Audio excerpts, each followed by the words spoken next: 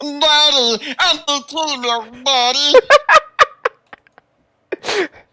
Are you desperate for the titty milk? Oh yeah, Daddy, I need the titty. Do you really need the titty? Oh yeah, I'm an itty bitty titty boy. Oh no, the channel left! You know what? He's just too uncultured to understand humor. And he's back. Now doing the fucking Asian voice you did last night. Daddy, I'm the titty, Daddy. Do you want the titty? Oh yeah.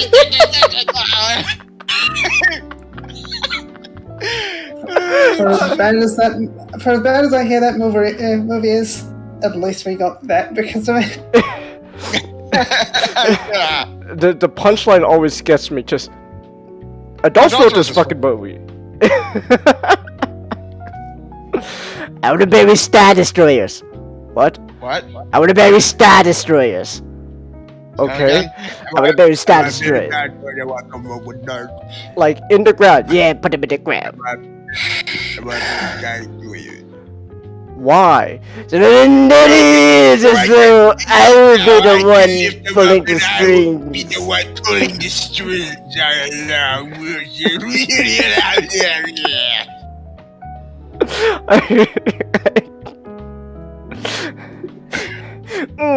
yummy, yummy, suck it time. Oh yeah, yummy, suck it down. That always gets me.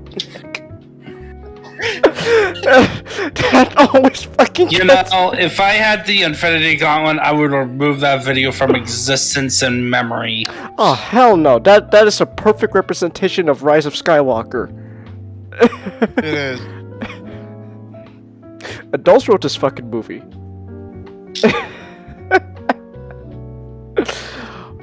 Why no failure button yet? I don't know. I would press it for Rise of Skywalker, but honestly, it's better if we just quote the second time. That does a better job than any button. No, the buttons work, Chelsea. I just haven't pressed them in a while. Here.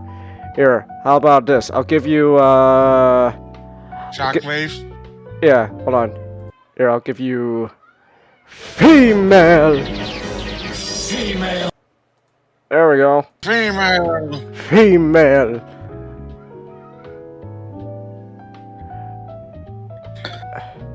Oh, the stream title? Oh, you want me to change it to? You want me to change it to what? A failure stream? Okay. Do I need to say what? No, I know, sir. Don't worry.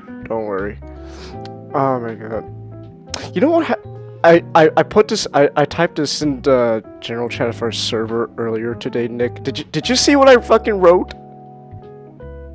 What was it? Just look in general chat. That is the last thing I wrote. I think I did. I can't. Shit, I can't even find general anymore. I hate it when you reorganize these things. I always get confused where I'm trying. Okay, I'll stop. Look, it's Chang, okay, so you want to know the thought that went into my head? What? As soon as I read that. What the fucking American Dad clip? Not just American Dad. What did you think? Optimus.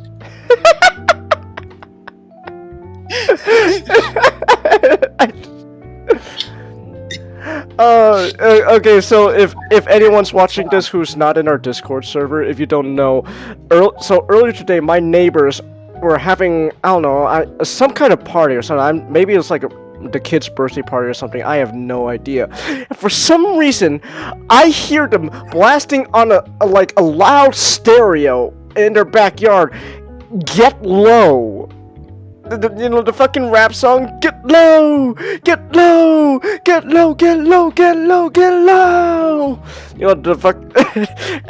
and And the reason why I always crack up about that song is because it always reminds me of that one American Dad clip Nick showed me, where it's just Stan working to it.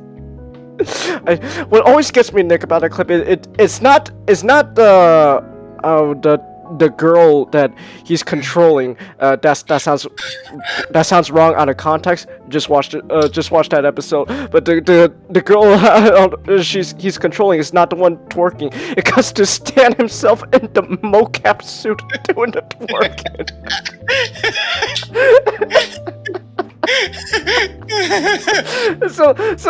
So imagine, right? Imagine I'm just I don't know. I had a long day. I had to do chores and stuff, and I come home, right? I come home, and then I'm like, I don't know. I'll probably take a nap or something before dinner, and I'm lying in my bed, and my eyes literally shoot open when I hear, "Get low!" And I was like, what? And it's like I open my windows, like make sure I'm not, a dreamer or something. It's like, oh my god, the neighbors are blasting Get Low. They have kids, by the way. That's always what gets me. One more time, Get Low. Low to the window, to the wall, to the wall.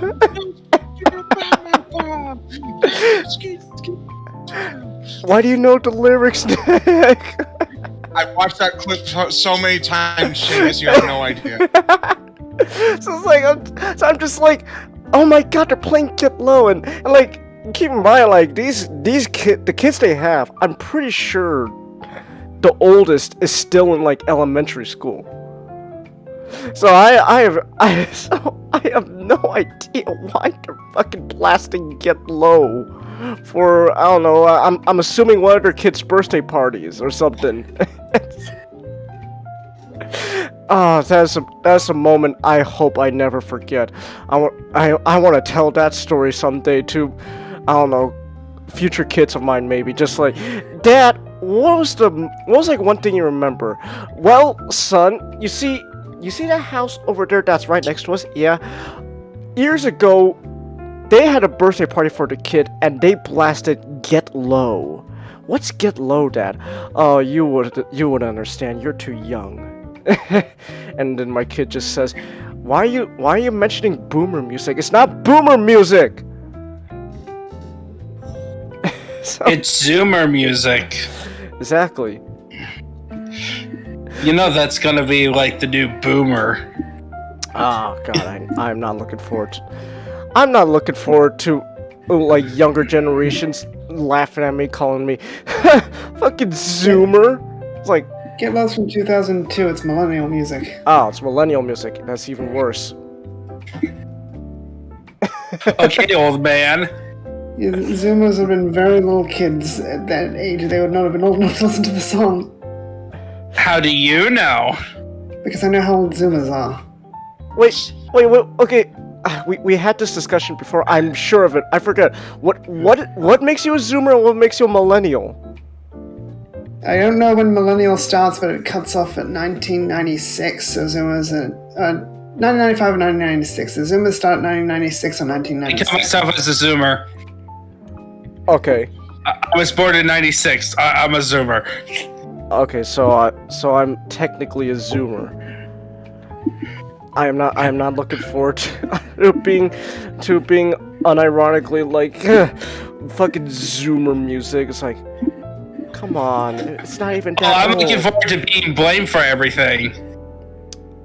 What? Well, I mean, Ninja, that's what every generation fucking does.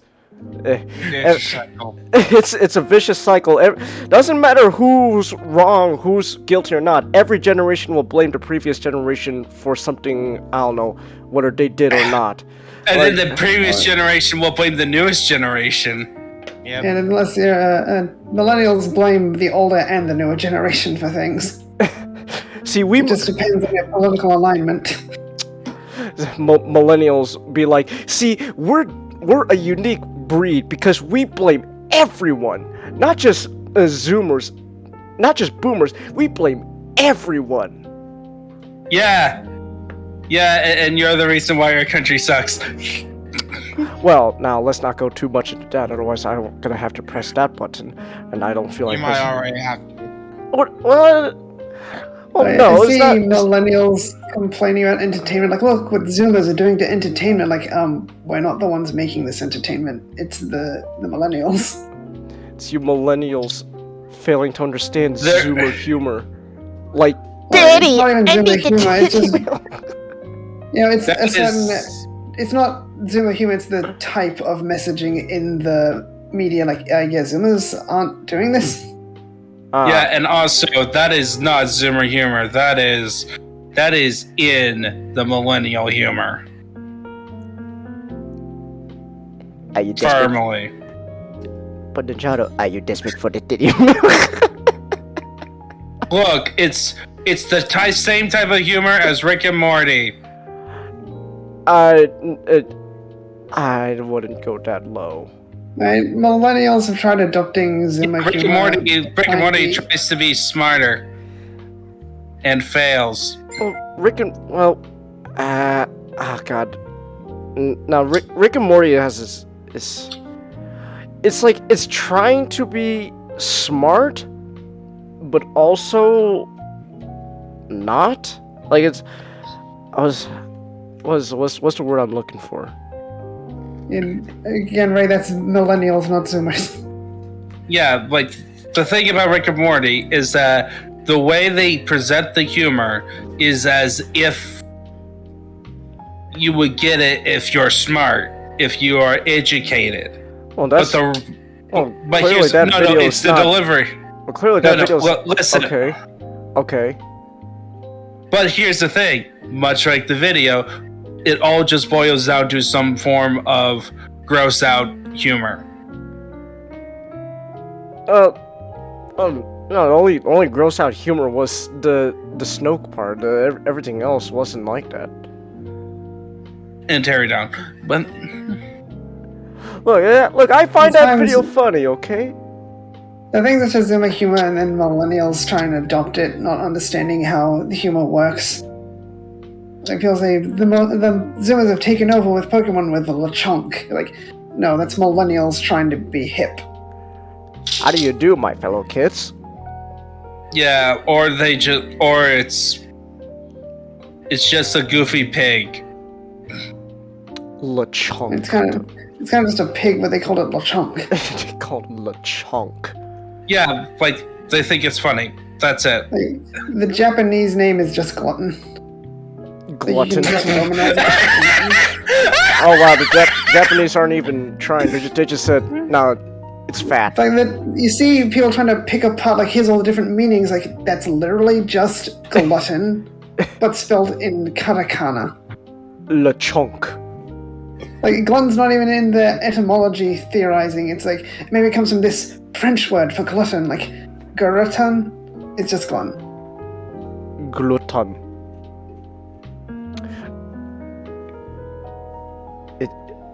Wait, why are you linking 80s music? To check out later? I mean, I could.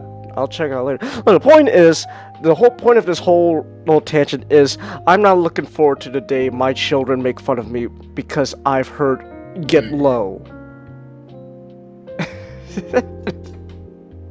All right, that's Well, the thing is that they won't understand music by that point because music is only 30 seconds to them. oh, come on, you're underestimating people's taste. I'm making. If it goes like this, like, when was the last time you hear about a song that was like made by the music industry that has hit mainstream? Exactly.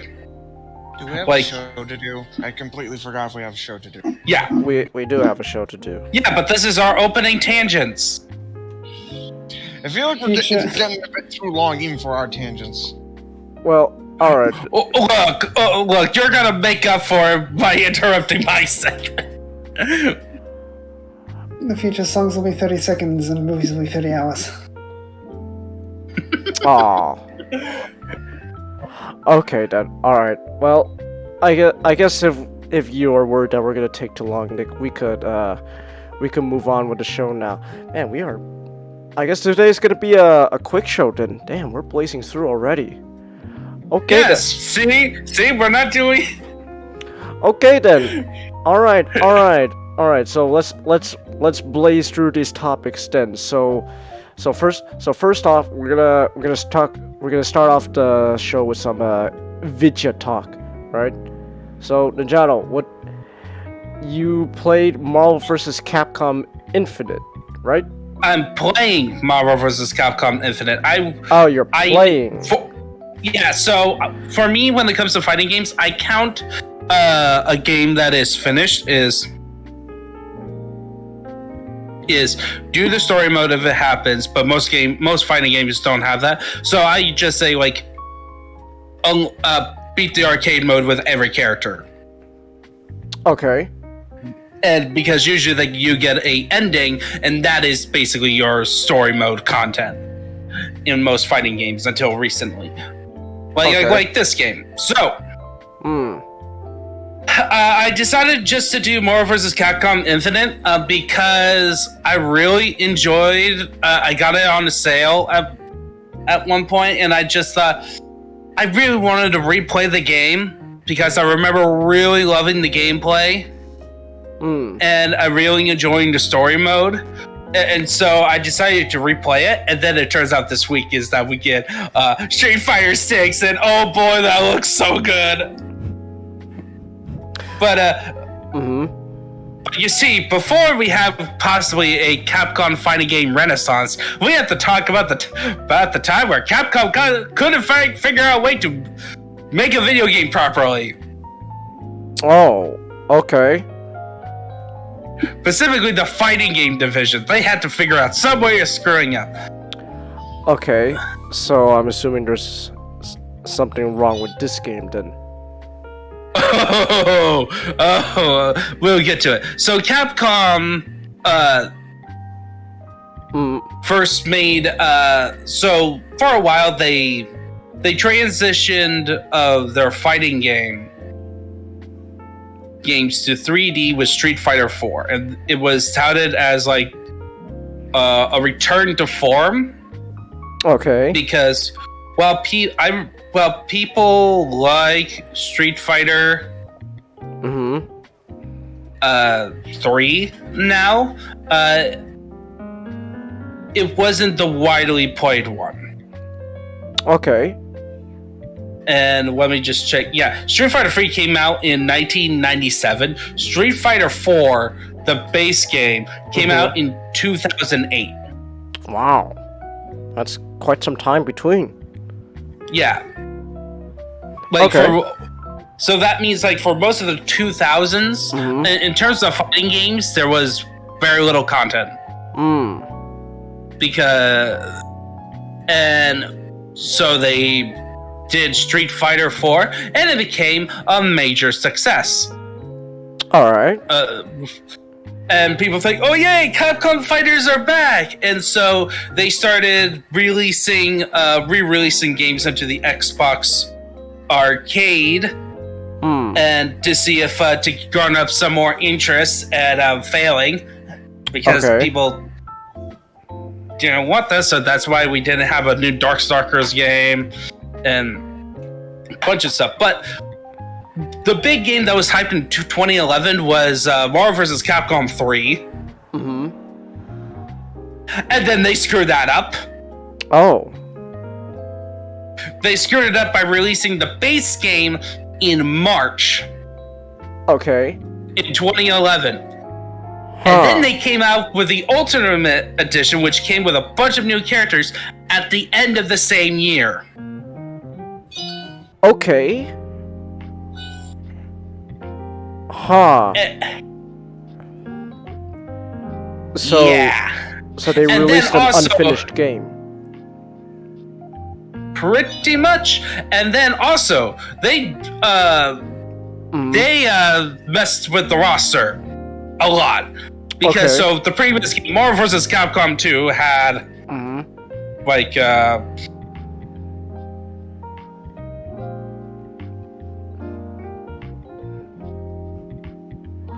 7 times 4, 21. 21 times 42 characters. Oh god, Ninjao's doing math. I'm getting PTSD already. 42 total characters for a 3v3 fighting. Like with Marvel vs. Capcom 2. So people have that standard. But when by the time Ultimate Edition, so with Marvel vs. Capcom Okay. 3, 19 times 2 equals Oh god, he's doing math.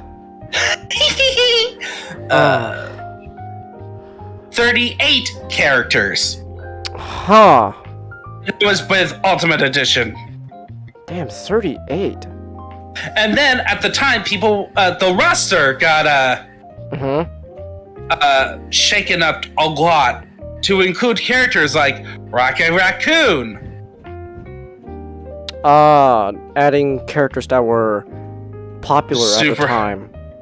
No, No? Really? Rocket Raccoon was not popular. Oh wait, no wait. This is what year was this again?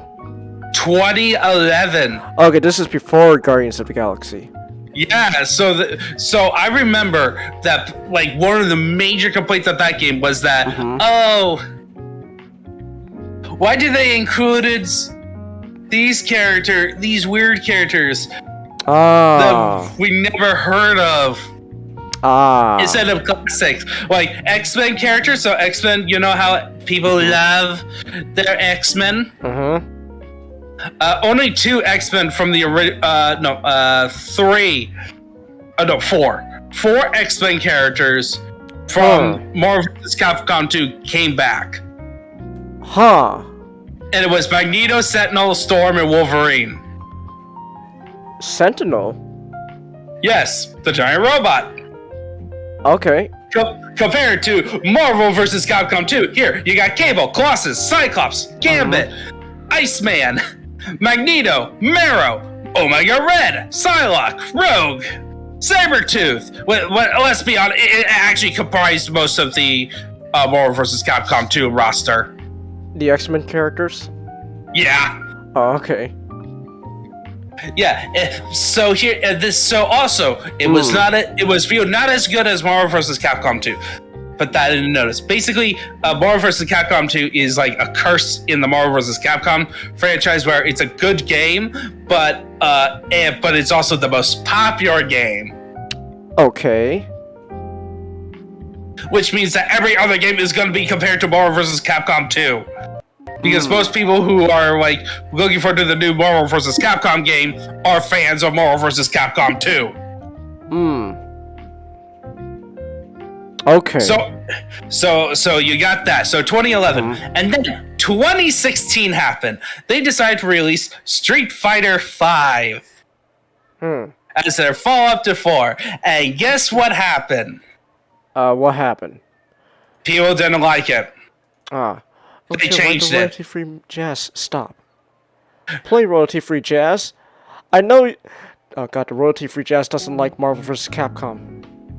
Yeah, so the reason why people didn't like Street Fighter V is because Street Fighter V was built for esports.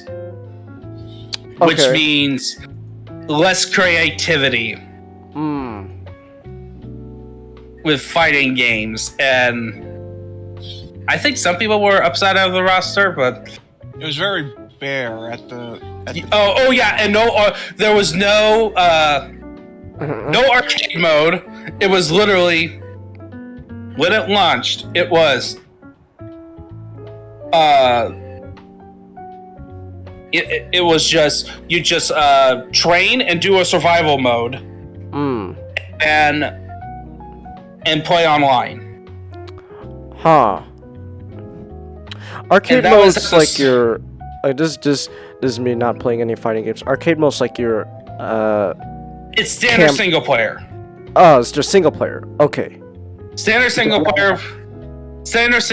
It's like if you ever seen an arcade machine and how fighting games operate, it's basically just a series of matches against the AI, and then you fight the boss at the end. So okay. I was gonna do the red card, but can you? What? Not? Huh? You were saying something? I didn't know I was unmuted. So. Ah. Oh, Oh. okay. Okay, so you got all that. So the reason I'm building up, to people who were like, they were mad at Capcom at the time, and people were very shaky, and it wasn't just their fighting game division. Uh-huh. It was everything Capcom related. Huh. Like Capcom was not doing well as a company. They were not making games that people wanted to play. What was another game they made at around the same time to compare? Probably a Resident Evil game. At that time. It was just basically if it made a lot of money, which is just Resident Evil, they would just make it, and then the rest you would hopefully get a new, like a downloadable game, a re-release. It was that, though Strider actually came out in 2014 Oh. on that, which is funny. But other than that, it was like people were just grasping. Like, if you look at the properties that Capcom have, a lot of them are like cult classics. That would be like properly defined as cult classics, not like internet lingo. Okay. So they were doing all that stuff. They were failing. And so they decided. Then Marvel vs. Capcom was announced as Infinite in 2017. So, and people were excited when the first trailer pops out, and then later, the realization came in. Oh.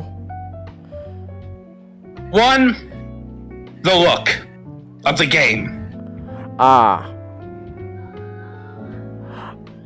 All right.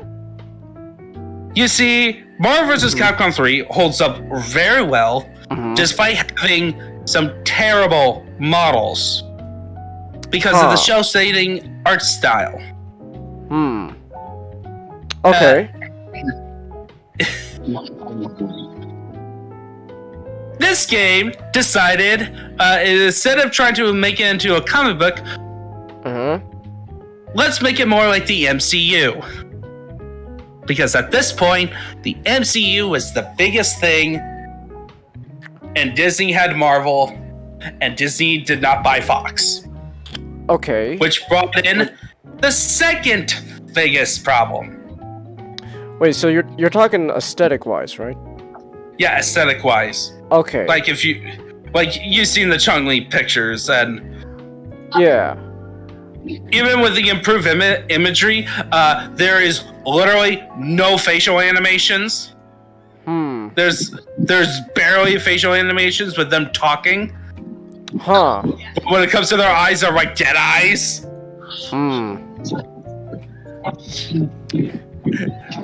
Like, oh, it's very hilarious, but also kind of disturbing. They like stare into your soul. I'm just now imagining just the Jaws speech. What was the Jaws monologue about the shark and the soulless eyes. And soulless eyes, doll's eyes. Yeah, and so what happens? Then the second one, which is probably the more biggest one, is that the roster. You see, people thought that Marvel vs. Capcom would never come back. Huh. Just because of the right stuff. And then, hey, we got a new Marvel vs. Capcom game. But then there's a little catch. Okay. No X-Men characters. Why?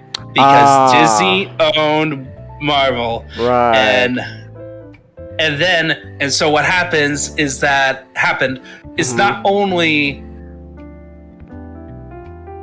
it seemed like that Disney was basically saying, yeah, you can make a new Marvel vs. Capcom game, but it's also going to be served as a promotion for the MCU, so you can only use MCU characters. Okay.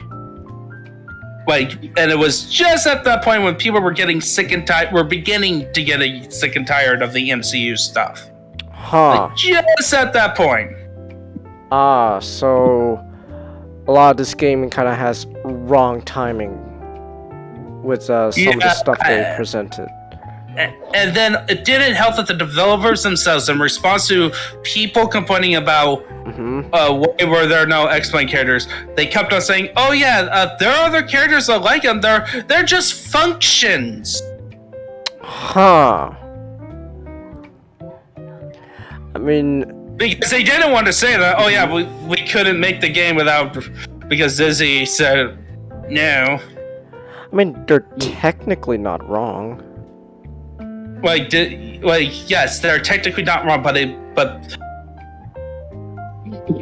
fighting game communities, that's like one of the things you should never, in terms of marketing, you don't market this way. You can't just say, oh, this character is not coming back, this exact character, because we can replace him with another character because they have the same function. Alright. So, no more X-Men characters because rights issues.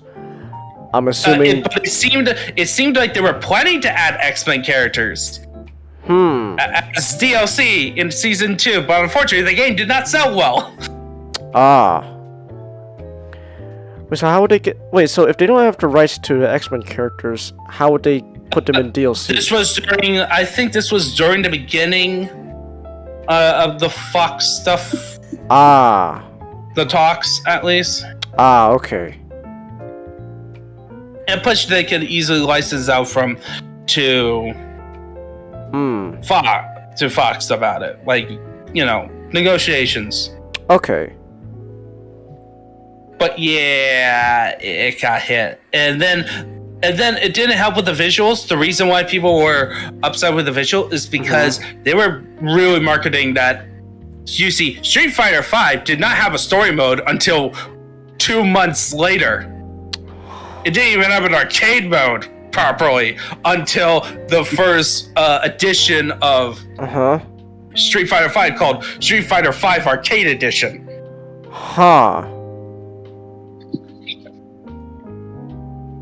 Okay. And so... hold on. Hold on, my headset got disconnected. Un momento, por favor. Okay, I'm back. I'm back. Okay, so you got... So they just... Okay, we're gonna do this, right? We're gonna release the story mode. Hey,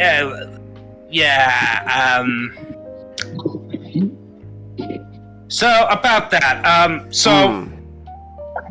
I think it's time to get into the game proper. So, the main problem with the story mode, other than the visuals, that the characters look dead-eyed and wooden, the voice actor does seem like they're trying sometimes they are not. Other times, but the general concept is cool. So, the general concept is that the Marvel and Capcom world got merged because of Ultron and Sigma from Mega Man X series. Do you know who Sigma is? No. He's basically Ultron of that universe, of that game franchise. There's more to him, but that's his shtick. He wants to kill humanity. So two robots who have a shared hatred of humanity decide to team up. Yeah, and they use the Reality Stone and the Space Stone to combine the universes into an event called the Convergence, and the game starts about 80 days afterwards. And it implies that a whole bunch of people died, including friends of the main characters, so I'm gonna assume, if they're not in the game, they're all dead. So... Wait, so would that mean the X-Men characters died then? Probably, Oh. Okay. because then they're not DLC. They're most likely dead. Huh. And so, Mm-hmm. so it begins in this, in some of the realms combined together into becoming new areas. So, X-Men, Mega Man X's main city, something X related, got combined with Asgard, becoming Xgard. X-Guard. New York, New York or Metro City became New Metro City, and vice versa. A whole bunch of stuff. So, Alright. the main point is our heroes trying to rescue Thanos at the beginning, and They lost gotta Thor. rescue Thanos? Yes, because Thanos was captured by Ultra Sigma, and they needed his help to basically tell him to get the Infinity Stones, and help him with that to fight against Ultra Sigma. And then it's revealed that Jeddah from Darkstalkers, it before the universe converged, decided to team up with Lady Death herself to combine the universes so that life and death are at an equilibrium, because they're both in universes where heroes don't die. Oh, okay. How does that work? Well, simple. They combine the universes, and Jeddah's dimensions, people don't die, and Marvel's people die constantly, or something like that. You know, equilibrium. Okay. So they gotta have. So Lady Death calls in her simp Thanos to get Ultron to go into the city, because apparently the Reality Stone is in the Capcom world somehow. We don't know how. And when he tries to hack into it, he meets Sigma, and that's when they decide to team up, and then they defeated Thanos and captured him, and they became Ultron Sigma, and then combined the universes. And also, as a major plot point, they made a variant of what it's called the Sigma virus, and the Sigma virus is basically a virus that affects other, what is called Reploids, so robots. Okay. To work with humans. They're kind of treated as like another species in the Mega Man X stuff, just in general. And basically, this virus makes them go crazy. Oh, so they're hacking robots to become evil. Basically, it's something like that. It's more complicated, but that is explaining X-Men. Mega Man lore. Mega Man X lore stuff. Alright. I'm just trying to give you Cliff Note versions, because we got a whole lot. So you got that, and basically they made a variant of it so that it can affect humans and convert them into cyborgs. And Thor got turned into a cyborg along with his people. To embrace becoming robotic human things under the control of Ultra Sigma. And through various stupid moments by our heroes. Okay. Like, literally, like, there are, like, a whole bunch of moments, like, where it's like, why don't you do this and solve this problem in this way? But no, we're gonna do it the stupidest way. Okay. And there are some cool moments, like, characters team up, Thanos makes a gauntlet to take the Dark Hado from Ryu. Once he learned about him being backstabbed by his waifu. Okay. So he's not gonna go get revenge. On him, and Thanos is actually powerful enough to crack the Reality Stone, and basically they defeat Ultron Sigma. But the problem is, because the Reality Stone gets cracked, they can't undo all the damage that has been done. So they decide to guard it. One problem I have with that plot point. Okay.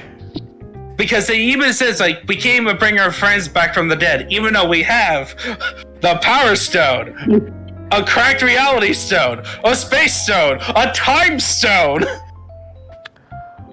Huh.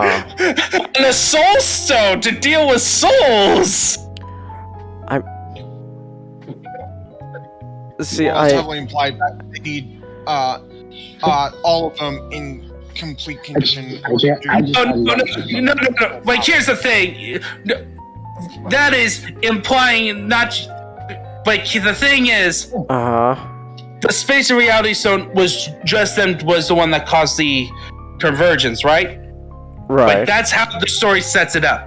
So you're not telling me that you can, even with a cracked reality, because even with the stone being cracked, it still does reality warping stuff on that. So you're telling me that you can't just use some of that and then power it up with the power stone, and then use the soul stone, which is all about using souls, or use the time and space stones to make convenient portals when they are supposed to die, and then you just bring them to the future. Okay. Like, But none of that gets explained. They just said, "Oh yeah, we need to honor the dead and move." I'm assuming maybe is it like an ethics thing? Something like we can't bring them back? They gloss it over because we defeat the main bad guy and we're ending the game now. Huh. It's like if they just if it was explained like it's like an, I don't know, like an ethical thing, like, is it really ethical to bring them back? No, this story was not like, oh, we're gonna explore ethics. No, it's dumb. It's just dumb action. Okay. Like, so I'm assuming, so they didn't focus much on the story then. The story's just an excuse. even though they marked. Yeah, that's the thing. And then, so you expect, okay, we can have some more we could do arcade modes to get character endings, right?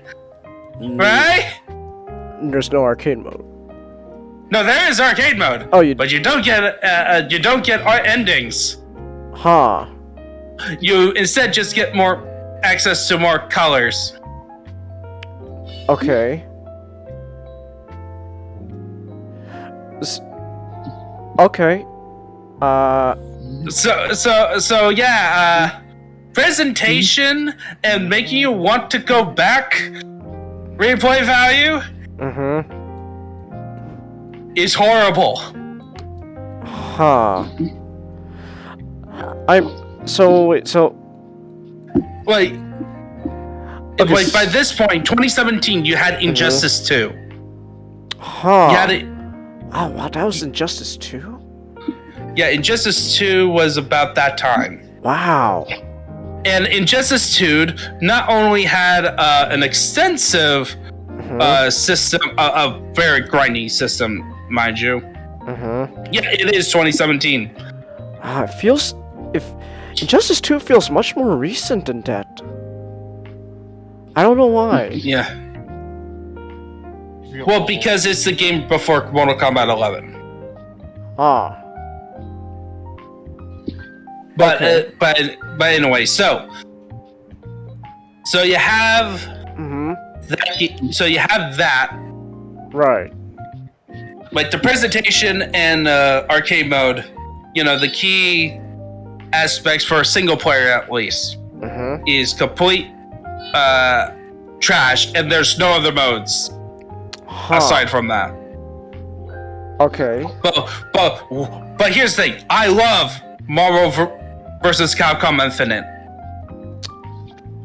Okay, explain. The gameplay.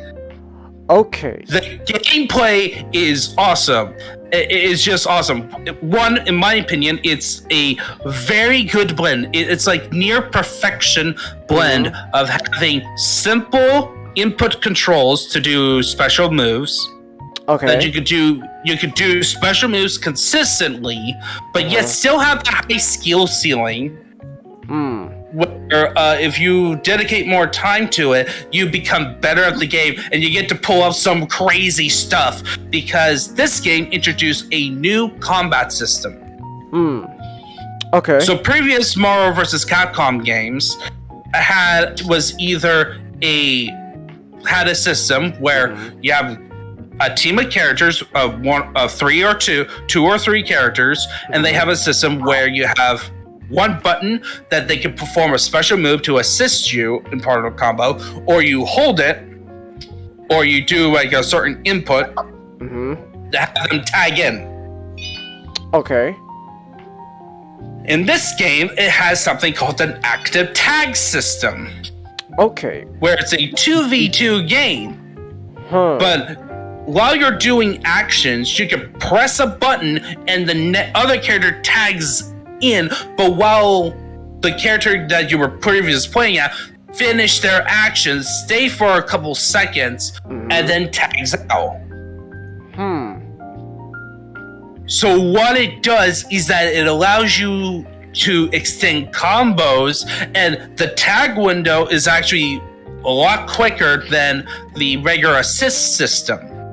Huh. So you can tag a person in after like a 4-hit combo, tag another character, they can continue a combo up, and then you can have them do. It results in going them up in the air, spike them down. As they're going down, you tag the other guy, and depending on the moves you can do, you can continue the combo. Huh. And by the way, this is done without using special moves. Huh.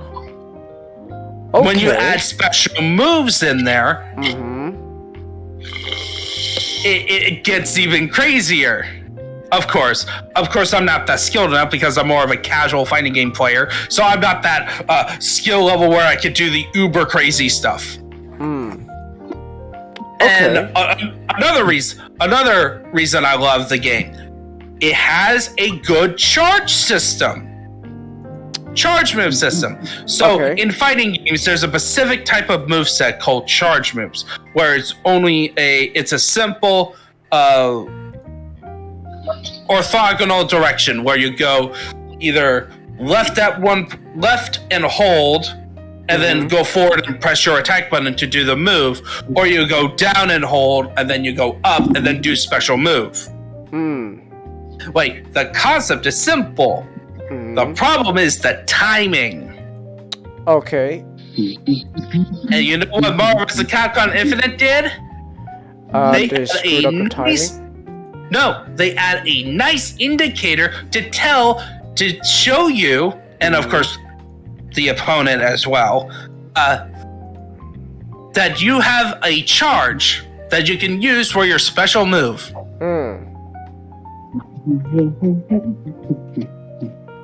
Okay. So you can pull some moves now without having that problem.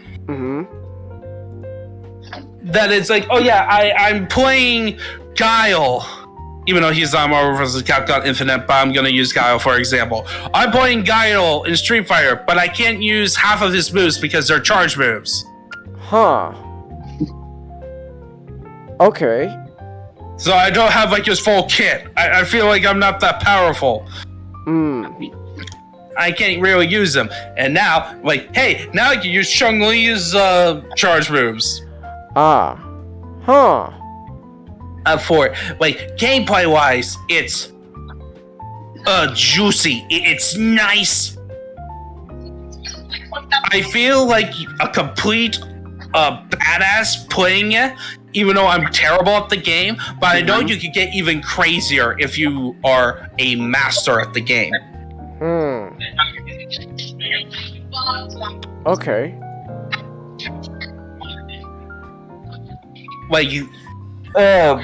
Like, there's probably flaws with the combat system. I can't remember really. In terms of flaws, other than standard fighting game problems where the AI blocks a lot of the times, windows of actually exploiting can be very minimum. But that's just standard fighting game stuff. Like, that's just part of the genre you have to deal with. But love playing the game. And then of course the roster. I really enjoyed the roster, about what they do with the roster. Okay. With it. What'd they do with the roster?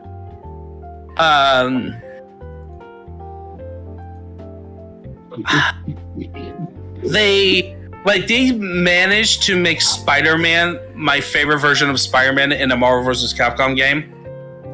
Okay. That's alright. How did you do that? They didn't make him more of a grappler as he is in the other games, and in terms of his special moves, like he has some other moves, like a web swing move that allows him to be more mobile, and a launching move. And then his special, each character gets a level 3 special, and his is kind of funny, where he does a combat, and then the goblin blades, the pumpkin blades from, the Sam Raimi ones, goes to attack him, so it's important that the Green Goblin is throwing at him, and he's just using it to beat up the opponent. Okay. Okay.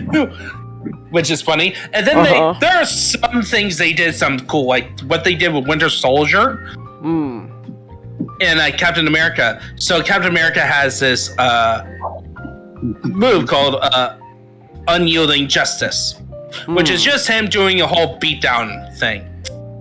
But if you have Winter Soldier on hand, he also has Unyielding Justice. And you put both of them as your tag team, and they're both alive, of course. They both do the beatdown together. Oh shit. So fun details. And I think there is like at least one other move where it's like that. But I don't remember which character. But yeah, and I just really enjoy playing the game. Like, I'm pretty sure I'm going to be playing through arcade mode. Again, like, get all the costumes. And then I'll be done with it. But I am... it's so good.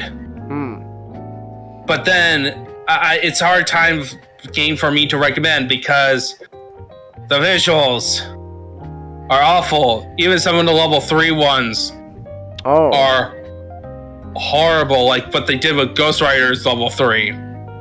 What did you do to Ghost Rider? So it's a similar concept as his Ultimate Warriors Capcom 3, where he grabs the opponent and does the penance stare at him. Right. The problem is how they present it, where the Marvel vs. Capcom 3 version, he grabs you, and then you have like the camera doing as if you're the person looking into his face. You're going through and seeing his eyes. What did Marvel you vs. Capcom, he grabs him, and then you just see his skull face. Okay. That's it. Like as if it just randomly pops up. It's hilarious. Like a Five Nights at Freddy jump scare, just Yeah, let me. Actually, I think I could show you. It's hilarious. Oh, okay. Ghost Rider.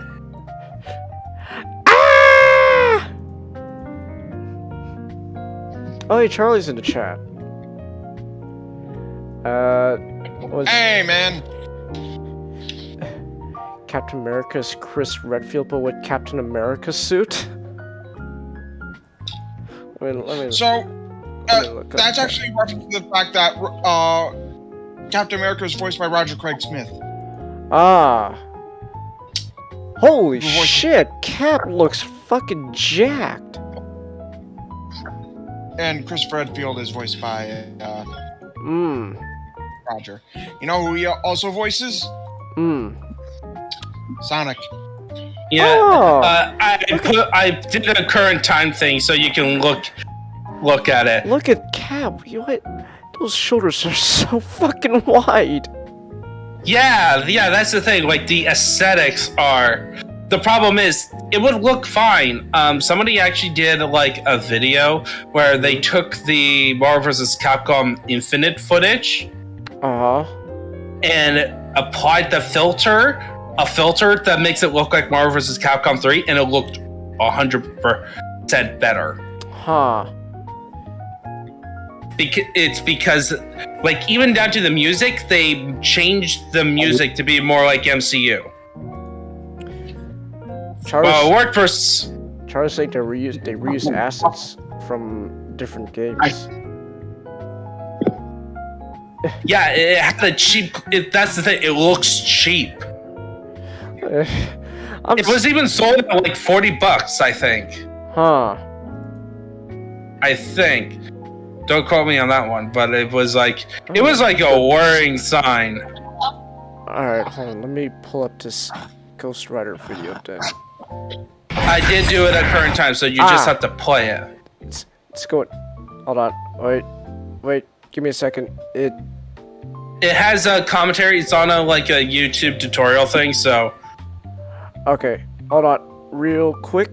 Okay, let me show this on stream. Where's my window capture? Window capture! Work for me! You bastard! Just mute the audio because it's somebody else's YouTube video.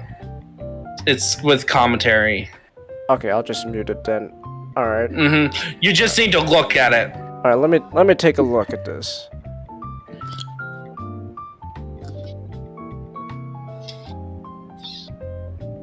That's it? Yes. You just stare at his face and that's it.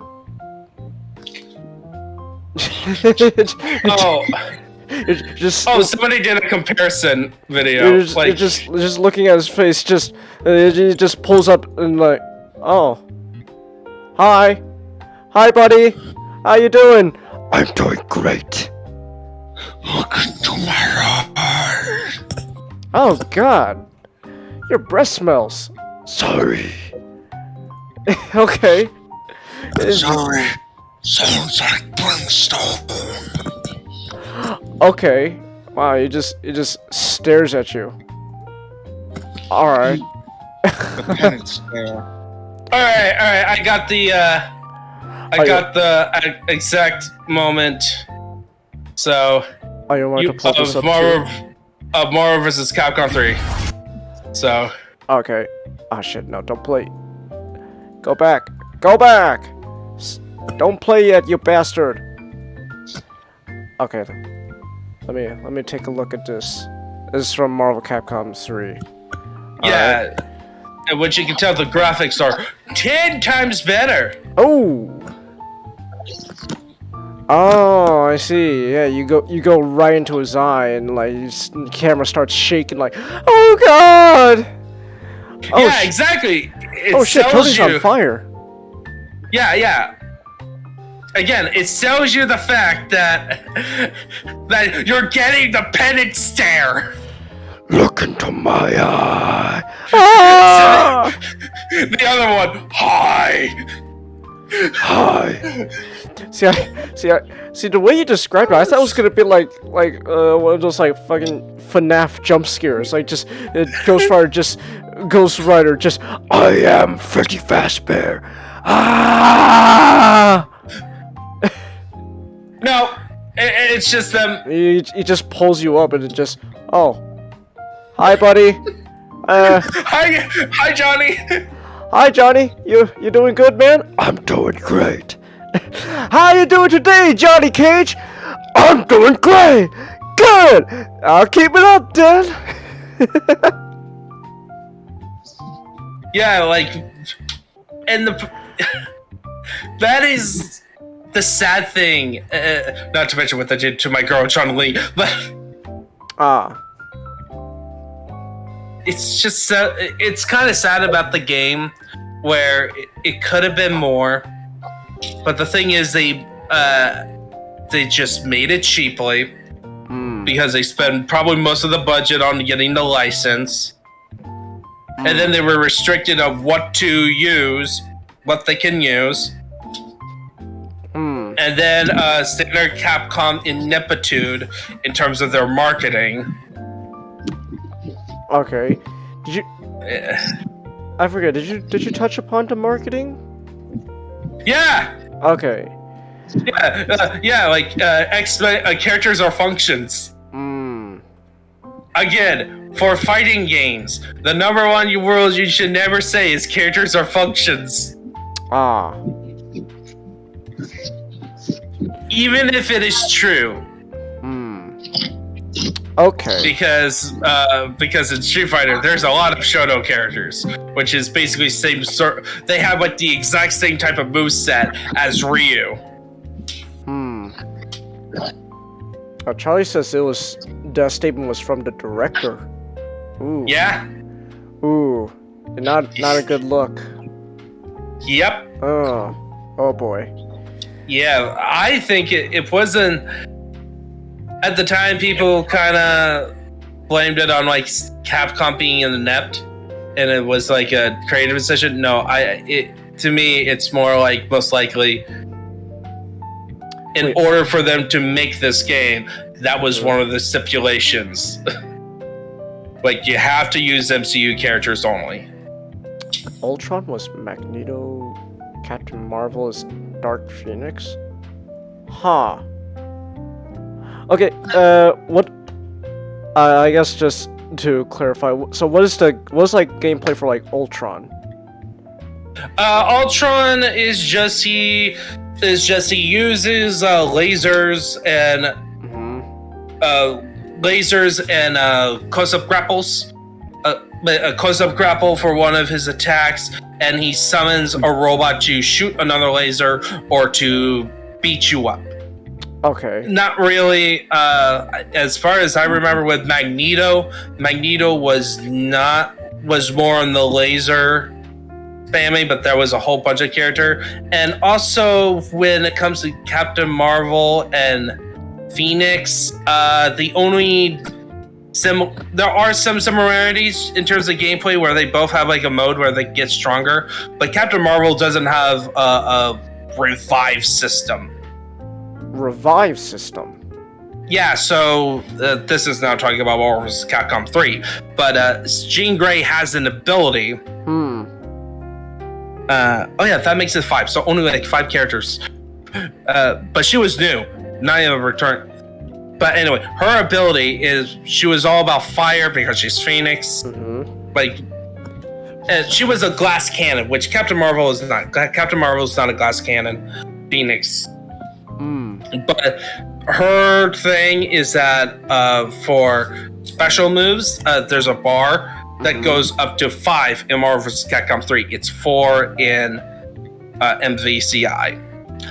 If it gets up to 5 and she gets KO'd, she uses all that up and revives to full health. And becomes stronger. Huh. Okay. Huh. Then one more important gameplay thing. I forgot one more important thing other than characters and stuff is the Infinity Stones themselves. So each Infinity Stones have 2 uses. They have like a standard ability that you can use during combat. But then they have something called an Infinity Storm, where it also has a gauge. If you fill up to a certain point, you can use it to start an Infinity Storm that grants a massive boost. In a way. So Power Stone, essentially, it had standard use. It just launches the opponent, do some damage, and does a wall bounce, allowing for more combos. But if you use the Infinity Storm, all your damages gets doubled, essentially. Time Stone, you basically get a teleport, so you can use it for a quick dash. Okay. Dash into the opponent or go behind the opponent when they're about to use either attack or use a special move. So you can do that to get the best of the opponent. And then when you use the Infinity Storm version, all your attacks just goes fast. So you can do some crazy stuff with it. Space Stone, you use it to pull opponents closer, and then the Infinity Storm, you trap them in a box so they can't go anywhere outside of that box, which is good, because now you can just do more safe moves against them. Hmm. And you control if you're launching the opponent, it's not gonna go too far, so you can continue your combo. And then you got the Mind Stone. Its use is a simple grapple, but when you use the Infinity Storm, the Infinity Storm version, it fills up your special gauge, so you can use more special moves. And then you got a Reality Stone. It fires a projectile. Infinity Storm version does like a crazy laser fire stuff. Basically, you can do attacks at multiple angles that do different things. And then finally, my favorite is the Soul Stone. Standard use is basically you do damage to the opponent and you heal that amount. Okay. So it's a very useful thing, but it does have like a certain time and it has a certain range. But then it's the Infinity Storm version that makes it so cool. What it does is that it revives your ally. If they're down. If they're down. But no matter what, even if they're have health left, you're both onto the battlefield, and any move you make, the AI person makes. You're controlling two characters at once.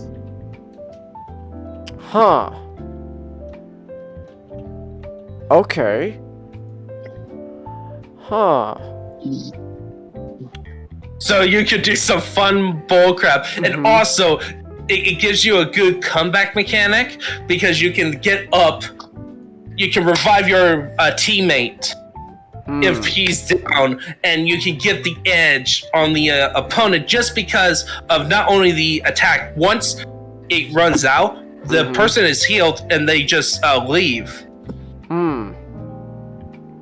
And so they can come back to be your tag partner again.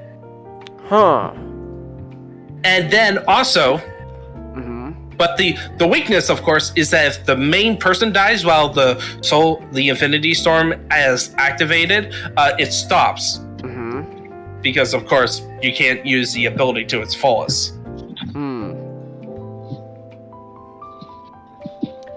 Charles says Soulstone and Space Stone is high tier in tournaments. Yeah, I can see why.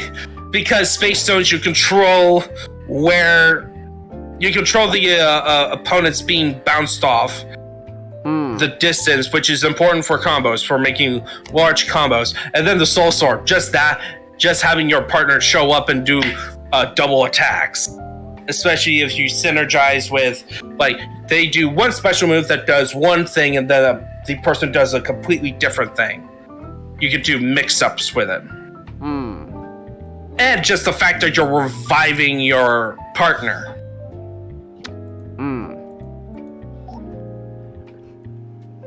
Charles, I saw the video you sent me. I'll check. Well, I saw you send it to me. I'll check it out later after the stream.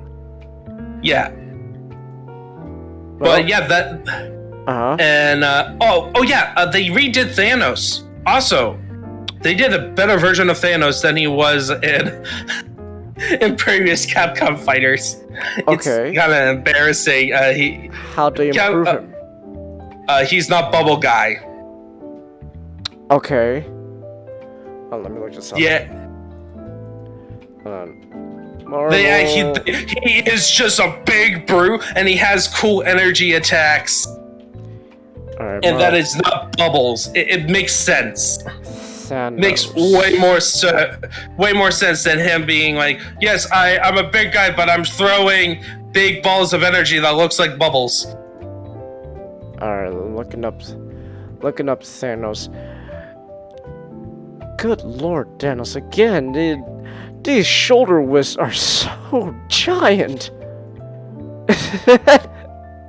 It's kind of ridiculous how wide these shoulders are. Oh my goodness. Do I have to bring up Dante too in terms of their look? That looked like they took the model from DMC and put. Let me look up Dante. It looks like how he looks in the fucking comics. Actually, I have my Thanos figure by me. I can show you. Yeah, I posted a video on Dante. You just look at the thumbnail and you notice like how shading really helps. Like, okay, you don't have to show on stream, but Yeah, I know.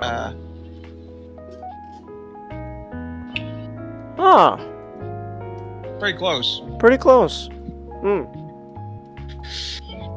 Perfectly proportioned. This whole thing. Yeah, perfectly. My proportions are perfectly balanced. I wonder, is there like a MVC?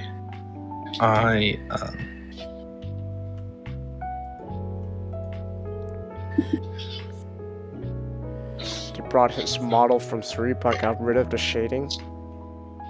Yeah. Yeah, like that's the problem with most of the game in terms of the graphics. They wanted to make it like here's gonna be a frame from a shell shading style, but still keep the general design. Okay.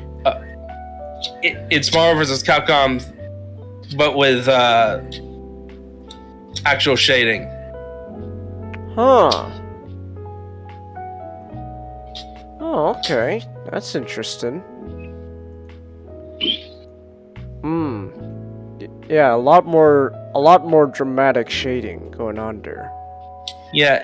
Also, like the rest I could say about what characters' moveset, like Iron Man was also, in my opinion, better because he wasn't just firing missiles and doing like a mini Hadouken to shoot his repulsor's rays. His repulsor's ray was actually him doing the standard firing with both hands while flying up. But like they kept generally like it's just the improvements are like small tweaks to characters that make sense, and it was served just to make them better. But yeah, but I'm just like, now, oh man, the game is so much fun. I wish I could, but I can't really recommend it. On full price. You have to get it on sale, because get it on sale with everything, because the visuals. Let me see, how much is it on Steam? On Steam, standard edition, $40. Deluxe edition, $60. Which contains Deluxe edition is this contains the character pass. You get all the characters. Which, by the way, also another problem. Why and this is my inner There's OS costume packs that are Yeah. 50% off. All 3 of them. They're $11.94. All 3 costume packs. You got Mystic Masters, Cosmic Crusaders, Stone. By the way, Seekers. those are not all the costumes. You have to get the premium pack. Because there was some. Oh. Yeah. Oh shit! You gotta buy characters. Well, that's DLC, but you get, if you pay the full $60, you get all the characters. Okay, so if you don't want to pay the full thing, each character is $8. Venom, Black Panther, Winter Soldier, Black Widow, and there's a character pass. Yeah, that's basically season pass. And then you could get the premium costume pass, which is $30 itself. Yep, that has like, basically all the costumes of those packs plus some extras. That's quite a lot of money there. Yeah, just for additional costumes. Huh. Okay. Which I haven't paid for. Okay. I may, at some point, You may. but not now. May, Huh. but Okay.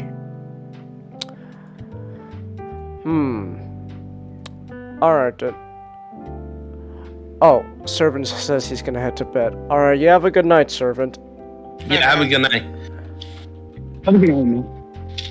All right. Is there anything else you want to say about Marvel vs. Capcom Infinite?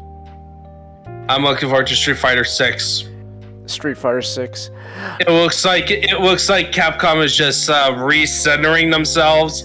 Just like, we've been playing safe with our fighting games lately. I don't know. Let's go all in with an idea. Let's do a Street Fighter 6 that is all about hip hop. Chun-Li still looks off to me, and it's I think what was it like? I think it's just a hair for me. What would you say, Nick? Too ethnic. No. Well, one, Nick.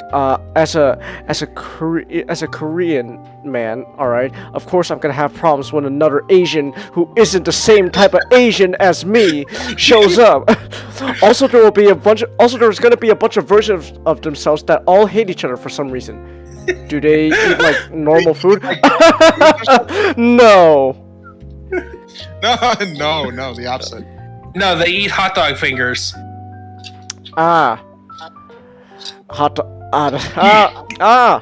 Did you watch the movie finally, Did you see it? Nichano? Yeah, no. I'm bunny. Hopefully Tuesday if Alright. you get it early enough. All right. Well, how early are we talking?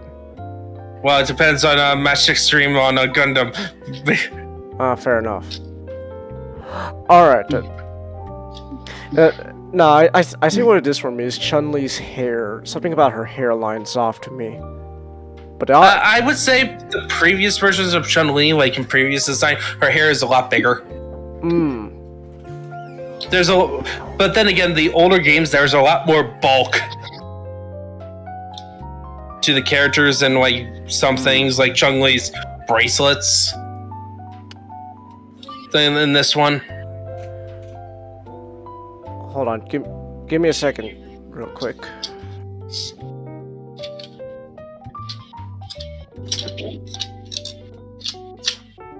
But yeah, but it looks like Street Fighter 6 is in the right direction, and it's also looks like it's going to provide a cool single player content.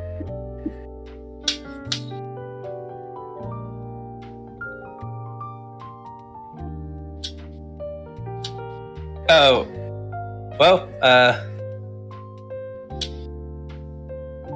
we lost. I could hear you.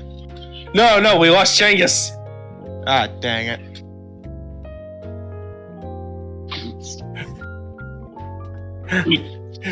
Somebody, he's probably getting Bluetooth on that that he's downloading from other versions of himself.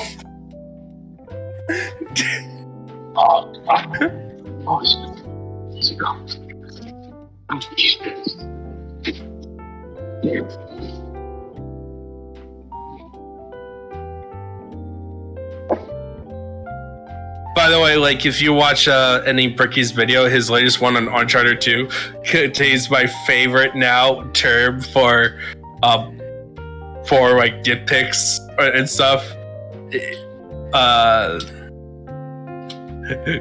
He calls it Napwis, which is nitpicks are problems when I say so.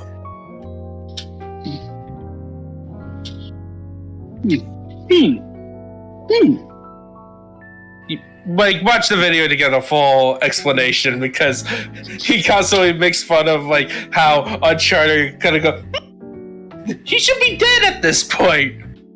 Like, Naples.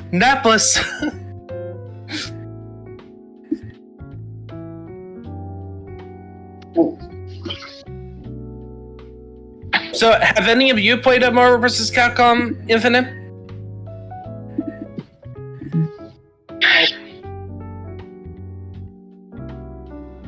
I played 3. That's about that's where my experience ends. Not much into fighting games? To be honest, yeah, because they always look fun from afar, but I just don't like to memorize combos.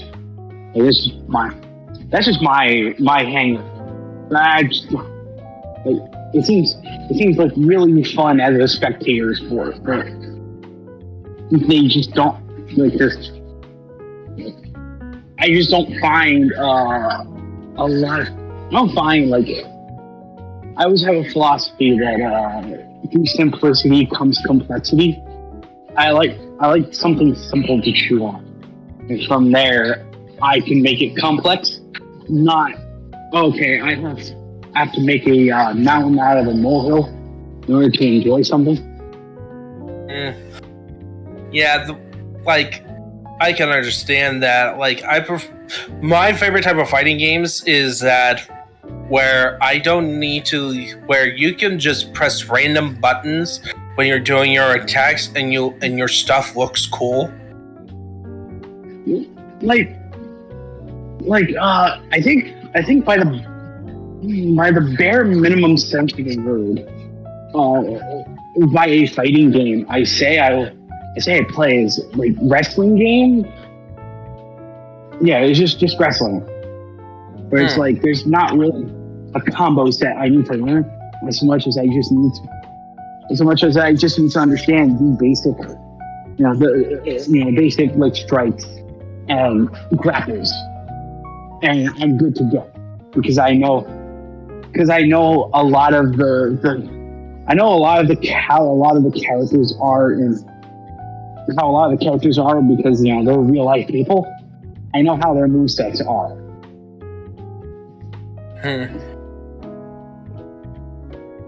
Yeah, that for me that doesn't sound appealing to me. Like, what are we talking about now? Just fighting games and wrestling games. Okay. Like I was actually gonna talk about like Def Jam Vendetta before I changed it because I didn't have time to just sit down and play the game. Yeah, I didn't have time to sit down and play the game. But it's like Def Jam Vendetta is just the best version of that philosophy, where it's like you have this fun arcadey style wrestling gameplay, and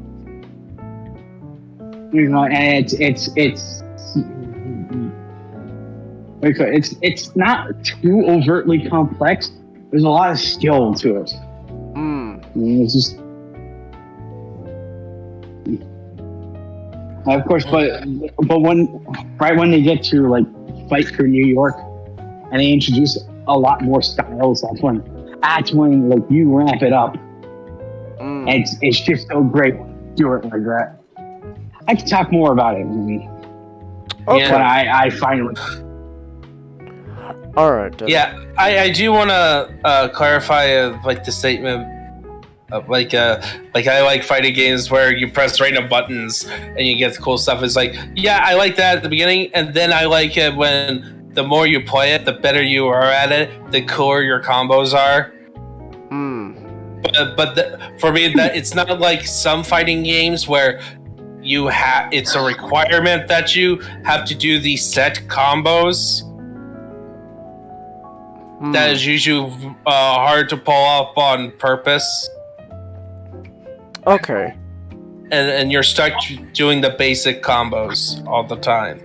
And the basic combos are not always the coolest or the most damaging. And I like games where it's like, no, the basic stuff is cool, and then you can sometimes spice it up by throwing a special move in your basic combo.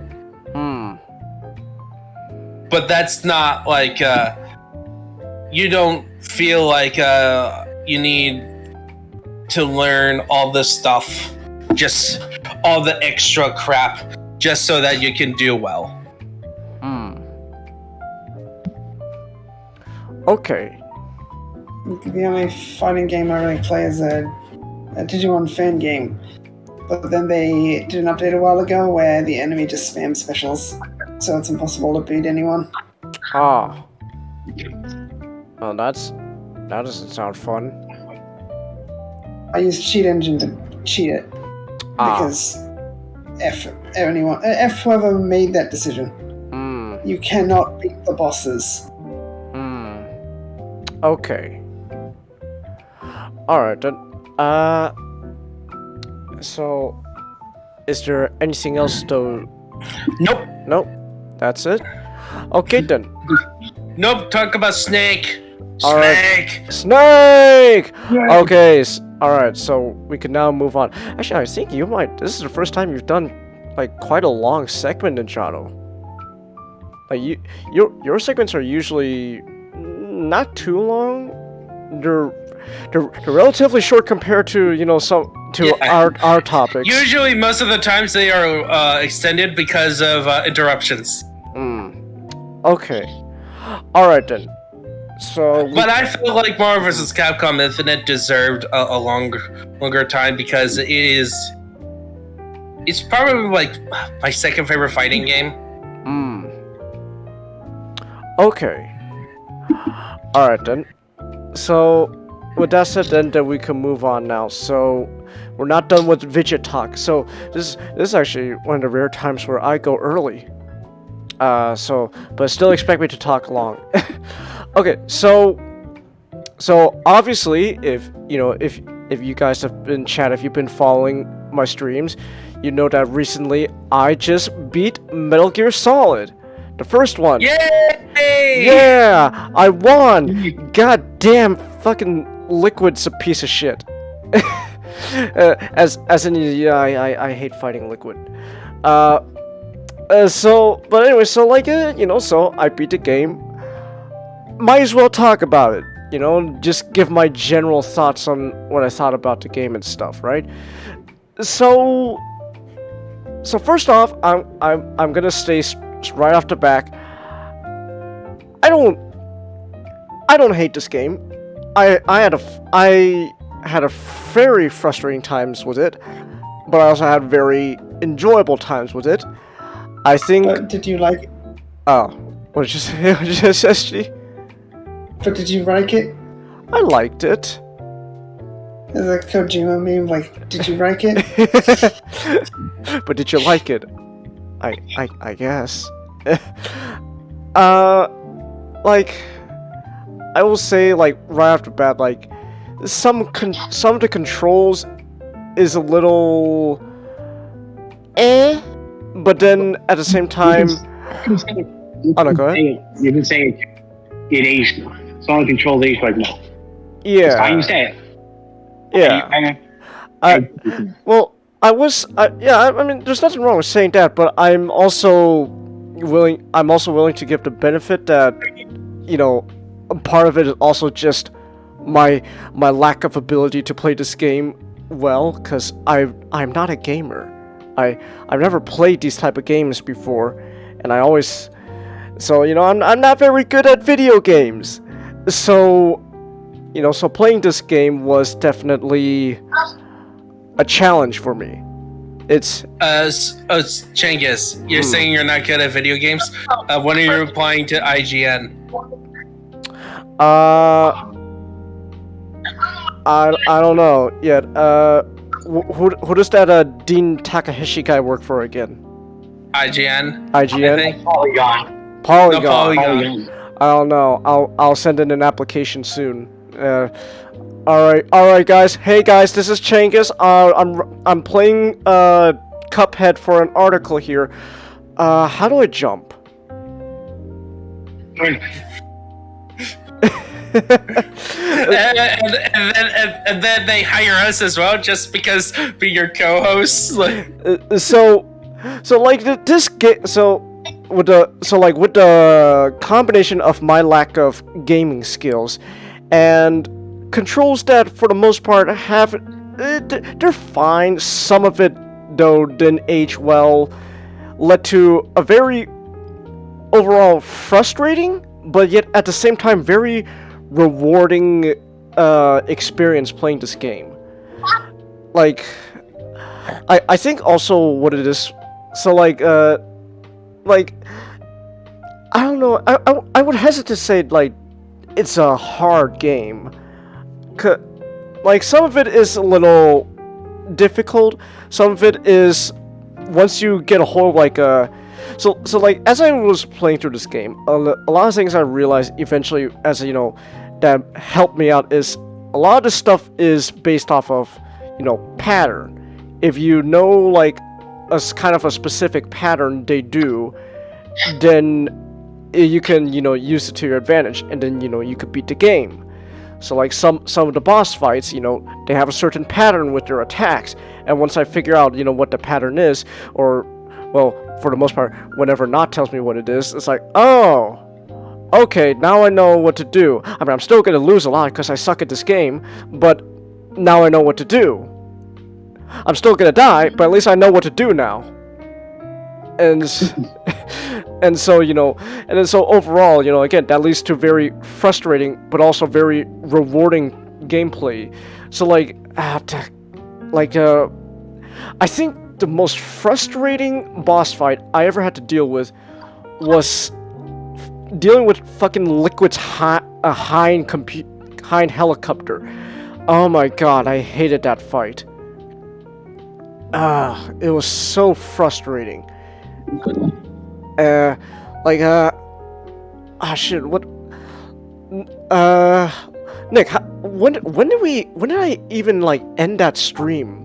When I beat Liquid's helicopter? The sun was about coming up on my end. So I'm gonna assume around 3 to 4 a.m. my time. Yeah, pretty much. Yeah, so I spent a long time trying to beat Liquid, and it was frustrating. Oh my goodness. And it doesn't, and also because, I'm not very good at the game. Like a lot of times the reason why the gameplay is the way it is because I fully admit I'm not very good at the game. I'm not, however, like Dean Takahashi, who just blames purely the game. I'm willing to recognize, yeah, my skill is not there. But I beat the game though, so there you go, Dean Takahashi, eat it. I stayed up till 3. Chelsea says I stayed up till 3. Yeah, so I spent a long time trying to fight that Hind D. I remember I was getting really like Nick can attest. Like, we were just watching the stream. Like, there's a point where I kind of started losing it, so eventually there was a point where I just decided, okay, you know what? This game is now just all about Liquid trying to take over the world with NFTs. And it's up to Snake to stop Liquid. I literally go, Snake, I think you're losing. I think it's time to take a break. No. It got to a point where I couldn't even do that. Yeah, shoot him faster. I couldn't even be messing with him. I was legitimately like, come on, beat him, so we can be done with this.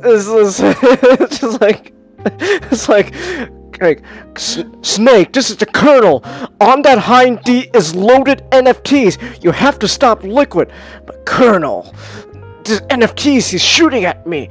Snake, don't fall for it. It's a Ponzi scheme. But Colonel, this monkey has a headband. It looks just like me, Colonel. Snake, you have a bandana. It's similar enough. Colonel, this one has an eye patch. It's so cool. Snake, you have to stop Liquid, otherwise his NFTs will corrupt the entire world.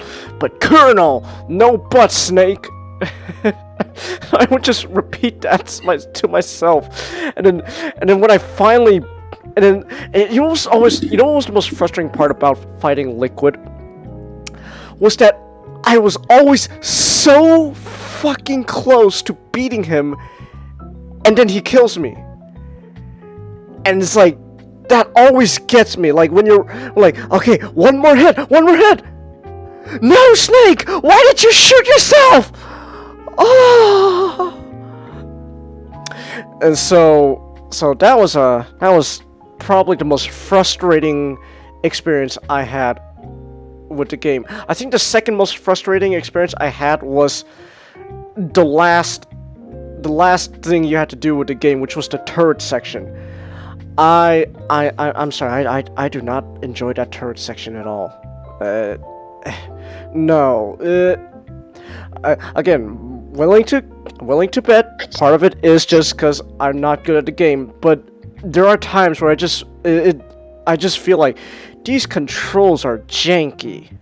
Oh my goodness! The turret swings wide and it swings slow, and it's just overall was not a very fun experience. So the game itself is like gameplay wise, I feel is just it's a combination. Again, it's a combination of just a lack of skill I have, and there are definitely times where I feel like, okay, this is janky, this is bullshit. Actually, you know what? There was I know, you know what was bullshit? Fighting Rex, because there are times where clearly the radome is wide open for me to aim at, to lock onto, and the stinger doesn't lock on. And it's like, what? It's right there! It's wide in the open! Why can't I lock on? And... Well, to be fair, you can fire it without it being locked on.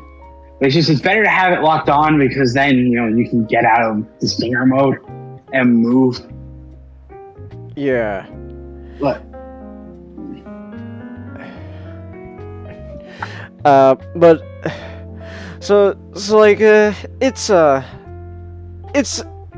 it's a mixed bag for me overall for gameplay wise, but I still overall like the game, and then as for like the story, like it's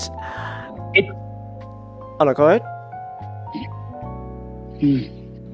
No, I'm sorry. I was gonna say something, but I want you to continue. Like overall, like it's this is like my first experience like Kojima's writing, like firsthand playing the game. So like it's interesting. A lot of the story revolves around like basically the whole. Kojima's writing seems to be, oh, I'm gonna throw a like every after like pretty much like every boss fight you fight, like there's a new plot twist to the story. Like, okay, this is the story. Well, you see, actually, here's the twist though to the story. Okay, now here's the twist to that twist. What? And then here's the twist to that twist. What? And then here's the twist to that twist to that twist. Okay, this is now getting ridiculous. How many twists are there? Not enough. Oh. Okay. Yeah, and then his student comes around, and a student of his writings clearly comes around and writes the story of an entire game franchise that's a crossover between Final Fantasy and Disney. Huh. Oh. Wait, really? I'm not sure about the student part, but they operate very much the same way. So like that seems to be like how the story mechanic works. Like the story is just here's the plot, twist to that twist to that twist to the twist, and so forth. And then finally it just culminates, and then just at the very end, and it's like at the very end it's like, okay, this story is completely different than how it initially started off. Like, whoa, how do we get here? Oh no, go ahead. I like it when 2 does it. I think it feels like because the whole thing. I think what makes 1 work so well is because you're not really given that much information at the start. Even when you go through the the briefing, Mm-hmm. like the briefings in the menu, Mm-hmm. it's like, Snake is just talking to Colonel, and it's just like, that's where you get to see like Naomi give him the shot. That becomes later. And that's where you see like, them remarking the fact that Liquid looks like you. He has a different hair color. He's a bit taller. He does have a spitting image to you. So, oh yeah, that's true. Because Snake had to shave off his hair before he came to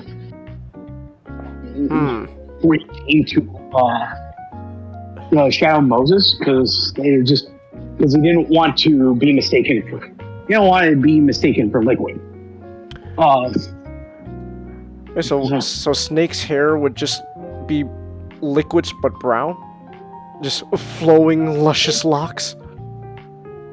Because when they grabbed Snake from being the mission, he was living out in just Alaska, just training race horses, race dogs. Well, what horses is going to be in Alaska? For sure, give me. I'm just delirious. Okay. But no, it's like he's like training race dogs. In Alaska, and it's just he hasn't really just been like cutting. He hasn't been cutting his facial hair, so it's just like he hasn't been cutting his hair, so he kind of just looks like liquid, with the long hair and everything. And with a beard. Yeah. Okay. I mean, like obviously, like for a good twist to work, like there's gotta be some setup to that twist. So like, little things here and there are introduced that eventually become the big twist that makes you reconsider what just happened. Like you look back in retrospect like, oh shit, that shot was Fox Die. Oh shit. So you're not here to take down Liquid by shooting him. You're just a fucking bioweapon they sent. That's fucking scary. I feel like as sort of the time went on, like because 2 has like fewer twists, and those twists work more. Those twists work more because they because there's so fewer of them. They're allowed to breathe. And 3 only has 1 twist. I think that's why I really like 3 the most, because that 1 twist happens right towards the end, and it's something that I'm allowed to breathe. It has more impact. I'm allowed to breathe. Yeah. I would also say is that the twist has to enhance the story and not detracts. And it's not just like you set up something. It's just that does it really make the story better, or does it just ends up causing a situation where it makes it worse? I wouldn't say like any of the twists make the story worse. Yeah, I'm just saying in general. Okay. Oh, okay. Yeah, I'm not saying as a criticism on that. Like, so I'm gonna bring up Kingdom Hearts. People were so annoyed at a twist in Dream Drop Distance, where the twist of lore, where in Kingdom Hearts 2, you get the impression from like an old guy, from like a Yang Sid, telling the main character that nobody's had hearts. Have hearts, they're trying to, and then you find out in the game, they're trying to make a giant heart moon out of Heartless, so that they can get their own hearts. Well, and then Dream Drop Distance just goes, well, actually, you can develop a heart as a nobody, which was happening with Axel and Roxas until the events of the rest of the games happened, but really it was just a scheme of Xehanort's nobody.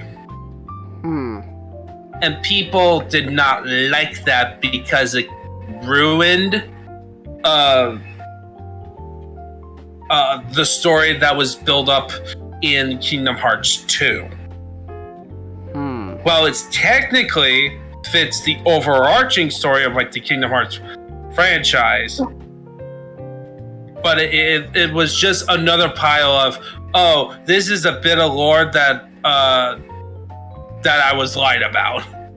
Huh.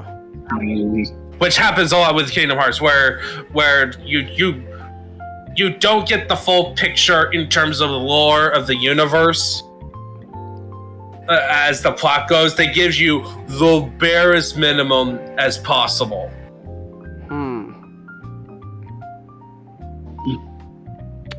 Okay.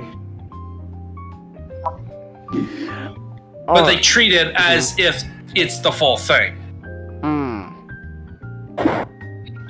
Okay. Well, I'm never getting into Kingdom Hearts, so but yeah, so like that's like how the story, seems to be structured, and it's twist after twist, twist upon that twist, and I will say it's, how do I put this? There's a lot of just because this is how the game is.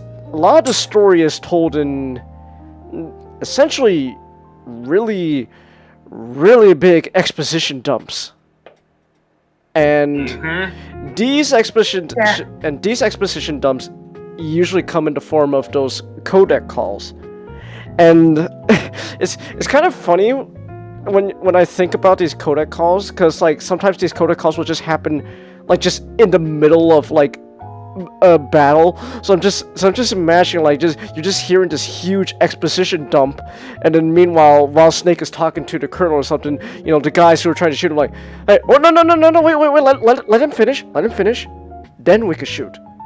But I want to shoot him now. No, we gotta let him finish. He's talking to the colonel.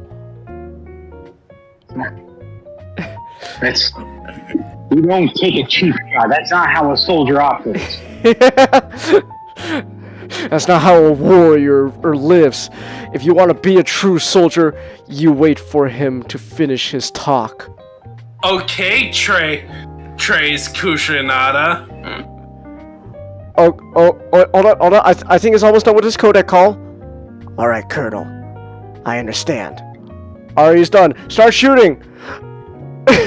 That's what it feels like. And so like I mean there are cutscenes, but then for the most part a lot of the story is told through these like codec calls. And what is it? How do I put this? I don't think using the codec calls to tell the story is a bad idea. It's just I kind of find it funny how long these calls usually take, because they gotta dump a lot of story on you through these calls. So it's like oh shit, it's like oh shit, Metal Gear's armed. What the hell? I started to turn it off, and you just get this codec call, this long ass codec call from Liquid, pretending to be Miller, saying, "Ha! Thank you, Snake. You fool! You thought I was Miller. It was I, brother, Liquid. By the way, I'm standing literally right in front of you, but I'm choosing to talk to you through this codec call. Why? Because the twist, brother. The twist that I'm actually Miller." But you could just talk to me to my face, like I literally see you right in front of me with my own eyes. No, I'm talking to you through the codec call.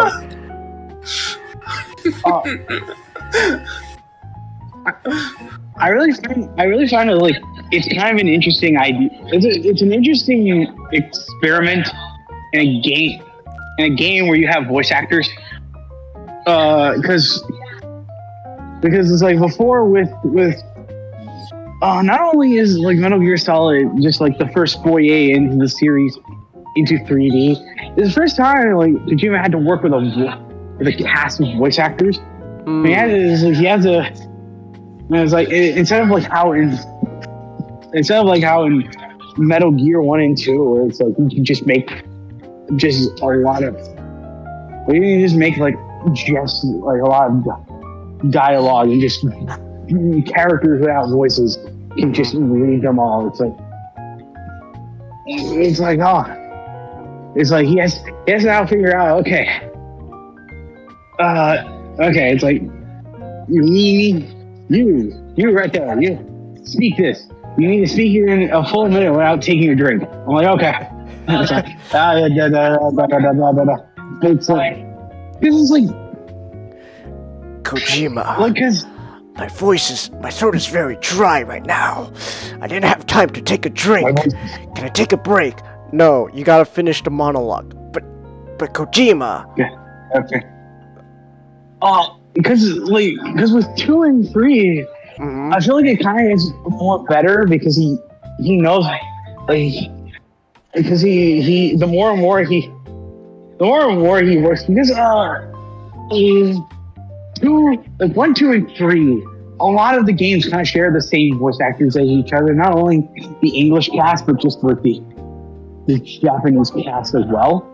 So I think more and more he's gotten to know, these voice actors and just kind of like them. He's sort of just adapted his style to how they would. Okay. Because I noticed it's like, because I noticed like 2 and 3, it's very expository heavy, and that is a criticism that that's a criticism I would make, even though I do like a lot of the exposition in Metal Gear. I don't really get bored by it as I would with expository dialogue in other pieces. I guess it's just because like I like these characters. I just want them to talk on and on and on about like AIs and about guns, Genes and memes. And memes. It's like, Brother, don't you know about our genes? What's this about genes? Well, brother, I'm glad you asked. I didn't ask. Well, too bad. I'm going to give a monologue now about our genes and how our fate is tied to our genetic code and all that. Liquid, what the hell are you talking about? Why can't I just shoot you right now? No, Snake! I must monologue. Can you at least do that in person? No! We're doing it through the codec call! But you're literally right in front of me. Snake, do you want to have this monologue or not? No? Well, too bad. And we're doing it through the codec call. So, brother, let me tell you about Les Enfants Terribles. Les Enfants Terribles. Actually, I will say though, Liquid is a very charismatic antagonist. Like I love his voice. I can listen to Liquid talk. It's just, there's just something about the way how he talks. Like he sounds so fucking posh. Just, well, yes, brother. I'm glad you asked. Liquid, what the hell are you talking about? Oh, I'm just here to destroy Metal Gear Rex. Oh, brother, please. You can't destroy Rex without me talking to you about Janes. Like the pants? No, you imbecile. There's just videos on YouTube where Cam Clark is just, I think it's just like, cause I think it's like from Cameo or like Fiverr or whatever. But Cam Clark just gets paid to talk in the Liquid Snake voice. And it's just like, yeah, it's like you can one video that comes to mind, you can search it up through the stream where it's like Liquid Snake goes to Taco Bell. I would like one taco very much. Is there anything else you want? And to surpass my brother and father, Big Boss. We don't sell Big Bosses here. This is Taco Bell. Damn it! Alright, then give me some hot sauce then. So I just love Liquid's voice. I think that's also what does help like a lot of these like exposition dumps. They are exposition dumps, but I think what helps is just the voices. They're able to give character, and so it's like just so like even though Liquid is just going on this huge rant about how I hated father so much. They made me with all his inferior genes. Oh, look at you. Oh, what is wrong with you? What's wrong with me? I hate myself. That's why I'm going to surpass you, brother. It's like, Liquid, what are you talking about? I mean, I love hearing you talk, but what are you talking about? and obviously, you know, David Hayter is, you know, is Snake. Colonel, I'm trying to sneak around, but I'm dummy thick, and a clap on my ass cheeks keeps alerting Liquid to shoot the NFTs at me.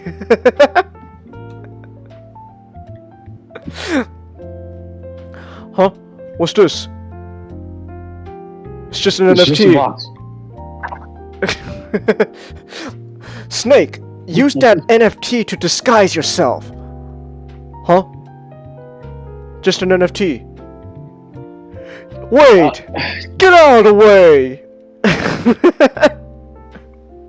Get away. I have a question for you, Changus. Do you think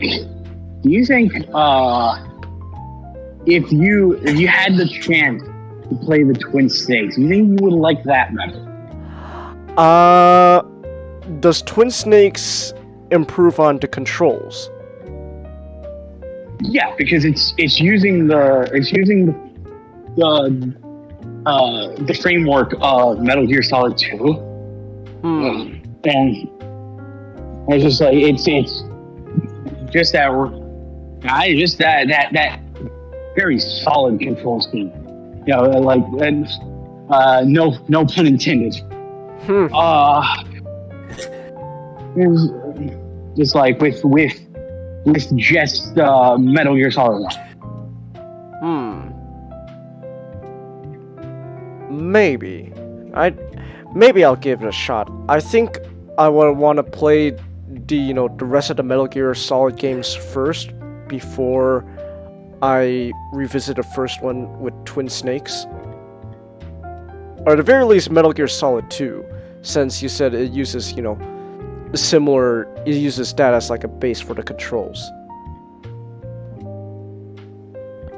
So if I do visit Twin Snakes, it'll probably be after Metal Gear Solid 2. And so, what was I? I was talking about like how Kojima handles the story. So yeah, like a lot of times the story is just long exposition dumps through unspecified codec calls. So like is again, like you could literally be in the middle of battle and you have like a 5-minute call with the colonel talking to you about you gotta save Meryl. Why? She's my niece. Oh, I didn't know you had a niece, Colonel. Well, yeah, because I never told you. Huh. That's interesting. It is. I guess also I should talk about characters I like. I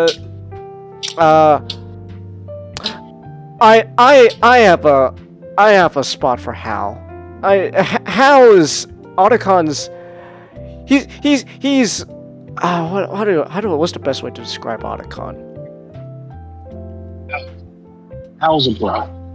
Yeah. Otacon is your bro. Yeah, Wingman. Yeah, the wingman. Wingman. I caught him sipping for. I caught him sipping for Sniper Wolf though. Otacon. No, she doesn't love you.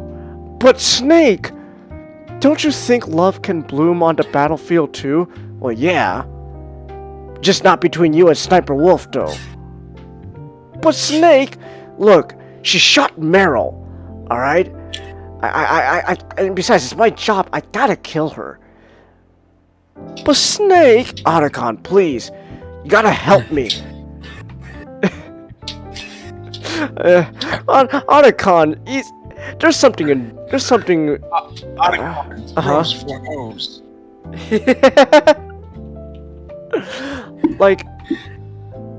He's what's the is enduring a good way to Endearing. describe endearing. Did you feel a great kinship with him because of his love for robots from Japanimation? A little bit. It's like from one of my. It's like from one of my Japanese animes. Good people, my people. I remember now. Like you told me Changus, if you look in his office, you see like that's like a poster to like Pat Labor. It's like, oh, he's just like me. Oh. No, It would have been better if it turned out to be Jay Decker. Jay Decker. It was like, it's funny and like, it is funny how the first thing you see Otacon do when you first meet him is he literally wets himself. It's like, oh, this is the introduction to our wingman. He wets himself. Okay. Well, it's better than the guard. The guard who becomes Meryl's husband. Oh, okay. I now know why that is, but I still gotta talk Johnny about it. Sasuke just has weird. It has weird bowel issues. That's his curse. Well, you mentioned Johnny, so I might as well talk about Meryl then. Now, I know why Meryl, became what she was in Solid 4, but I should probably still talk about, because at the very end of the game, it's very clear, it's pretty explicit that Snake and Meryl have fallen, for each other. There's a mutual feeling for each other, a mutual affection.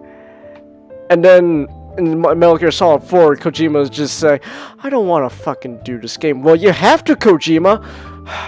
Fine, then you know what? Meryl's not with Snake anymore. Oh. So, why? Well, she's 20, and he looks like he's in his 70s. Why? Because I don't want to do this game. Kojima, you could say that Snake is different and not have him age any years. No, he's just like Solidus, and Liquid had this too, where they would just all have accelerated aging. Oh, okay. Oh that yeah. seems kind of stupid. Well, okay. Let me ask you, Not. Why do you think it works more for Solidus, but not for our boy Snake himself? I think it works pretty fine for Snake. Really? But that's the one problem I don't have with Really? Okay, so it's just. So what are people's problems with it? Then?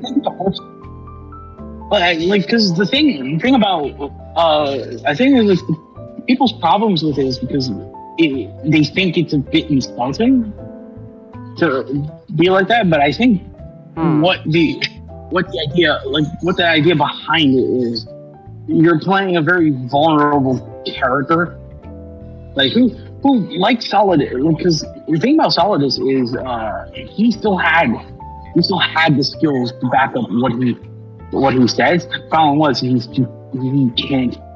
can't move as fast as Snake can. So that's why he has to be in that exosuit. So it's like he has, he can go like one-on-one with Snake. If he was like much younger physically. Hmm. And so that was just the idea of 4. It's like, okay, so you're playing a very vulnerable character. You have to, you have to face this upending threat.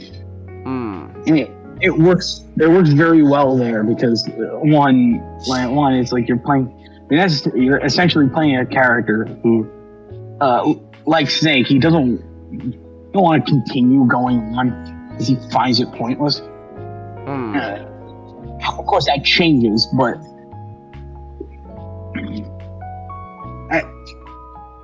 I never found. I think that's just me. I never found a problem. Never found a problem with it because it's handled in such a way where it makes sense for how it's built up. Hmm. Like, by the way, I was just joking about that. Like, I was just making Oh. kind of a joke about Didn't it. Like, didn't really to me- come off as a joke. Maybe that's just me though. I just didn't register it as a joke. like clearly, the reason Snake got old is that Kojima wanted to just end Snake's story. Let's be honest, like Because he didn't want to come back for 4. It's like the more I learn about 4, the more it really just comes off as just Kojima's just like, I really don't want to be working on this game right now. Like it's just like. So oh no, go ahead. Well, it's just like it's fascinating, and how like it's just fascinating. It's like I don't like because like I think it's just like he doesn't want to do the game, but it's like the game presented a perfect opportunity in the Japanese voice cast that Kojima can get because the voice actor for Solid Snake is I think Akio Utsuki. And his father plays Big Boss. Like, the voice actor's very father plays Big Boss, and the thing about both of them is they haven't talked to each other in years for something, and so he had the opportunity to write that final scene in the scene as a way for them to reconcile. Oh. So it's like you get like opportunities with that, and then you just get opportunities with I don't know how to continue this because like two is just like.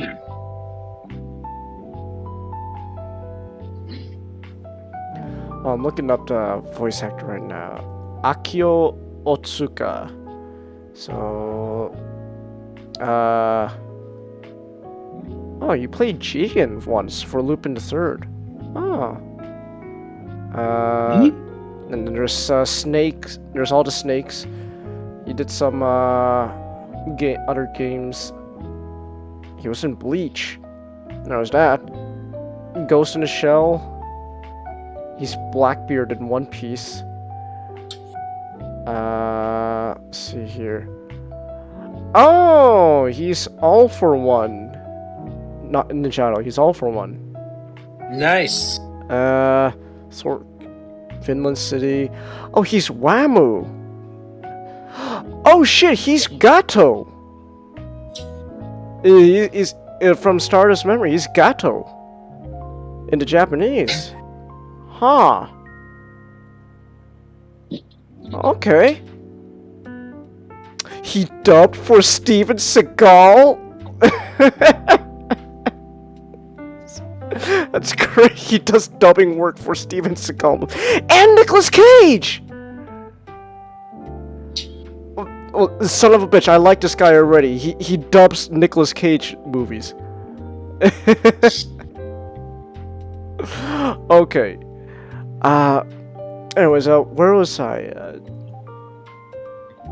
Oh yeah, Meryl. Meryl's alright. I like Meryl. She's fine. Again, it's very clear at the end of the first game. Yeah, Snake and Meryl, they really like each other. And then the third game, just no. I'm gonna be with the guy who shits himself all the time. Why? What do you find in him? Because when I was down on the ground in pain, he was not. Why do you like the guy who shits himself more than me, Meryl? Well, one, look at you. You're supposed to be 20 years old, and yet you look like you're gonna die of cancer any moment. That's not true. Did you say you have a bioweapon in you? Well, yeah, but Naomi said that it's not gonna kill me until who knows how long. I think my favorite moment, just really quick, is the fact that they're having a briefing on the boat that Ocelot is on. Huh. And it's like Solid Snake's in the background. He has a gat. He's breathing on like a gat, an oxygen tank.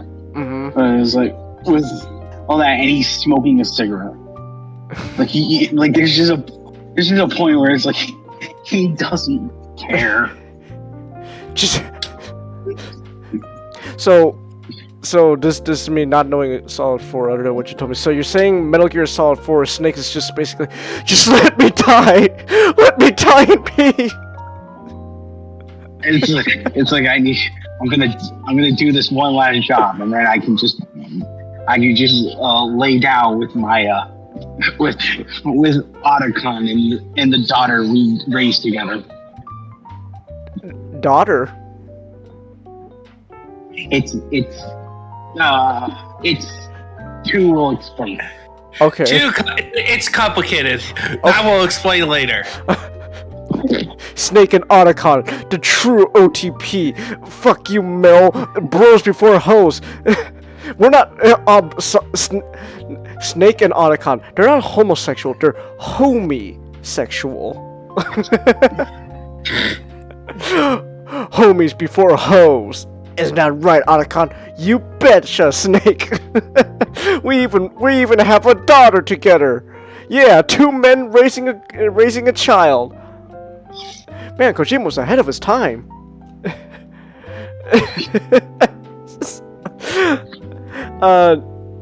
Actually, speaking of Kojima, though, I did forget to mention.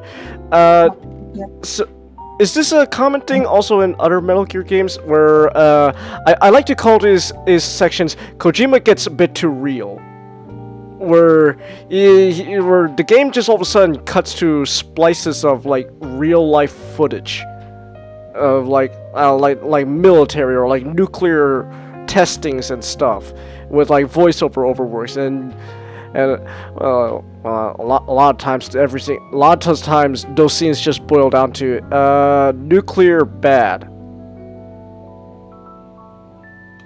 Is that a common in the other games too? It is.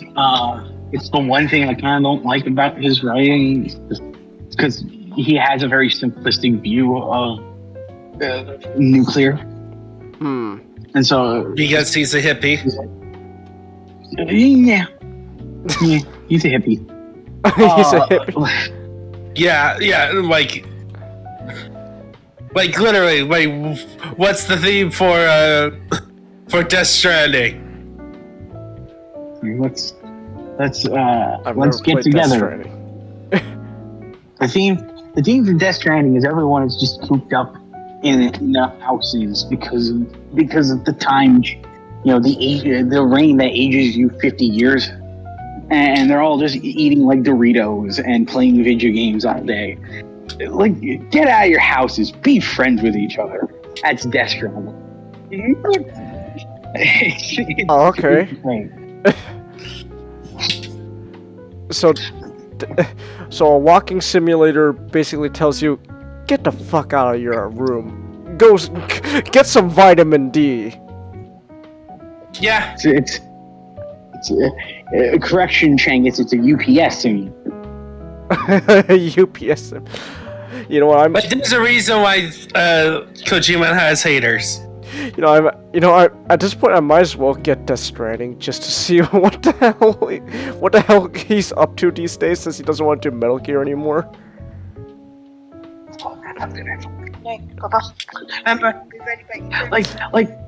I really enjoy like Death Stranding. This is like all you're doing is delivering packages. But it's just I love that because it's like you have a simple goal, but it's like the way to fulfill that goal gets harder and harder the more the game progresses. Okay. But it doesn't matter. It doesn't matter because you can just chill and deliver packages. Like, hold on, I'm gonna check out how much Death Stranding is on Steam right now. Probably 50, 60.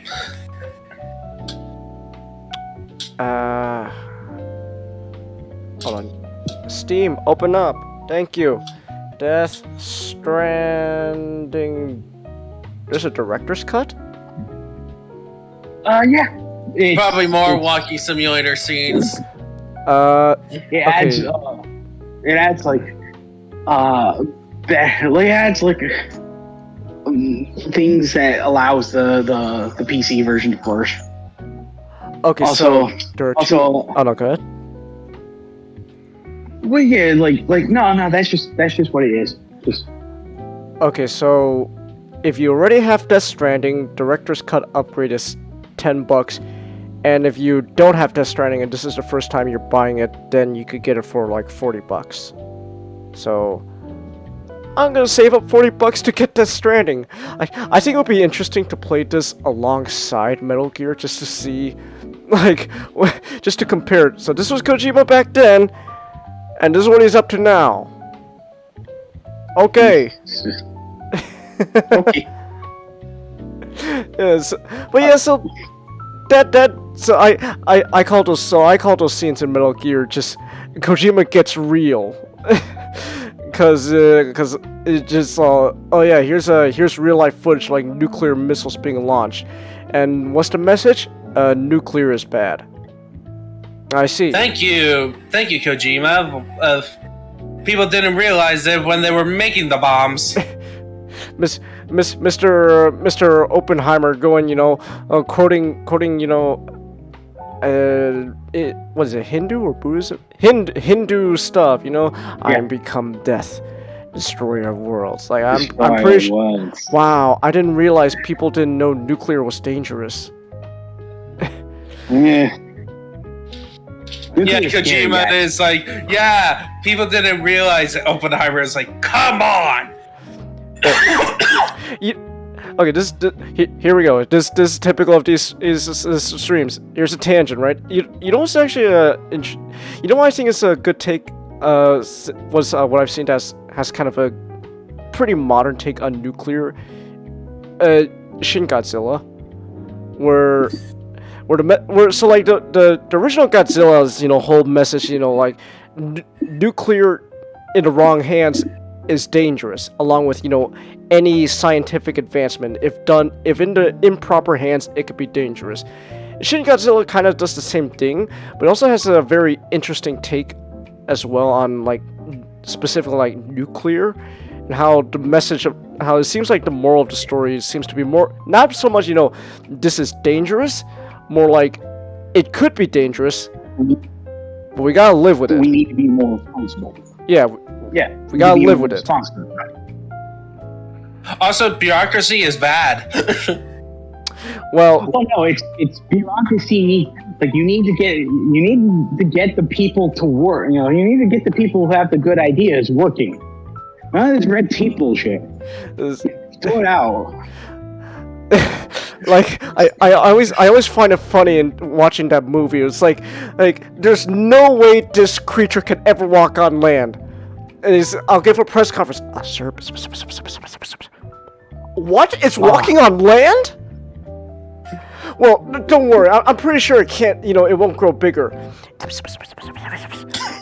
It's bigger now. Well, look. We'll just bomb it. Surely it won't do any damage. Oh shit! Everyone's dead. It's shooting lasers out of its back now.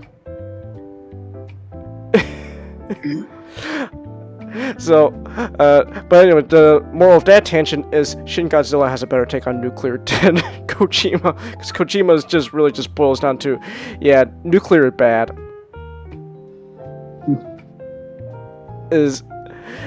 But I mean, okay, so I have to ask, does his take change over time, or does it just remain relatively the same? Not really, because 5, like with Metal Gear Solid 5, one of the quote unquote endings is complete. It's just like this whole like alternate history scenario where it's like, yeah, we just reached complete nuclear disarmament. Huh. And it's like, oh yeah. The problem is it requires all of the players. It requires all the players to do it, which is something that he takes over to Death Stranding, where it's a game where it's like, you take this idea of everyone throughout the world needing to come together and do something. So do something. But instead for it to go from one ending, it's just the entire game. You know, just everyone across the world is just helping each other. Because why the hell not? Huh. Okay. Alright, then, overall though, like, I think, just to wrap this up overall, I enjoyed Metal Gear Solid. It's frustrating, again, willing to bet a lot of it is just because I'm game journalist level of game skill, but at least I'm better than Dean Takahashi. And, you know, the writing is interesting. Like, overall, I like the story. I like what was presented. How it's executed, you know, it is kind of funny when you think about it. Just, no, Snake, I must talk to you through the codec. But Liquid, I can literally punch you right here, right now. No! Codec call time! No, you get all this information fast, even though we're doing everything in real time. We're fighting in real time, but I'm talking to you in the codec. How is that possible? It just is. I don't know. I'm not the one writing this, Snake.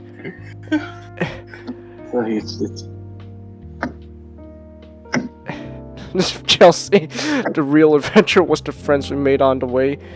Is that just Death Stranding? Not just the game was just the friends we made along the way. Death Stranding is the friends we made along the way, and that this is my son. I got to hold him. He is mine. I've had this baby in a jar for only a day and a half, but if anyone touches him, I'll kill everyone in this room, and then myself. And myself. Yeah, so that's overall. That's my opinion on Metal Gear Solid. I'm not gonna. I am looking forward to Metal Gear Solid 2. I'm just gonna need some time before I play it because these games are stressful. Yeah. Alright, I need to head to bed. Oh, alright then. Have a good night, Ninjato. Have a good night. Have a good night, Ninjato. Hey, man. Oh, no, go ahead. I was just gonna say, Changus, invest in a controller. Invest in a controller. Alright. Yeah, I feel like PC. I feel like just playing on a PC is just screwing you over. Maybe, but it's what I gotta work with. So I'll buy a controller. Alright then. So with that said, then Vidya Talk has come to an end. We can move on now to Movie Talk. So yeah, SGD. you have really been into How to Train Your Dragon. And say this when I was doing Kung Fu Panda. Okay. Alright, so last week you talked about the first one. So, first question is obviously, do you find this one better than the first? No. No? Yeah, I'm in the same opinion. Alright. Well, I haven't watched these movies in how long, Nick, so I have no idea. Alright, then, so... But what is your overall opinion of this movie, though? I think it's a good movie, but it seems like it's a better movie as been viewed as its own thing. As I don't think it's a competent movie, but I don't think it sells well as a sequel. It does feel like you could just watch this movie before watching the first one. You do get a good enough understanding of things going on and who the characters are, but when viewed as a sequel, it doesn't feel like it's carrying on much from the first film. Because the first film is, of course, about Hiccup being who he is and learning from Toothless, and the things that he learns from Toothless helps to change the world. At least his village. And this movie takes place a few years after the first movie, and dragons are a fully incorporated part of Viking society, at least for Burke. And it's more just about people using dragons. It doesn't go very deep into a story I could have told of, Burke is harmonious with the dragons while Draco Bloodfist wants to use them to take over the world. But it's mostly just, some people will misuse dragons. But Draco Bloodfist is, of course, just the villain. Like, I want to take over the world. But they never go deeper into his character. Like, he lost his village to dragons, but he doesn't seem that cut up about it. He just wants to take over the world. If he wanted to, drive dragons to extinction using dragons themselves, that would have been I think, a better parallel to Burke society. Okay. It doesn't do the right things that the first movie did. The heavy emphasis on...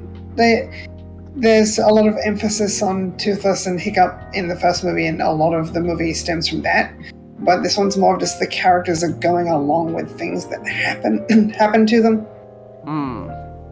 Even though Hiccup doesn't want to kill dragons, that knowledge everyone learns in dragon training helps to defeat the Red Death. But we don't see a lot of things coming back around in this film in a similar way. I think they do a good job at advancing some of the characters, like Hiccup. Hiccup's established to be pretty smart, so he has a few more inventions in this film. And one of those inventions does circle around to the end of the plot. But it's good for a scene, but it's not a whole changing the whole story sort of thing. Because the boss, Draco Bloodfist and his Bewilderbeast, are sort of just beaten back. There's no challenging what he stands for. Hiccup's whole thing is challenging what the Vikings believe of dragons, but then there's nothing here. It's like, I'm just gonna conquer the world with dragons, and then Toothless goes Super Saiyan. And the Bewilderbeast is like, no amount of childhood trauma can make me continue this fight. I'm out.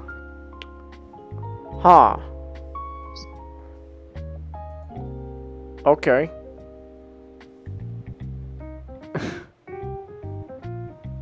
the Bewilderbeast has some means of controlling dragons, which if you cut off a dragon's senses, they seem to be immune to it.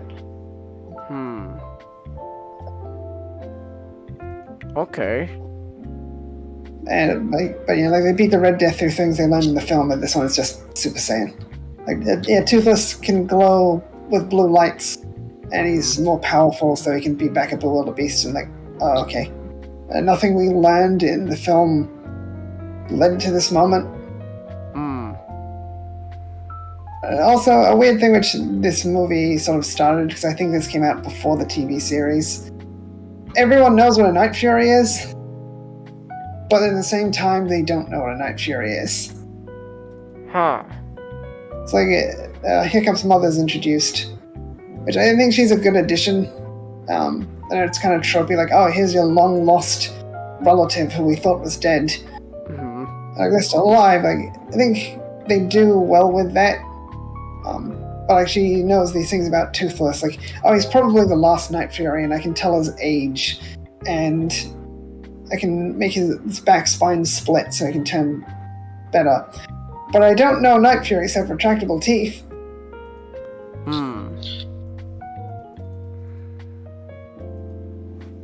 Huh. Okay. And there's Eret, son of Eret, who feels kind of like an undeveloped character.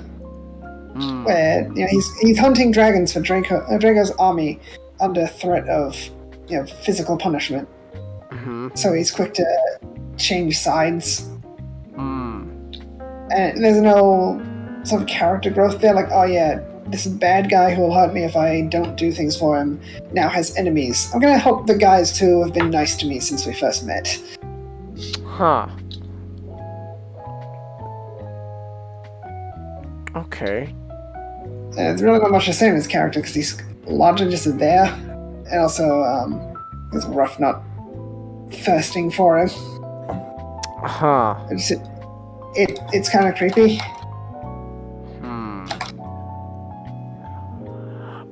Okay. It's just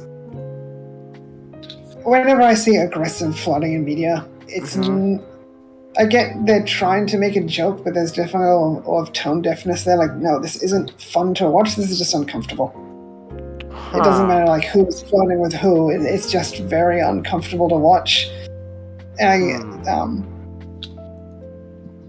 Fishlegs and Snotlight are suddenly lusting for Rough Nut, but they're a lot more respectable about it.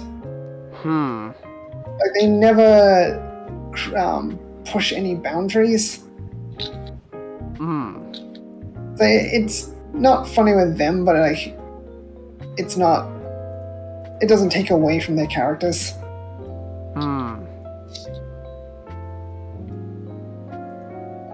Okay.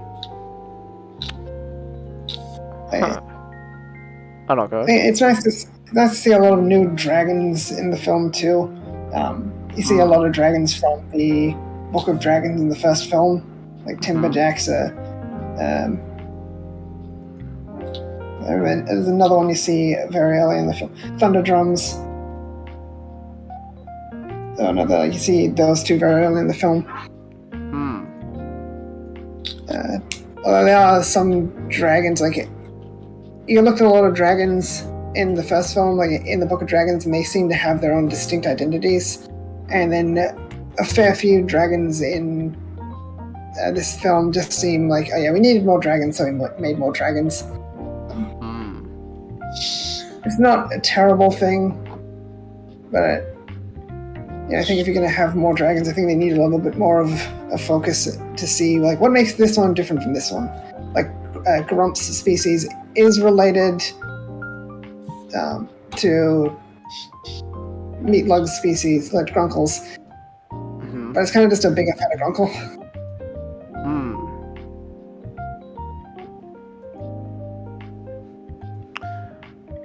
All right. What would you say then is this movie's biggest strength?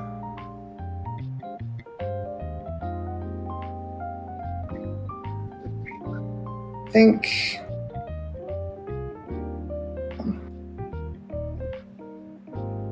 the character interactions between the good guys, at least. Oh. Not so much the bad guys. Now, we don't see much of Drago, or not much happens with Drago. Ah. He's kind of just there. Like, he doesn't work. He doesn't really work as well as someone like Tai Lung or Shen from Kung Fu Panda, because he doesn't really have much going for him as like with his, like, you can compare, you see why Tai Lung and Shen are the villains of their movies, and you can tie that back to Poe. But you can't really tie Drago to Hiccup, because everyone in Burke is for the dragons. And Drago just wants to take over the world of dragons. And like Volca, he's more of a counterpart to Volca, because she wants to look after the dragons. She rescues dragons and tends to them, while Drago abuses and uses dragons for his own ends. But Volca's not the main character. Hiccup's the driving force, and he does want to reason with Drago, because he's very naive and he thinks he can help save everyone, I guess. As Stoic puts it, men who kill without reason cannot be reasoned with. And I think that's probably one of the more interesting lines of the film. Like, there's a lot of truth in that. Yeah. Alright.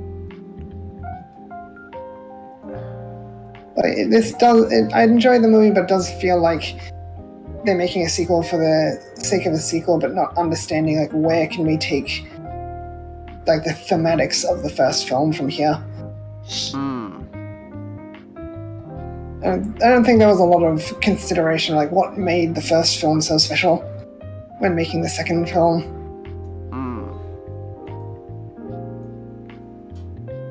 So I think its best thing is like it expands sort of the world, but it doesn't do much for the story of the cast we are currently following. I know there's a thing like here, Hiccup having to step up as leader of the village, but nothing really feels like it works towards that. Like, yeah, he's going to step up and protect Burke, like, well, he'd step up and protect Burke, chief or not. Especially when Stoic dies.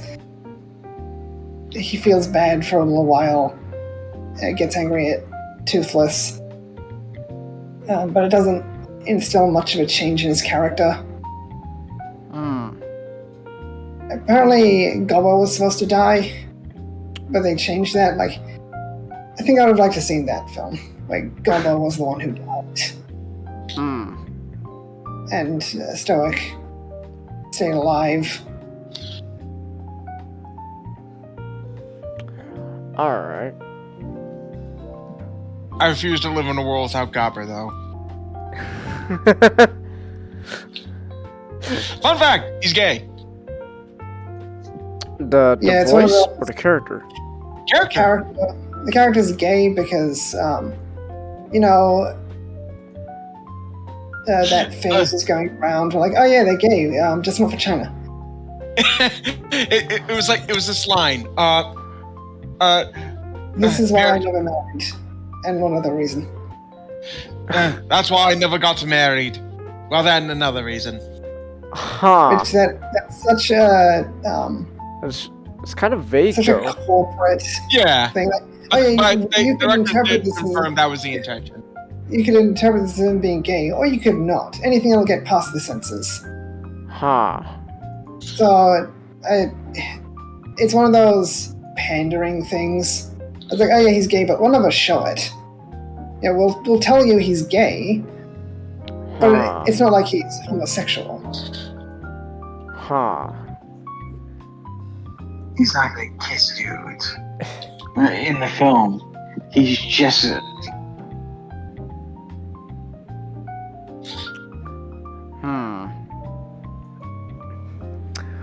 Okay.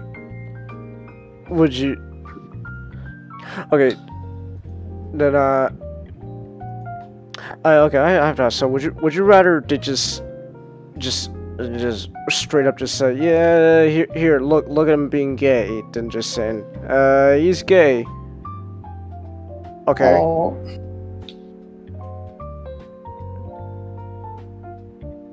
it's just pandering. It's I just, think. it's just pandering. Well, Yeah, if it's it was like- But Look okay, what but else. pandering, I think they Mhm.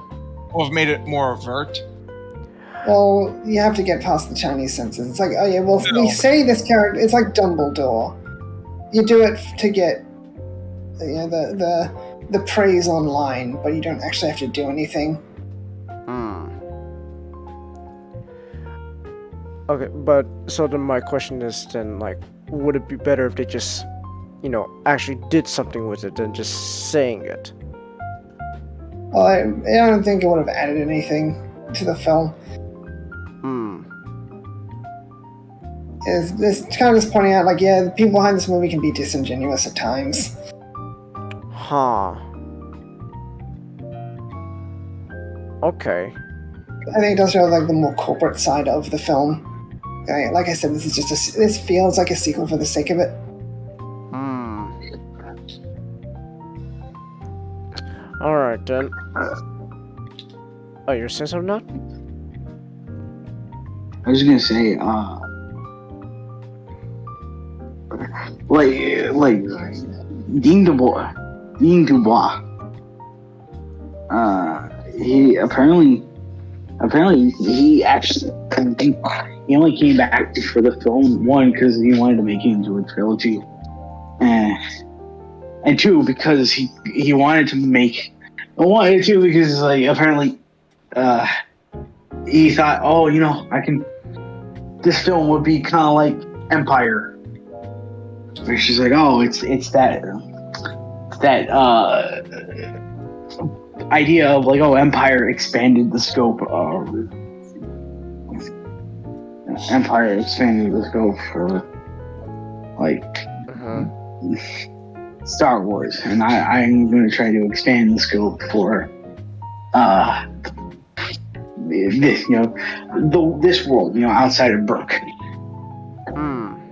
That's really what it feels like this movie's trying to do. Is like, oh, we're trying to set up things outside of Burke that we can explore, but Hmm.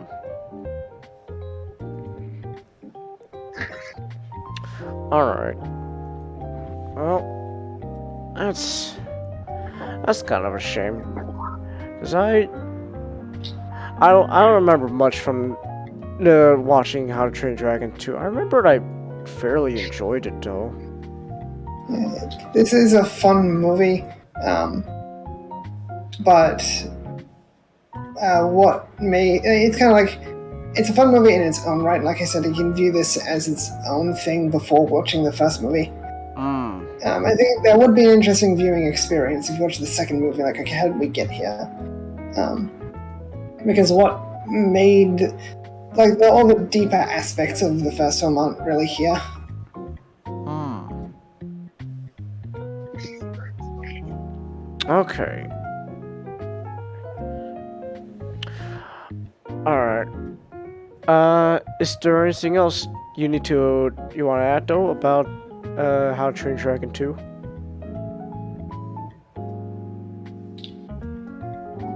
Not really. Not really. Yeah, overall, it feels like it did more for the world than the characters. Hmm. Alright. Would you say it's better than the third one?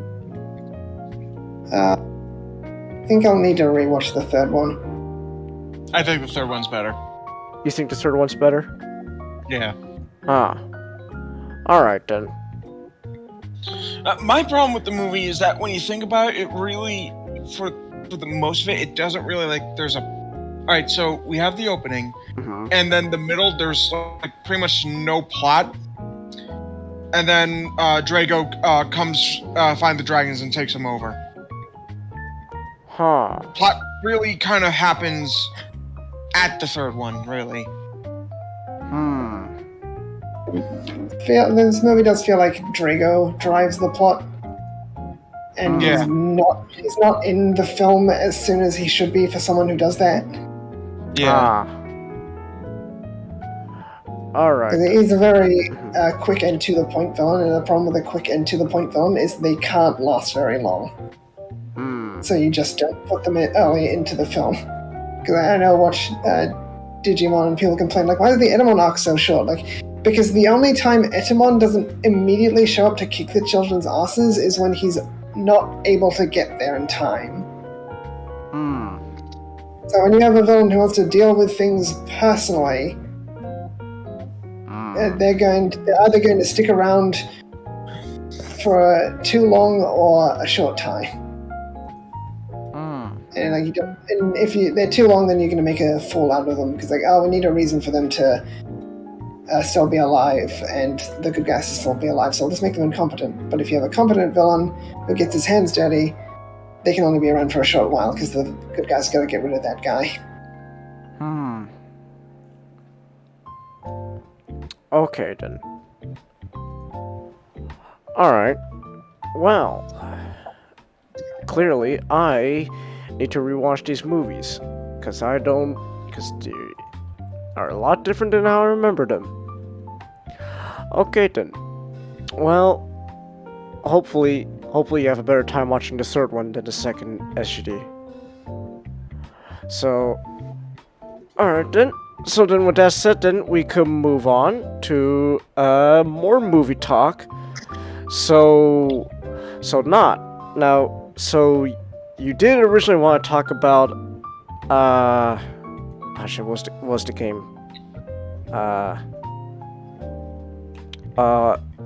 Vendetta. What was it? Yeah, Def Jam Vendetta. And but then you decide to change it to Road to El Dorado. Why is that? Oh well, no, you already said why. But why the Road to El Dorado though?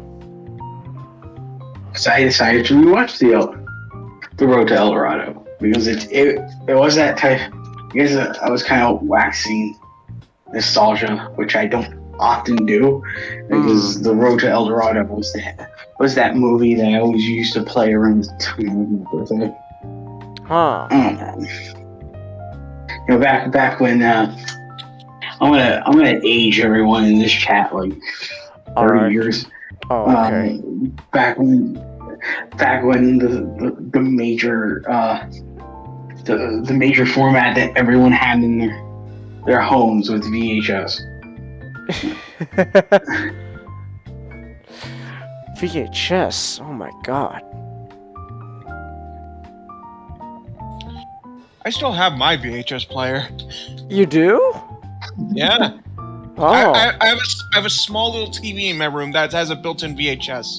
I had one of those TVs, but then we traded in for, at the time, because I highly remember. Think of art!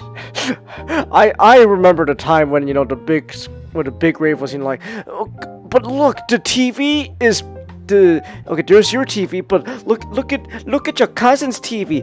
It's not only bigger, it's thinner. What? It also has a DVD player. That's not going anywhere. DVD player the future. So yeah, we used to run our VHS TV. Boo Blu-rays, long live DVDs.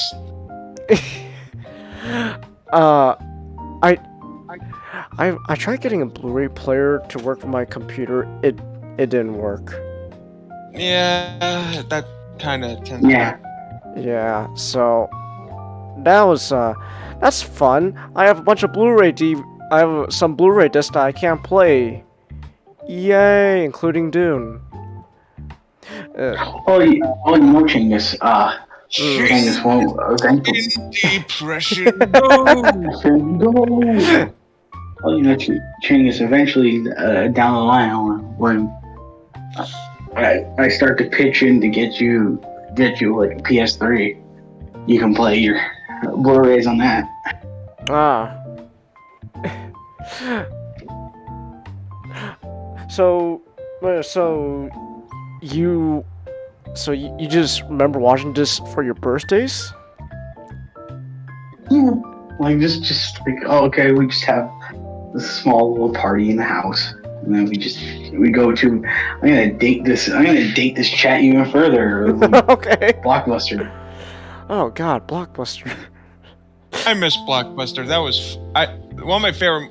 We would almost every day I would go rent something at Blockbuster. I never went to Blockbuster. Okay, by the time I even. But I had several video rental stores I went to, and now all of them are gone. that's. Genius. Hmm. Genius doesn't have a Blockbuster. He has a Hollywood Video. I had that too. I actually never heard of Blockbuster until by the time I did hear about Blockbuster and like what I found out what it was, already there was this was the time when I first heard of. By the way, Blockbuster has competition now. What is it? It's this small company called Netflix, but I'm sure they're not going to be anything. Don't worry. That's not gonna be big. Yeah, Netflix isn't going to be anything. And the funny thing was, like, Blockbuster could have bought Netflix. They could have. Like, they had the money Wow. to do so. They chose not to. Imagine an alternate universe. There's all right, guys. Everyone, we gotta buy our stocks for Blockbuster. They got Gundam Hathaway 2 is now gonna be streaming on Blockbuster. Holy shit! Get your Blockbuster accounts.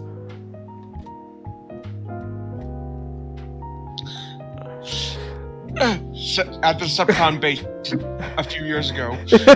Oh, all right, I'm back from Blockbuster. I got a shit ton of movies we could watch. Megatron, I was wondering if we could actually, there's this new thing called Netflix, and I was wondering if we could get a subscription. Don't be stupid, Starscream. Netflix is not gonna catch on. When will that ever catch on? A few years later. What am I gonna do with all these What am I gonna do with all these rental VHSs? You never return them to Blockbuster? No. No, I got It Netflix. all goes down.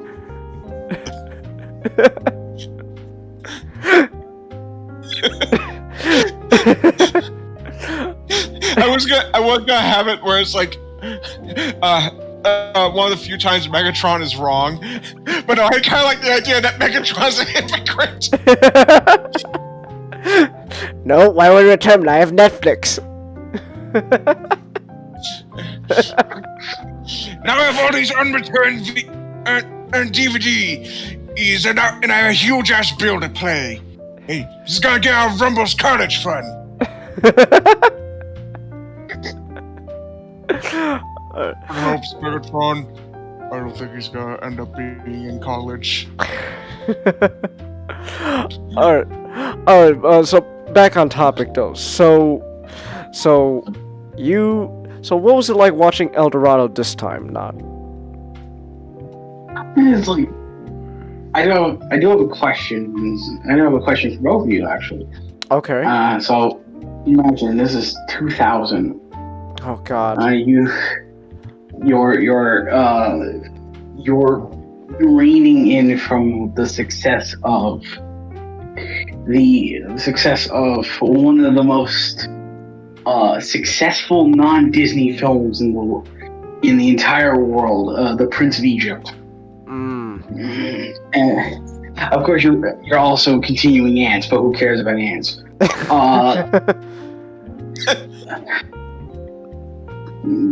It's like, okay, so where do you go from?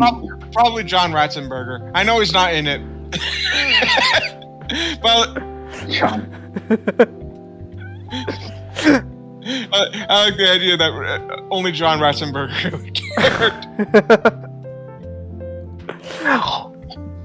Alright, so Wait. Like I thought John Ratzenberger was a joke. Like, No, it is a joke. That's why I say it Oh, wasn't him. okay. That's why I say it wasn't him. I'm really sure I kind of like the idea that he was the only one who cared. He wasn't even in. So.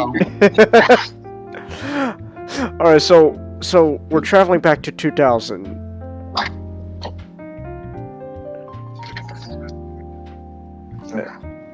One sec. Oh, okay. Ray says, "Tell Megatron his rental's overdue. That's a good way to get a fusion cannon up the ass." Like, it's like, it's like the question is how do you succeed Prince of Egypt? Well, I guess you just make the road to El Dorado. That's both a praise and a damning statement. Huh.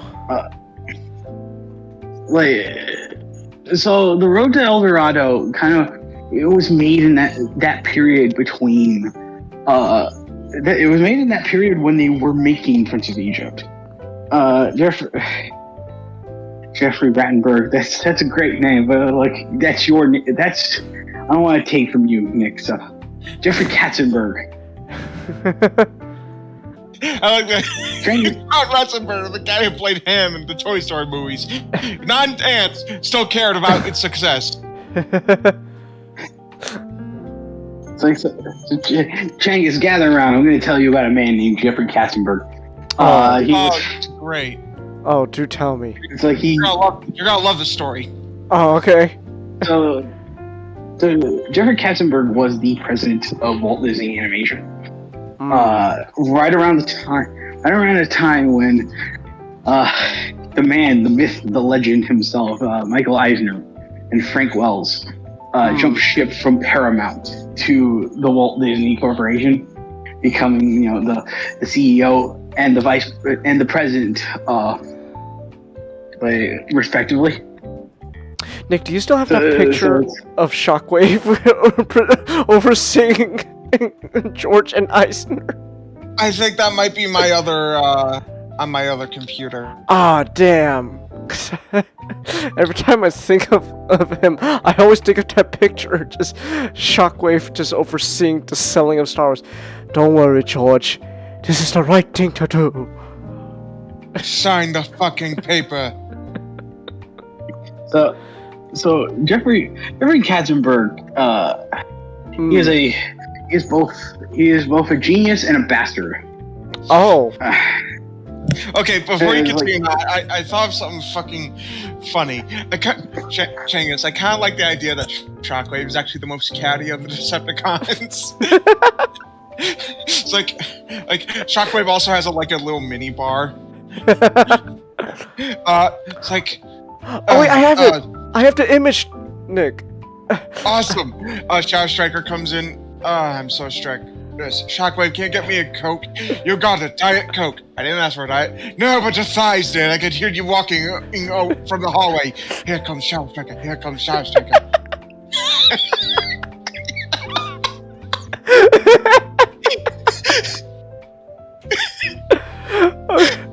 Alright. So Nat, tell me about this, about the man, the myth, and the infamous legend as Jeffrey Katzenberg. So Jeffrey Katzenberg, he was that bad angel, came on the bat. He was the devil on the perch, the shoulders between the mouse. We're Roy E. Walt's Walt's cousin. No, not Walt's. Walt's nephew. Was the angel. Or it's just they would often bicker time after time again, and it was what was the best direction to try to go into for the studio? It's they're just and that bickering is what kind of helped the studio alive. It's through that bickering that we got the most lucrative time in Disney animation history, the Renaissance. So it's But of course, I do need to mention the reason he is a bastard. Jeffrey Katzenberg is the reason the Black Cauldron is the way it is. Ha. Because he took a look at the film and he was like, why is it so dark? We can't sell this to children. It's like, well, we're in too deep. No, just go and edit the film. I'm like, edit the film? This is not live action. You can't just go and edit a animated film. Try me. And then he just reshot the entire film. Fun. So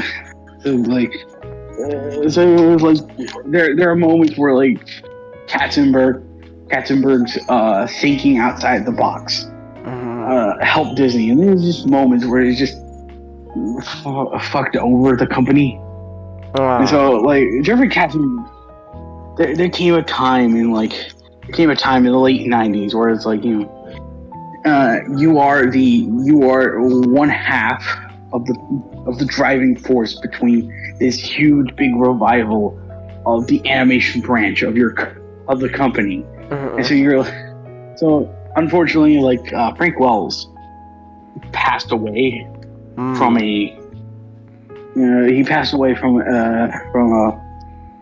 a helicopter accident. Damn. I know that's serious, but I kind of like to imagine Drunk Billy. Oh my god, Nick. Drunk Billy, he will be missed. Drunk Billy will be missed. That was messed up. Oh my god. I feel bad. So, fun fact. Because helicopter accident. So, my great uncle, the same great uncle whose wife recently passed away due to stuff. You guys know. Yeah. He was actually at the Stevie Ray Vaughan concert, and witnessed the helicopter crash. Huh.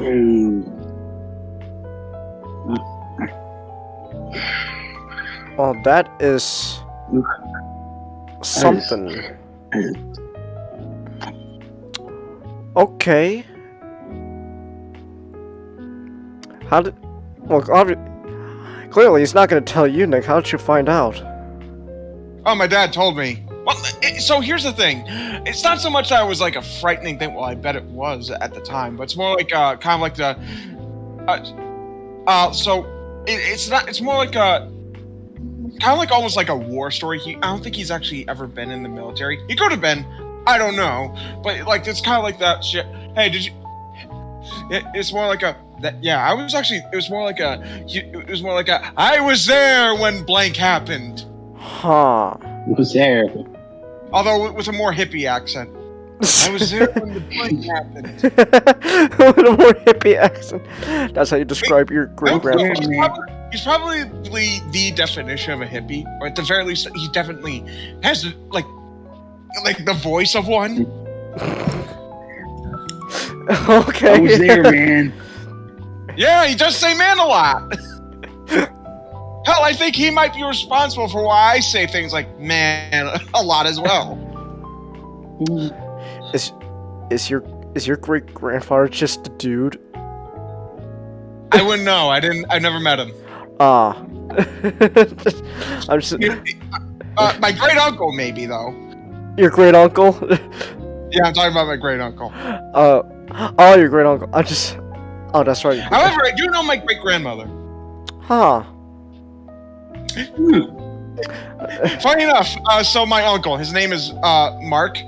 Guess what? You know what it's short for? What? Marquand. Marquand. He's white, by the way. I just imagine. I'm just imagining now, just Nick with a time machine. I just want to know what my great uncle was like, and just goes back in time, finds out his uncle's just literally a dude. This is both the worst and best thing ever to happen. I know my great uncle. He lives in Florida. Oh. I never my great grandfather. Ah. I used to see him on like every family outing until he moved to Florida. Ah. Okay. He moved to God's waiting room, Nick. Yeah, that's kind of what Florida tends to be. Oh man, now I'm sad. That made me so sad knowing what happened to Aunt Lisa. Ah. I'm sorry, man. Yeah, it's fine. I'm more sad for him and cousins. Hmm.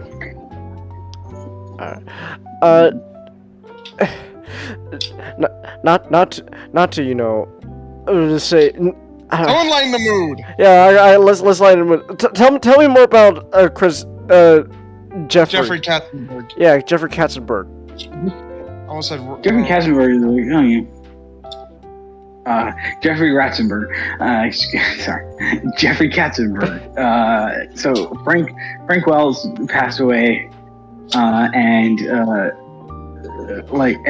at the same time that Euro Disneyland failed. Euro Disneyland is something I have to tell you changes. Okay. In fun detail, but that's a story for another time. Euro right. Disneyland failed, so like the Disney decade that Michael Eisner proposed wasn't going to happen just as he wanted it to be.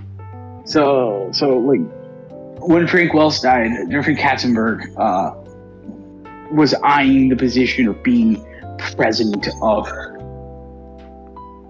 of Disney World. No, of Disney, Walt Disney. Mm-hmm. Just the entire company. And a lot of the shareholders was like, no, like Katzenberg. And like a lot of the shareholders, and of course, like Eisner never liked Katzenberg. There's a funny joke where it's like, where they're trying to figure out like what to name. They're trying to figure out what to name like the nightclub district in downtown Disney. Uh-huh. I'm like, okay, like they're like, Pleasure, like the Imagineers want to call it Pleasure Island because why not? Like it's Mm-hmm. it's a reference to Pinocchio, and there's a cool story that we can weave through the idea of Pleasure Island. He's like, Eisner was like, I don't know, it's like he rings up, like he's like, I don't know, I need a second opinion on this. He rings up Jeffrey Katzenberg. Mm-hmm.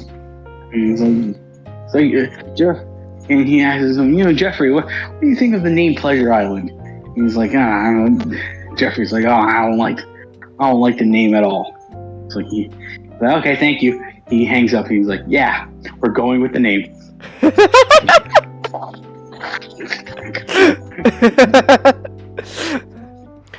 So what do you think about this name? I think it's trash. That's all I need to hear. Okay, it's good to go. Good to go.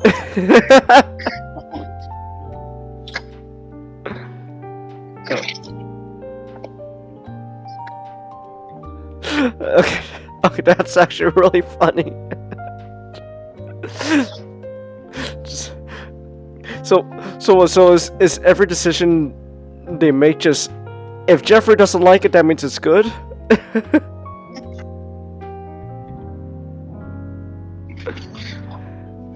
It was thanks to that there was Pixar was forced to make the film The Secret Lives of Clothes. John Ratzenberger plays a tie. He plays a tie. It's like, but it's like,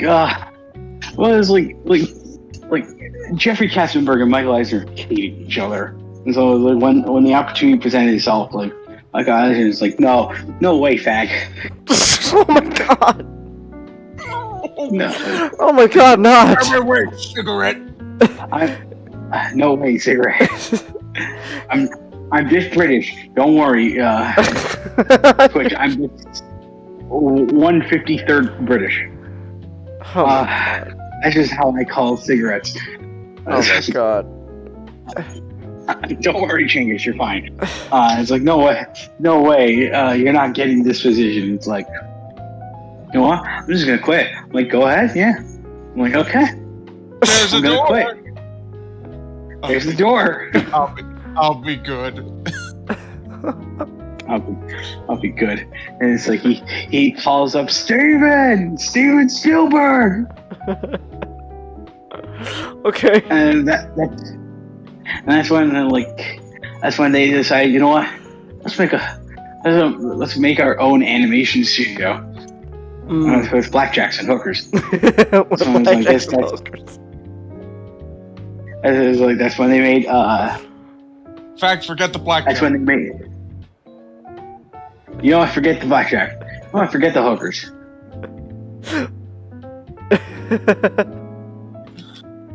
So that's how they made. That's how they made DreamWorks SKG. SKG is the initial. They're the initial Spielberg, Katzenberg, and I forgot what G was. Everyone forgets what G was. So a lot of the three projects that they first started working on, their whole thing was like Ants. Literally is just to Ants was just to because Katzenberg before he left the studio realized that oh man like Pixar is gonna do this collaboration with Disney to make this movie about bugs. We're gonna make a movie about bugs. We're gonna release it earlier so that I can give a middle finger to Eisner.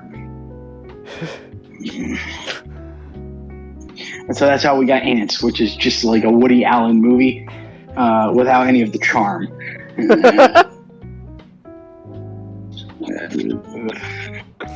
At least Sylvester Stallone was in it, although not enough. Maybe it will work if he was the main character.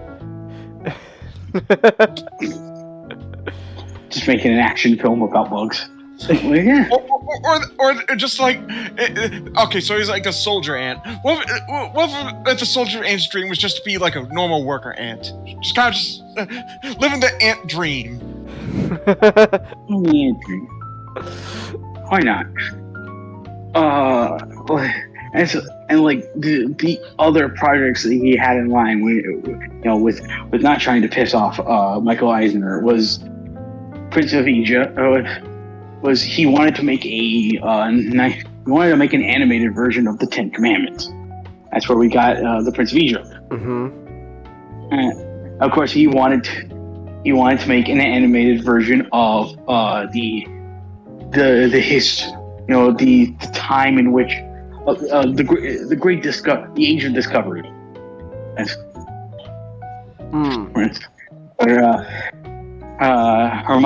Hernan Cortez went knock knock. You have gold? What's gold? Psych bitch, you're my slave now.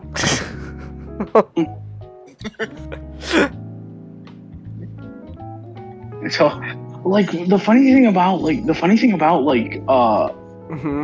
road to El Dorado was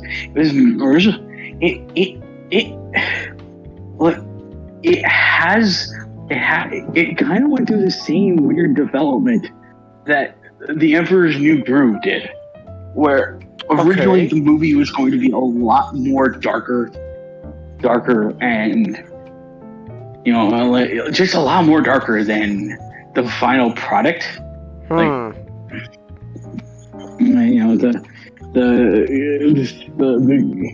Emperor's New Groove was going to be Kingdom of the Sun, and it's just like okay, Cusco was going to turn into a non-talking llama, and he was going to was he actually going to be killed in the movie? Really? I don't remember. All I know is fuck. What was it called? Emperor's New Groove. Wow, I completely lost it. Was going to be a completely different movie. And like the same goes for The Road to El Dorado, where it was going to be an entire movie that kind of just talked about, Hernan Cortez going to the city of El Dorado, just the carnage and the destruction he laid, and just the group of these people just losing their entire civilization in just a blink of an eye. It's like, wow, that happened fast. Wow, that escalated fast. I mean, that really escalated. It really escalated, man. Damn, how did that happen? It's like that was gonna happen, but then they realized, you know what? Like, the Prince of Egypt is is very serious. Mm-hmm. Like, in comparison, we should make this a bit more like lighthearted and funny, because we can't sell 2 really serious movies. So it's like, we have to. So that's just like the decision with. I was just like the decision with the movie.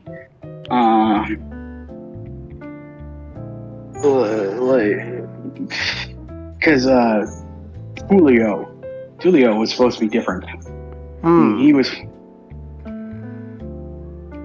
He was supposed to have a different, like, sort of a different arc throughout the film, and the romance with Shell was going to be a lot more prominent. Where it's like, I think it was Tulio wanted to outsell like the Mayans. Like the Mayans or like the Aztecs. I don't know. Yeah. I can't tell you. Like, there's just, so it's like they don't really tell you. Because everyone, despite following characters who are Spanish in ethnicity, and they're following characters, they all speak English, so it doesn't matter. It don't matter. Don't matter. None of this matters. So it's like the romance with Shell was going to be a lot more prominent. Hell, Shell was going to be a lot more suggestive. Which is amazing, because it's like Shell already looks suggestive. It's like, why? How do you make him more suggestive? Hey, remember that scene in the movie where Shell gives the dude a fucking blowjob?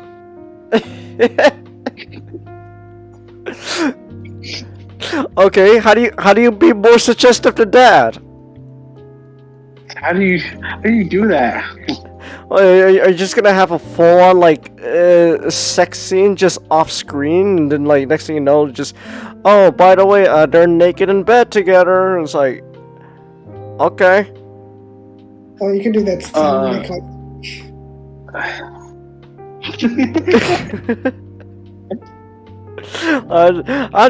I'm just saying, how do you make her even more suggestive? It's like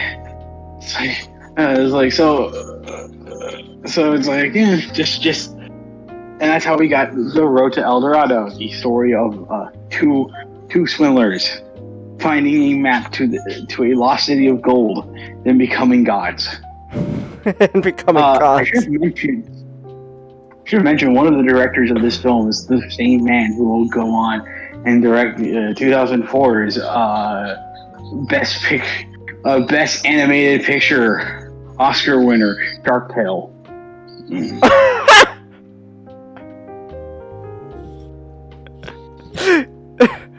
Wow. All of you are stunned silence. Wow, that's I don't know if that's an upgrade or a downgrade or whatever you call that. All I know is you went from this movie to Shark Tale. To Shark Tale. With fucking uncanny Will Smith face on the fish. Lenny, keep my wife's fucking name out of your fucking mouth. So it's like, yeah, they're guy. You know.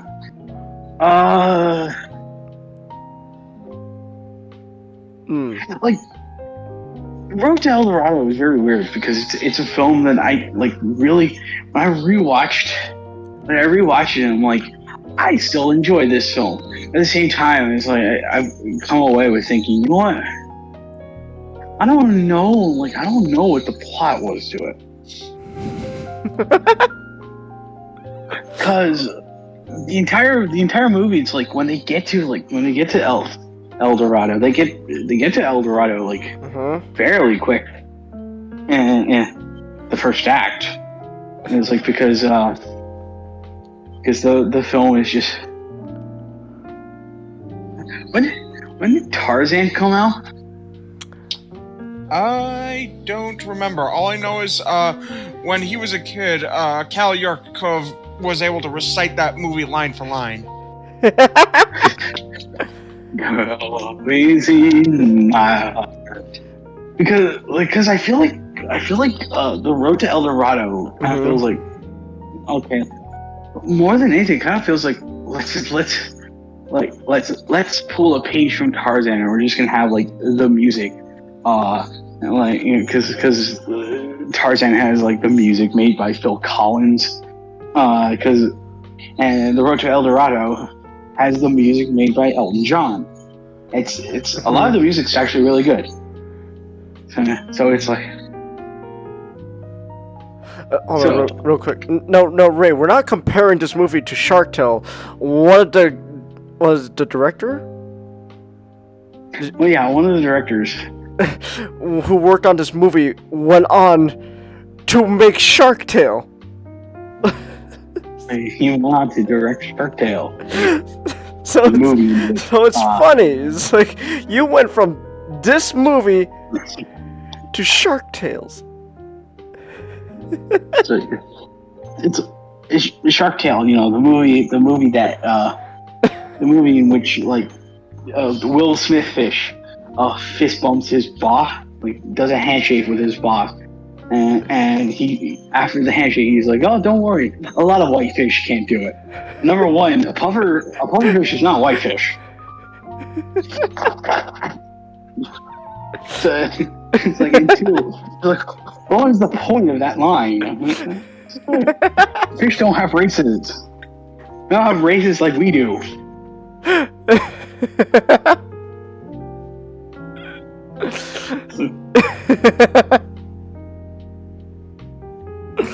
Alright. So it's like there's like, yeah, they have Elton John throughout the entire thing. It's like I want to mention the voice actors because the one thing, like, I think is just after hearing like, oh, the Shrek's like hearing the line like, oh, the main reason Shrek was so popular was because of his voice actors. Well, it's like Road to El Dorado had better voice actors, to be honest. Because oh yeah, they don't have the same star power as like Mike Myers or like Eddie Murphy, but it's like you got Kenneth Branagh and you got Kevin Kline voicing your two main characters. It's like I have problems with Kevin Kline. That's not really because of his overall performance and how, like, his line delivery and all that. It's just because everyone throughout the entire movie has like kind of just fits their character well. Kevin Kline, I think I can blame it on the fact that, you know, he's blaming it on the fact that like earlier in the week I watched the Bob's Burgers movie and he plays Grover Fish-Owner. So it's like, So it's like it was like you hear like Kevin Kline like talking. You hear Kevin Kline talking this movie like.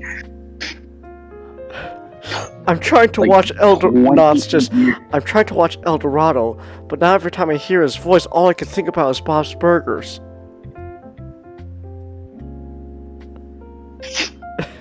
Because like he really doesn't sound like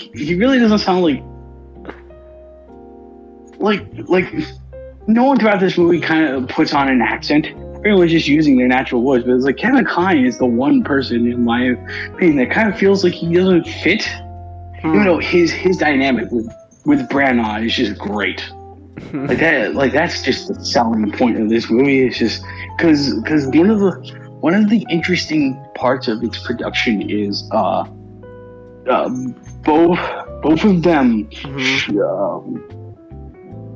of them recorded their lines with each other in the room. There's like they can have that better dynamic. Like, and it's clear you can see that throughout the entire movie. It's like because like that one scene where it's like both is good.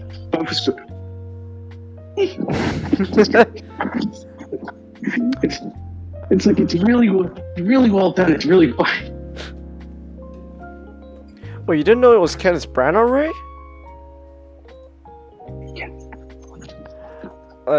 Alright, here. I'm looking up the entire cast to The Road to El Dorado. There's Kenneth Branagh, there's Kevin Kline, there's Rosie Perez, there's Edward James Olmos, there's Jim Cummings. Which, like, Jim Cummings, I have to say, like, something might have happened in like something might have happened in like the script process or whatever, but it's like Hernan Cortez kind of feels like the most I'm gonna get into the whole antagonist situation with the film. Okay. It's like Cortez kind of feels like a non-factor throughout this entire movie, even though like it really feels like the very first movie, like the very first kind of building up this idea of like, oh, he's coming and he's going to lay waste. Like he's going to do something really evil. But like Cortez is barely in the film.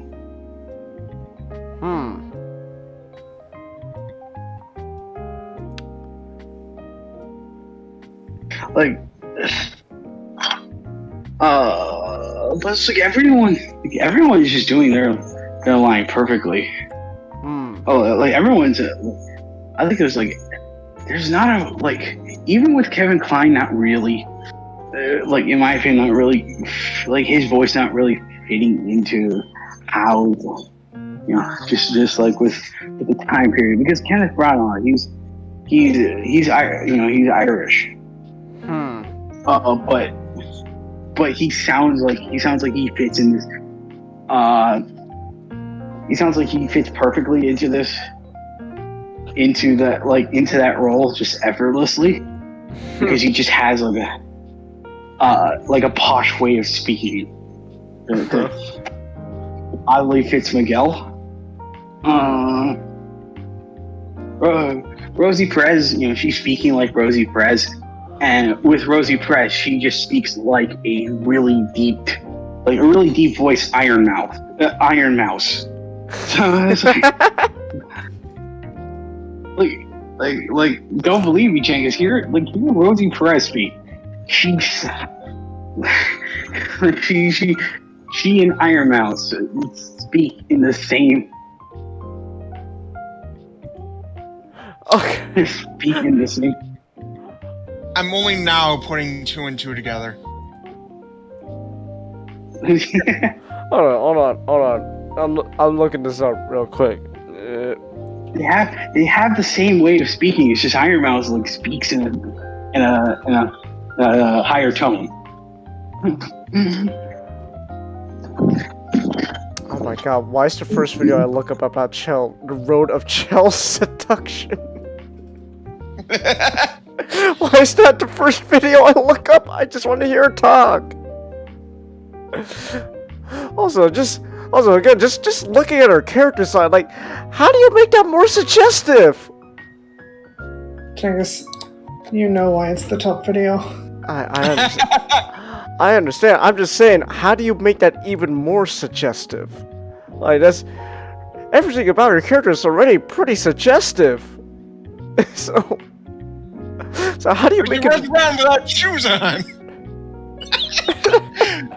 I'm not into that, but I'm pretty sure someone is. I was just saying, how do you make that even more? Like, oh my goodness. What's that? I don't know. Here, I'll just all Chell scenes. Just gonna take a quick listen. Hold on, real quick, just to make sure I don't get struck. I'm just gonna deafen audio real quick, just to make sure. Let me listen to this shit. Let me listen to this.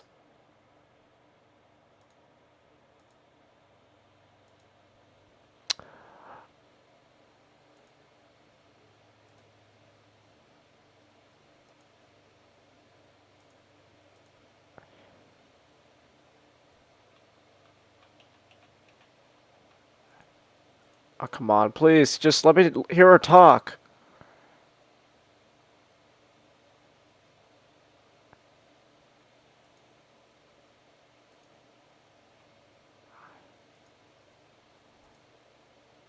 Huh. Oh, that's right. Come on.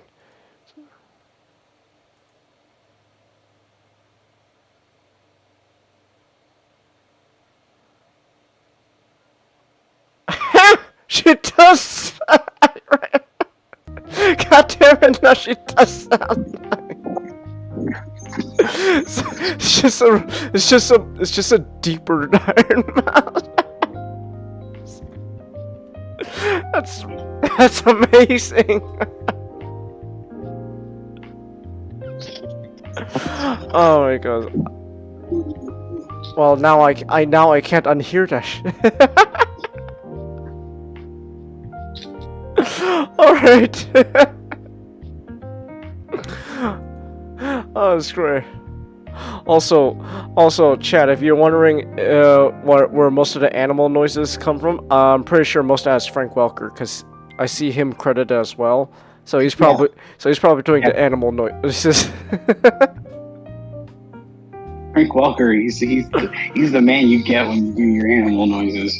He's the premier expert on that. Yeah. If you hear a horse neigh or a dog bark, that's not actually a dog or a horse. That's Frank Welker. I love Frank Welker.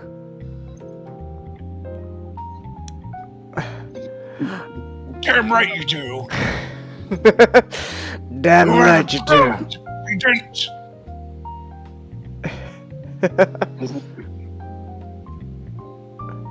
That's all you What were you gonna say? No, I was gonna say anything. Continue. No, it's like, and when you want to get a villain, you just hire Jim Cummings. It's funny how much that happens. Shit, I need a villain. Jim Cummings. Sniffy, what color is my heart? I don't see a heart, sir. Exactly. That's great. My head, and also in my head, it's just oh, bother. Think.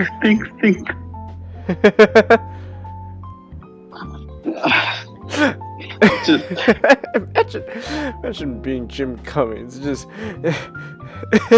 1 minute's just bother, and next thing you know he's infamous Hernan Cortez. Hernan Cortez, the man who destroyed a civilization in one stroke.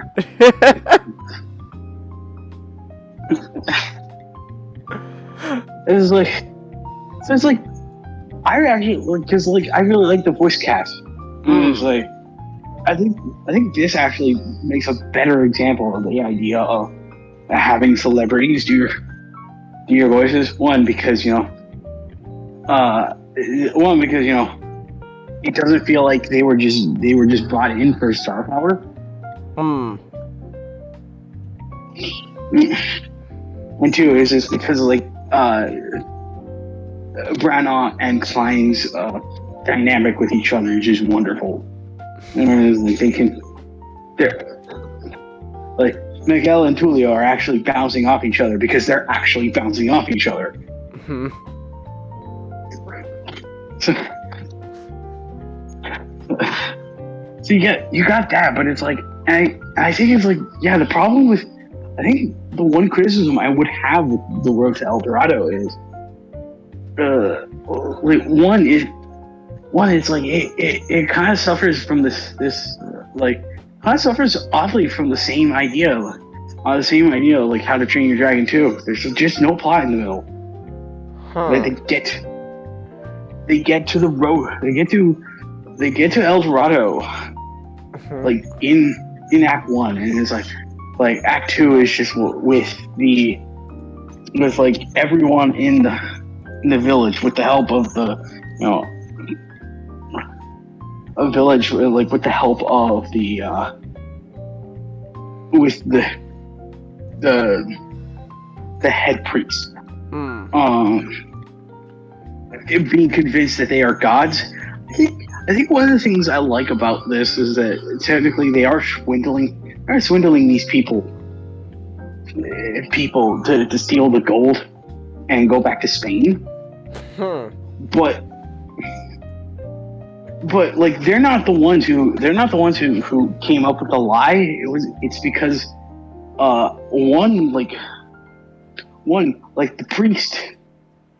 the priest doesn't like the priest believes they are gods at first. It's kind of interesting too. Kind of interesting where it's like the priest is not suspicious of, like, he gets kind of suspicious throughout the entire movie because no matter how many times he tries to operate in the same way that like how their culture has always operated with the idea of human sacrifices. Which in kids in 2000s family movies terms is we'll throw you into a whirlpool. that violent ripping out your heart, and with a ceremonial dagger. So it's like he believes they are gods until he realizes, hey, you're bleeding. Gods don't bleed. You're fixed. That's the one thing I can give to, like, because he's sort of the antagonist. The priest is the antagonist throughout. Becomes the antagonist of the movie, where we don't have Cortez. Like Cortez becomes the antagonist. Like he becomes active as the antagonist in the third act mostly, because when he gets onto the island, when he gets onto the soil of South America for the first time, he's finding where El Dorado. He's trying to find where El Dorado is. It's like when he reaches to the hidden waterfall entrance. That's when he kind of becomes. That's when he starts becoming the threat.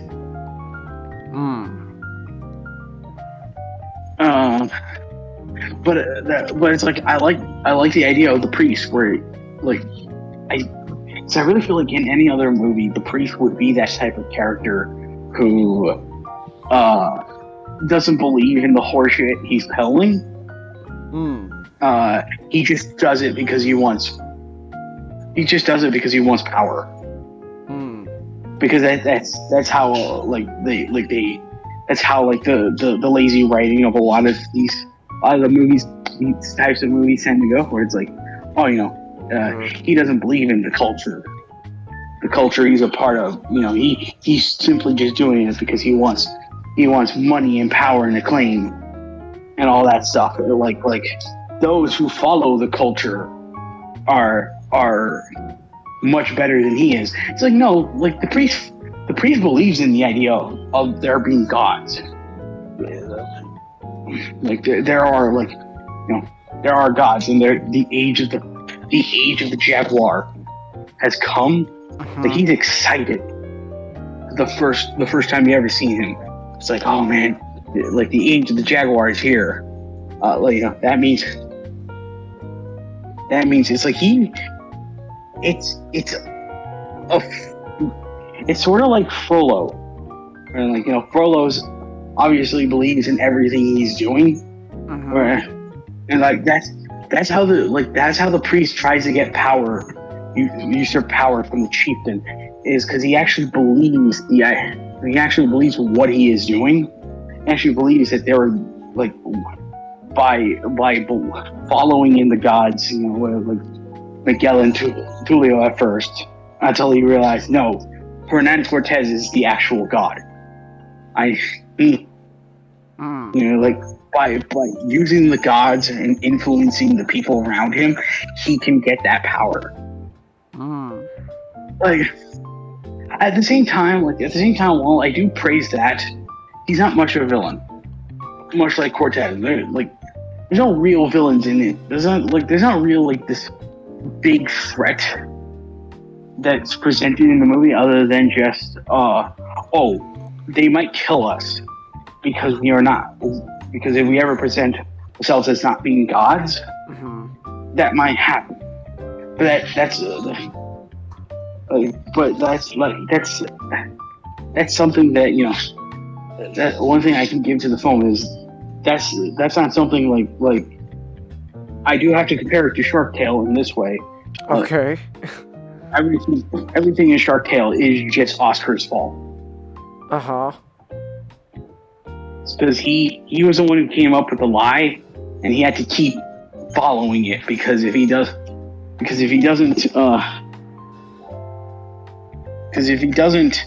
he'll lose all the money, the fame, the notoriety, everything. Even though he risks his life, he seriously risks his life with the Shark Mafia. Shark Mafia. Because he killed the Don's son. And so it's like Oscar, they have to keep the lie going because Oscar is dumb and you don't want to give up everything he has. It's like Miguel and Tulio have to keep the lie going because they want the gold, and they want a boat to go back to Spain. It's like they weren't the ones to come up with the lie. The lie just fell on their lap. And if they try to get out of the lie, they might be executed. So it's like we have to be we have to get the opportunity that was given to us and just start doing what we do best: swindle people. I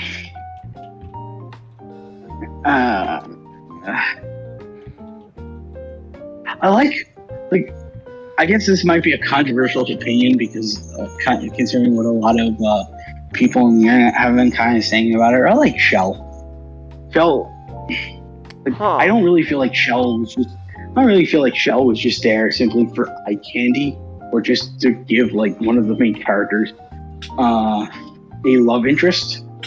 There are hints of that throughout the film. She knew they were fake, but she was basically the one who helped them play along to make them more convincing. Yeah. They probably would have been executed without her. Yeah, like I think I just love the fact that Shell. I think I love the fact that Shell like understands the. It's sort of like the Catwoman effect, where Shell understands her abilities and her advantages, and she plays along with it, and that's how she can get a leg up over other people.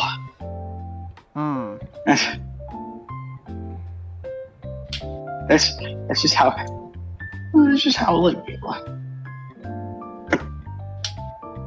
That's just how like. That's just how I really like it for Roland. Like of course she's not. Like, could she do more? Yeah, I could agree with that. But it was like, I still like her role in throughout the entire film. Just.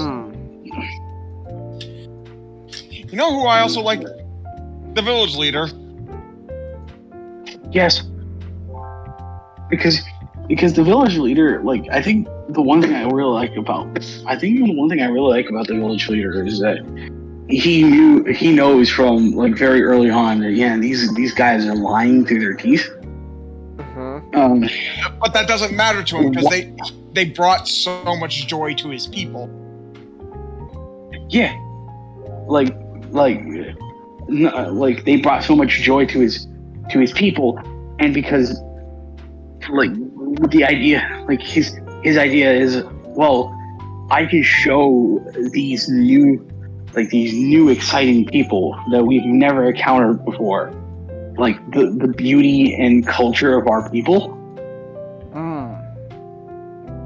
and to just show like I guess that's where like the movie, I guess like maybe like long before, like that's kind of what the message of the movie was originally supposed to be, when it was a lot more serious, was the idea that a culture like this, despite how ugly it may seem, with all the human sacrifices and with all the human sacrifices and fear of gods, like it's still a culture where it's like they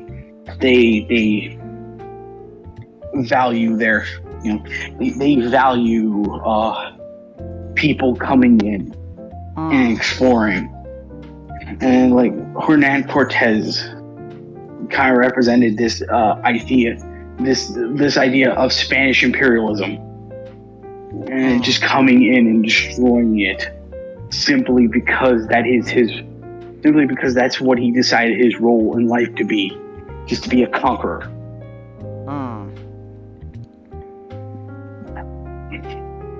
I feel like that, like parts of that is left in the movie, but really, like a lot of the movie is just like, here's Miguel and Tulio being very like just being like shifty little thieves, and it's like it's still fun because again Miguel and Tulio are just fun characters.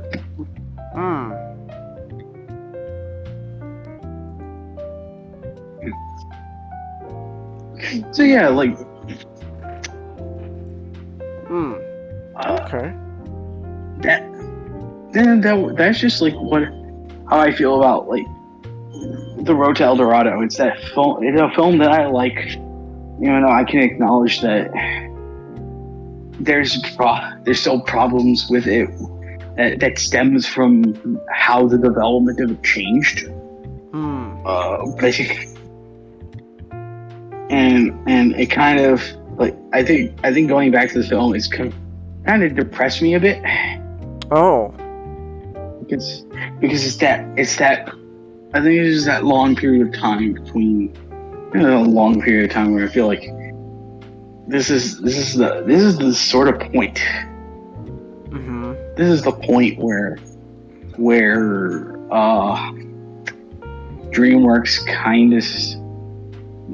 Like this is the point this is the beginning of sort of the end of DreamWorks as a creative, as wanting to creatively combat Disney. because of course, like the next movie they do is and it's not even the like it's not even of theirs. It's the next movie they do is Chicken Run, where they give Armin Animation a platform for a really great movie, and then they do Shrek, which I will say like Shrek is a very good film, but I don't like Shrek because it kind of represents the idea where it's like, yeah, we don't need to try anymore. We could just start making films with like celebrity voice actors that spew pop culture references, and kind of look a bit low effort.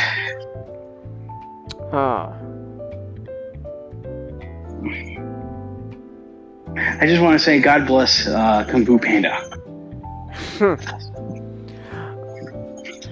I love Kung Fu Panda.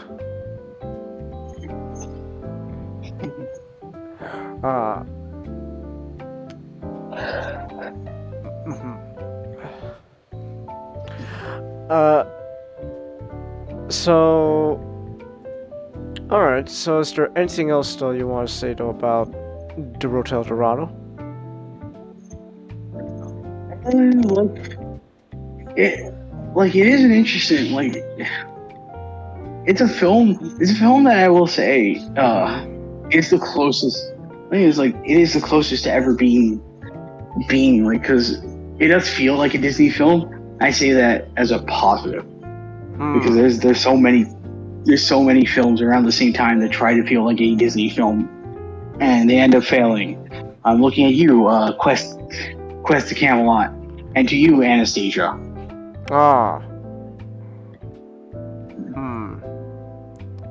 So you had that point, like you had that point in sort of like DreamWorks.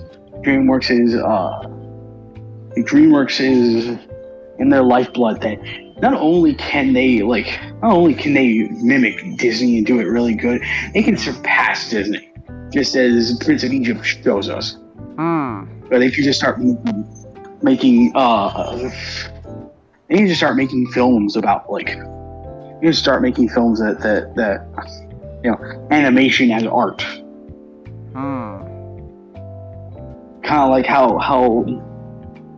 like that time when Walt Disney, like that crazy old bastard, decided, it's like, what's that? You're gonna make a feature-length animated movie? Yeah, right. Like anyone's gonna watch that. Like, holy shit, he did it. Holy shit, he did it! So I just read, off topic, I just read something so fucked up that I refuse to even tell you guys about it. Oh. Okay. That's all I'm gonna say. Oh. Wow. Jesus. Also, just so everyone knows, do not look up Jolly Rancher story. Oh, I know you're. Yeah. Jolly Rancher story? I know you're. Don't look it up, Changus! I don't want to look it up. Look it up, Chang. I don't want to look it up. It sounds. It's worse than it sounds. As in, like, it's disgusting, or? Fucking disgusting. Yes. Oh. Yeah.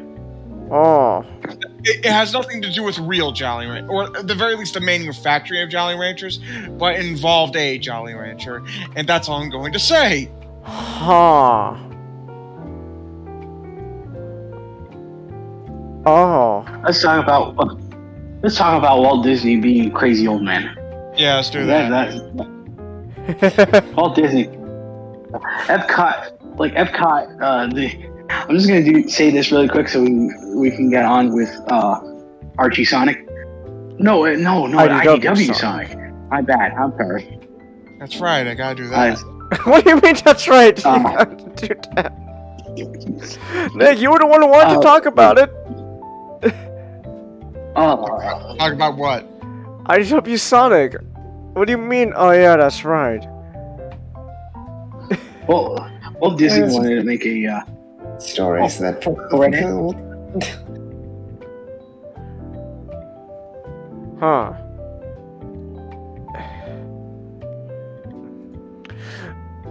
So.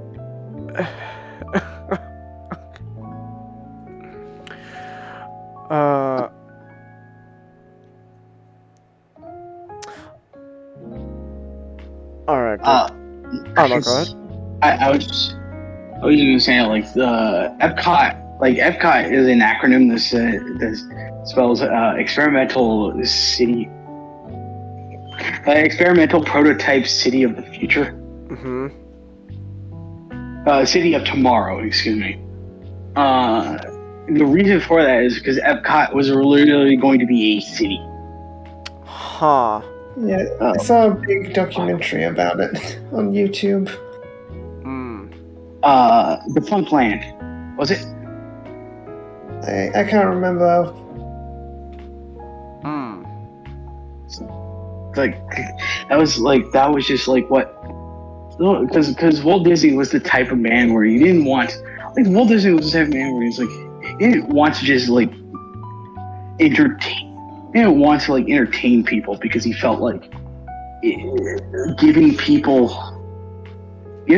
just like 5 minutes of entertainment is not really like productive, because it kind of just, you know, like the audience are not doing, you know, the audience are not really doing all that they can do. So like Walt Disney was a futurist, so it was like he believed in the idea that, yeah, you know, tomorrow is bright and will come a lot of great things. And he thought to himself, you know what? Instead of like all these stupid like overcrowded cities like Los Angeles and New York, I'm just going to create an entire city that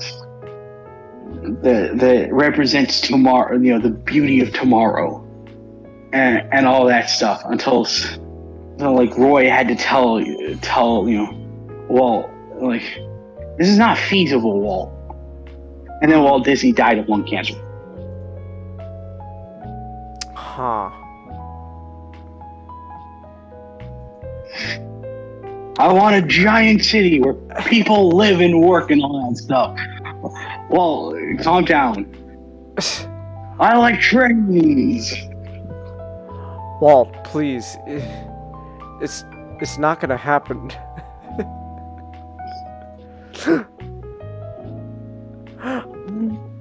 Alright.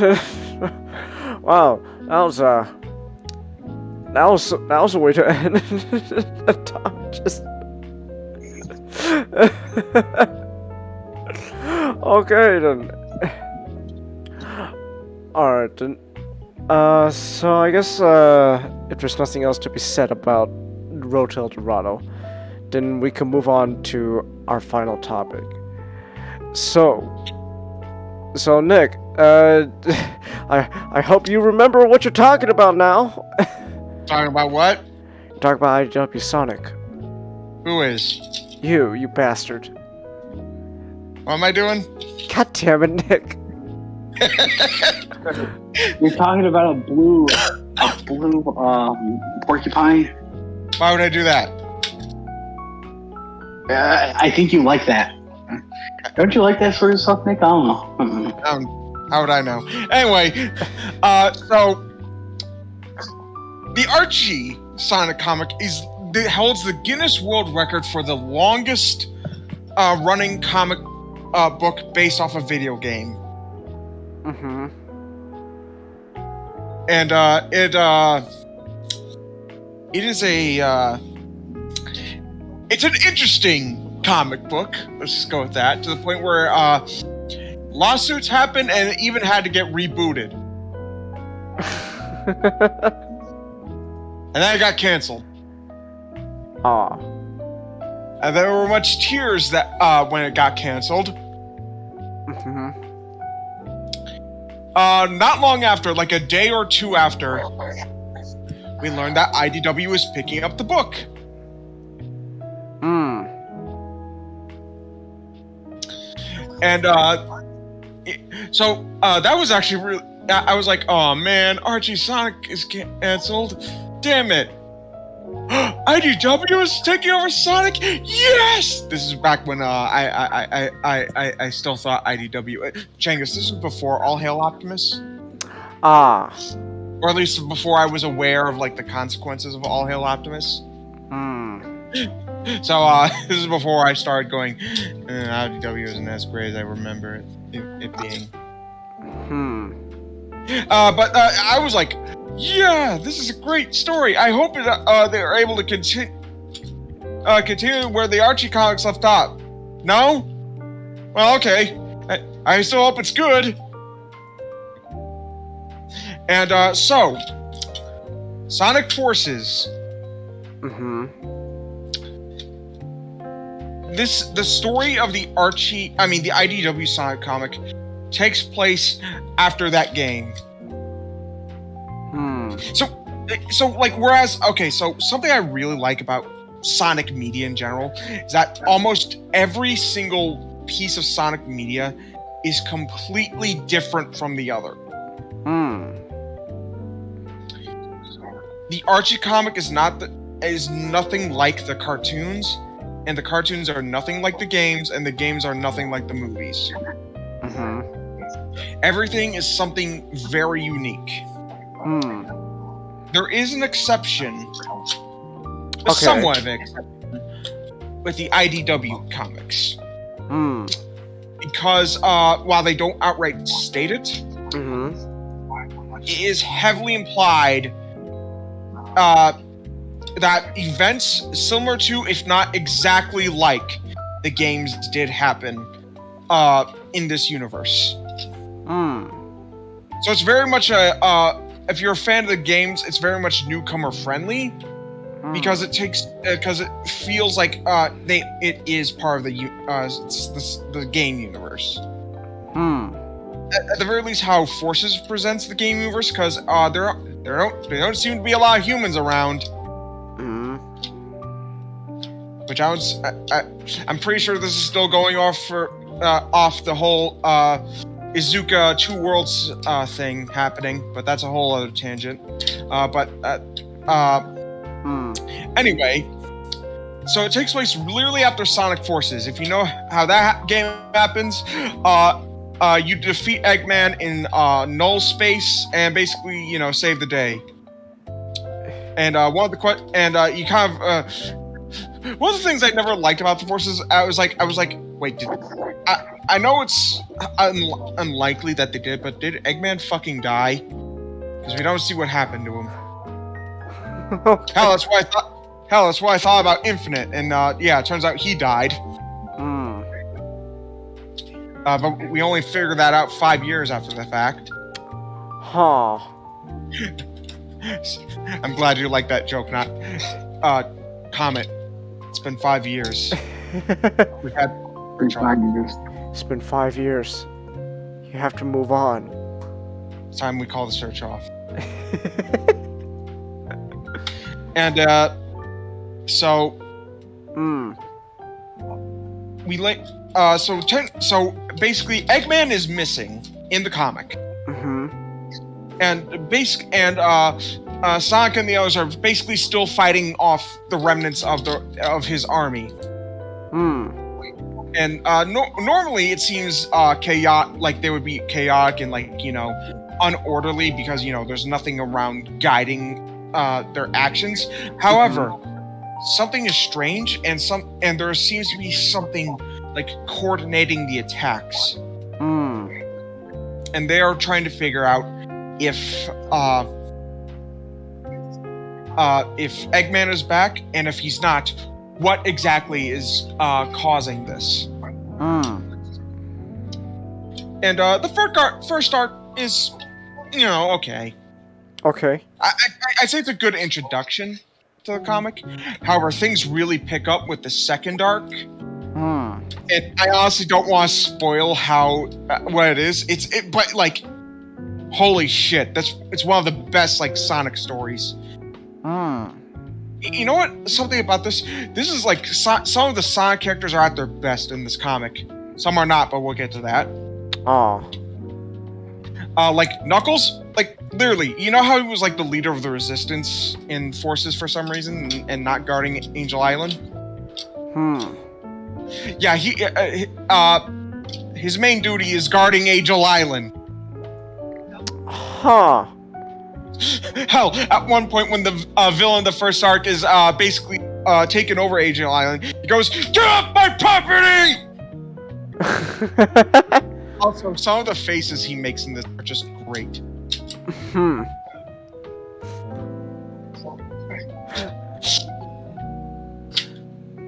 Okay, Team 1 and Team 2 are gonna go on opposite sides of the island and take out the army. Team 3 will go head directly against blank, because that would reveal the name. Aim and defeat them and recover the Master Emerald. I'm on Team 3!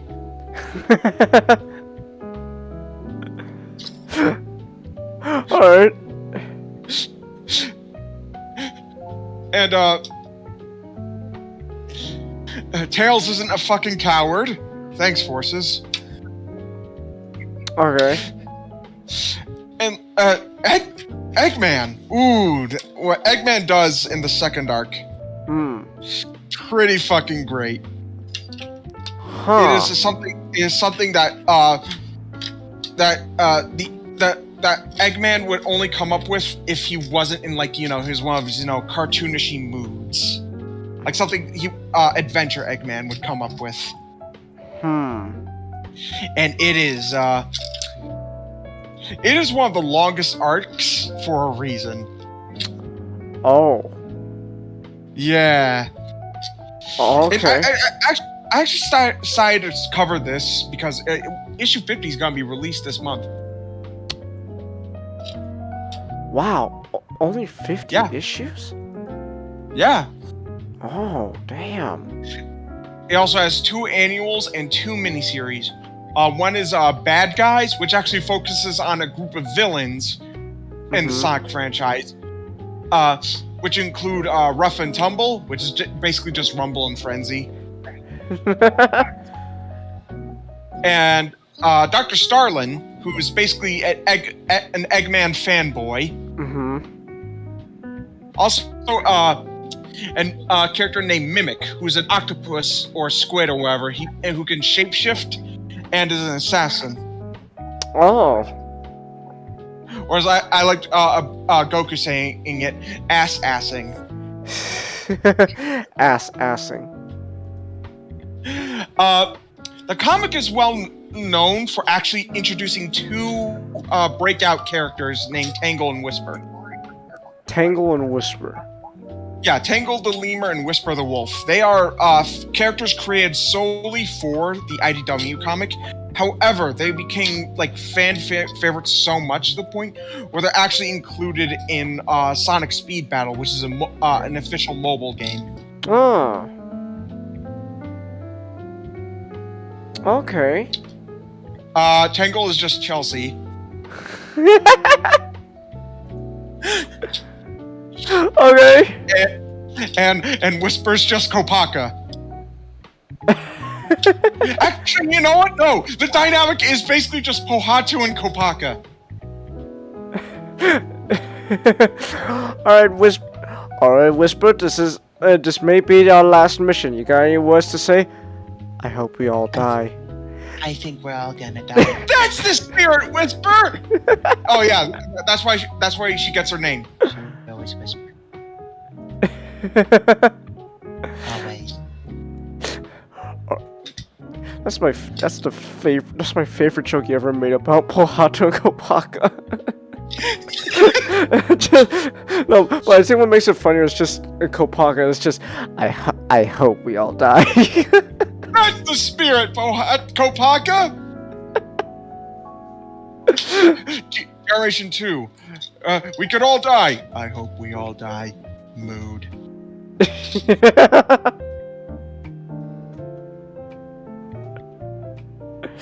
Alright. Okay, so what's the other miniseries?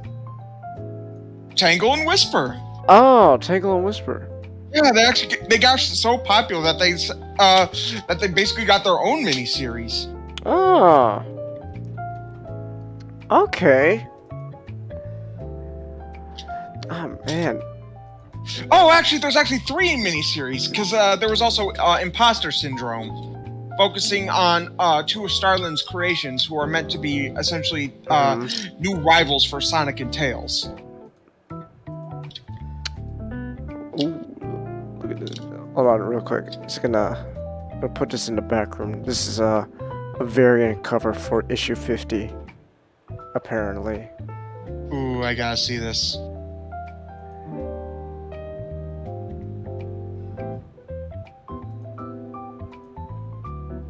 It's in the back room. Oh yeah. Hold on. All right, give me a minute, chat. I'm gonna put this on stream. Just give me a minute to pull it up. Where are you, Image? Image. Image. Betty. I knew you were gonna say it.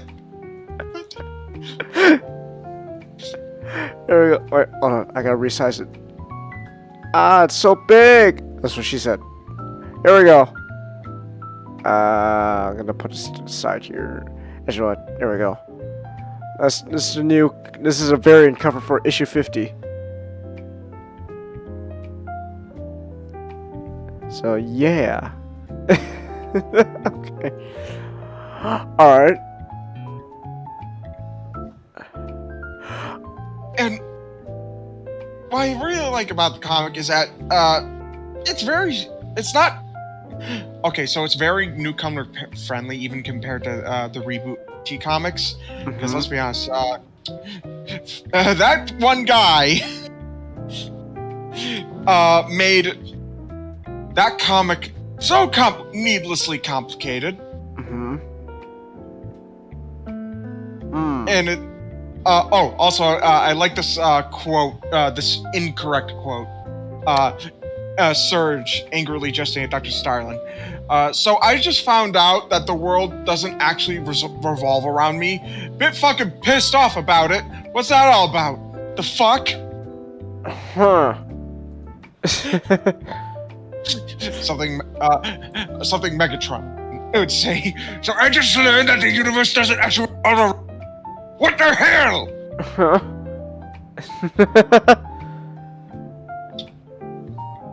Alright. Just the comic is just okay. It's very. I don't know what else to say without spoiling it. Oh, I guess I should say a negative, and really, I only have one major one that I can think of, and that's the characterization of Shadow. Oh. Yeah, he's very much Edge Boy. He's very much Vegeta. Huh. When that shouldn't really be his character. So the comic was originally pinned by Ian Flynn. And he wrote. So what's funny, because he also wrote for the Archie comics, and even probably the best version of Shadow in the Archie comics. So it's kind of funny. Archie has the best Shadow.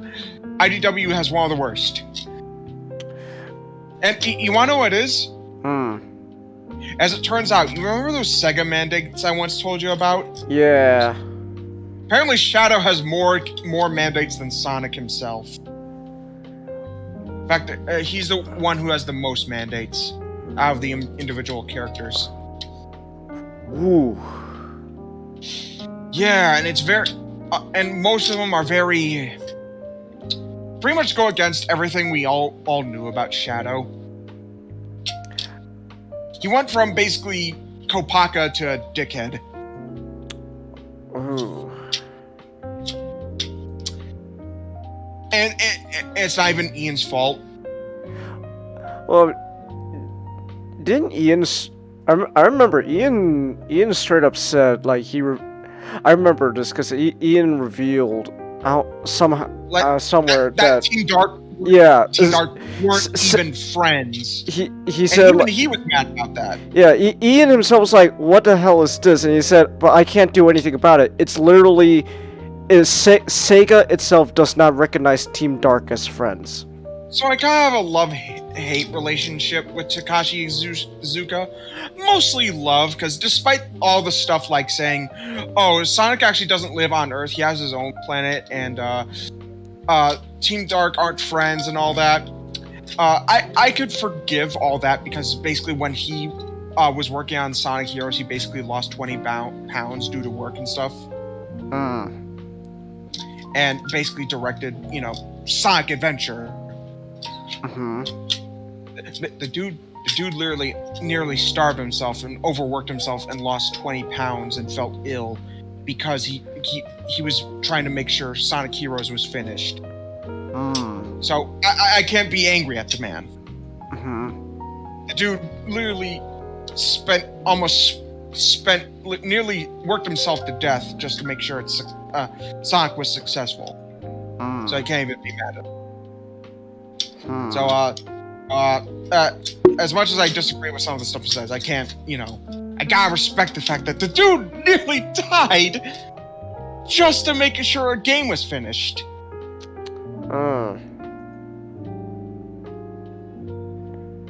But, like, yeah, I just feel bad for the dude mostly. Because the dude really is trying to make Sonic seem like this. He really is like trying to figure out how, to make Sonic relevant, and it's difficult. So I can't be mad. But that's enough about Takashi's.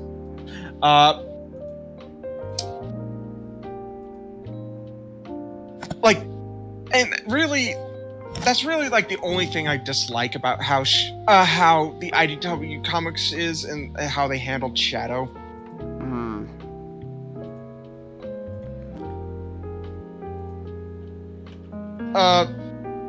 Overall, if you're a fan of the games and want to read something that is something like the games, go check out the IDW comics.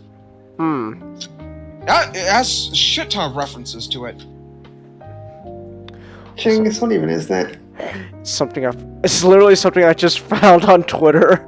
I just thought Nick would like it. I'll show it on stream too. Hold on, I gotta see this.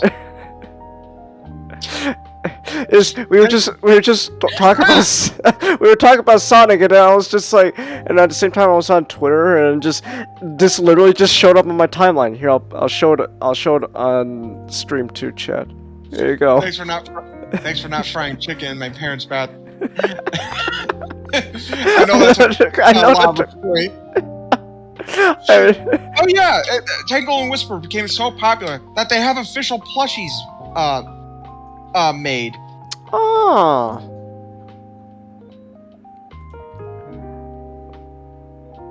Wait. Oh, I see it now. Chelsea tagged us. Okay. Thank you for reminding me, Chelsea. Huh.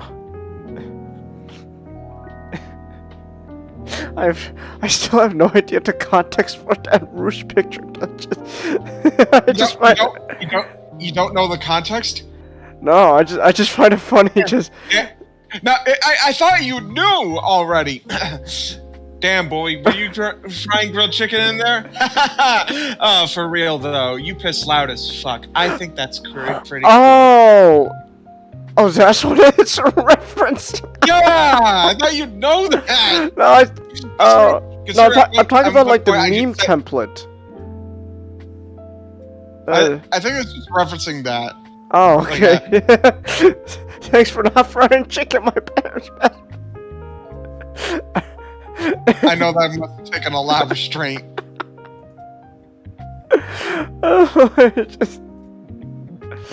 It's getting organized. I have to get up in the morning. Alright then. You have a Alright, you have a good night then, Not. Night, Not. Oh, good night, guys. Alright, have a good night.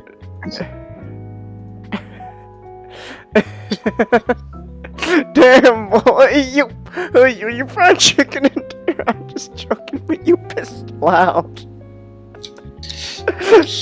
Hey, boy, were you grilling fried chicken in there? For real though, you piss loud as fuck. I think that's pretty cool. Oh my goodness. Okay. Is there anything else that you want to say about IDW Sonic? Go check it out. Go check it out. Yeah. Alright then. Okay then. Alright, so with that said then, we could come to a wrap of this show. So, yeah. So there we go. That Rouge.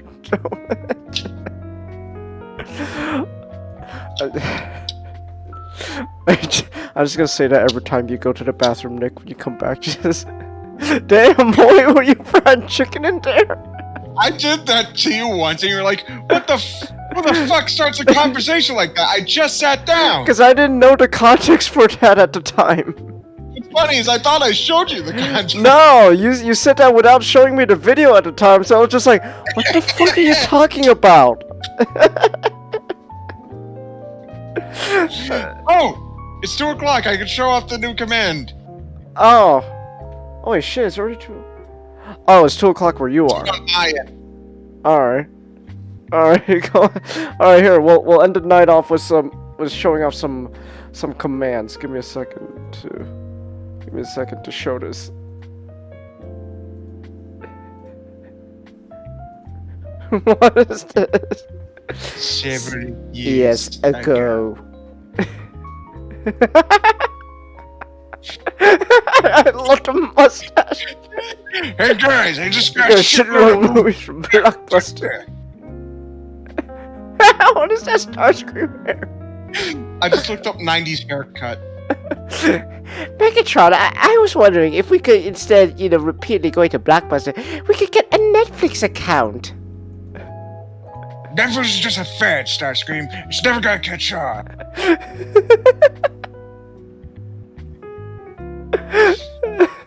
Blockbuster is forever! What type of mustache is that, anyways? I just looked up pencil mustache. Blockbusters forever. No.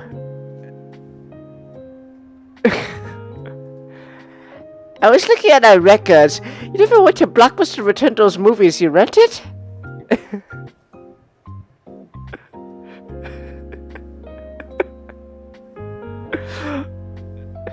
Why bother? I have Netflix.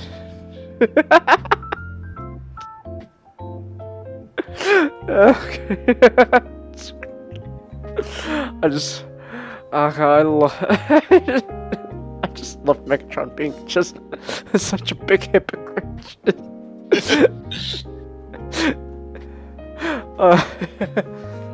Actually, before I call on, I do want to at least tell a bit more of my my childhood story of experience with videos and VHSs. I did not go to a Blockbuster. Instead, I rented VHS from my local library. Actually, now that I think about it, I haven't been to my library in so long. Who has? Oh my god, Jesus. God, I wonder what I know my library is still open because I drive by it every so often. But, oh man, I have not been inside. It's like, damn. But they had like VHS tapes there, and I used to rent movies and stuff from there. I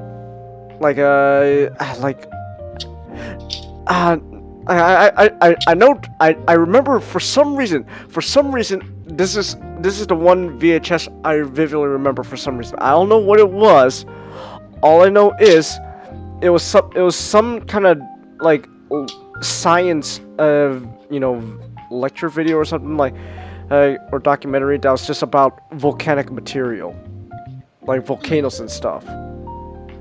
So I just remember, just like, it's like, oh, that's for some reason what I remember. Just like, watching a VHS video about like, so this is, this is what magma is made of. And I was like, oh, that's pretty neat. So that's what I remember. To go to Bionicle really quick. I actually still have something really cool with the Toakaida. So it's not just. So I thought of the idea that they not just control 3 of the elements, like Akamai control fire, rock, and earth. Mm-hmm. He could control fucking lava Oh. because he can actually do that. Because fire, rock, and earth. Mm-hmm. Also, yes, at least a part of Tahu is now fireproof. Lava-proof. So I was trying to see if my Dermis turtle is lava proof. Please don't tell me. And it turns out it worked. I mean, besides the fact that every 2 hours it screams in agony. And Waira can not just do water, ice, and air, but fucking storms. Storms. That's Like you can just create rain and snowstorms on command and control them. Nick, it's like broke, Legend of Korra, woke, Avatar, bespoke, Bionicle. Damn right.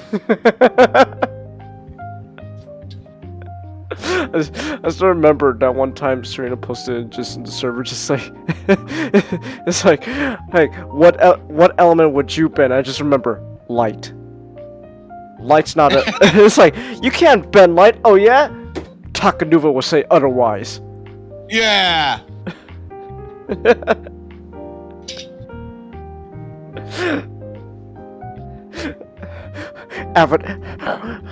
Bionicle was the avatar I grew up on, and I don't regret a single bit. Damn right. No joke, I literally got disappointed when Avatar only had 4 elements. I was like, what about rock and ice? Yeah, where's rock and ice? Well, they're part of earth and water bending. Boo! Make them separate elements!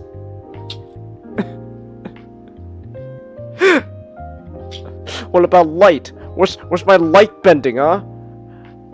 My boy Takanuva needs representation.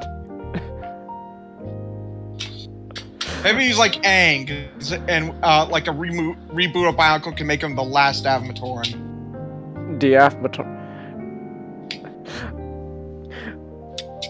I mean, technically, kind of like Aang, he lost his memory, so.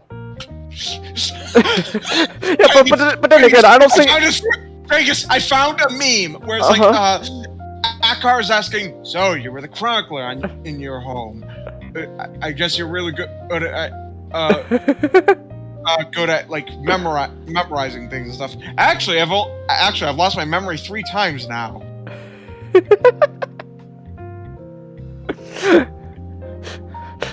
Come on, Avatar. Has your hero lost his memory 3 times? No, only once. This is why you're not as cool as Takanuva.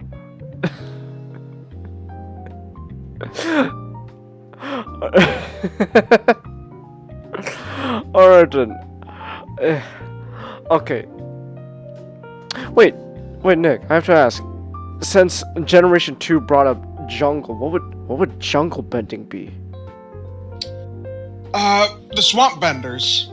Swamp benders? But so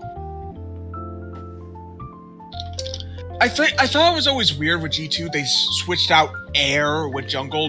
Not because it's like, oh, it's something different, but like air, I felt like air was like one of those quintessential like elements that you just can't get rid of, like like water, fire, and earth. Mm-hmm. I felt like if you wanted to change anything, change Pohatu's from stone to sand, because he already had that sand motif.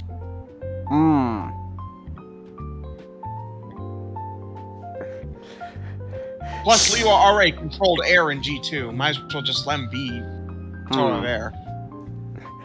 I mean, he also controlled plants, but like it was mostly air. So for some reason, I just thought that one scene from Mask of Atlantis, sand plus fire. Ha! Makes glass. Makes glass. We should watch that again. Air, sand twister plus Fire. Haha, makes glass. Surprise.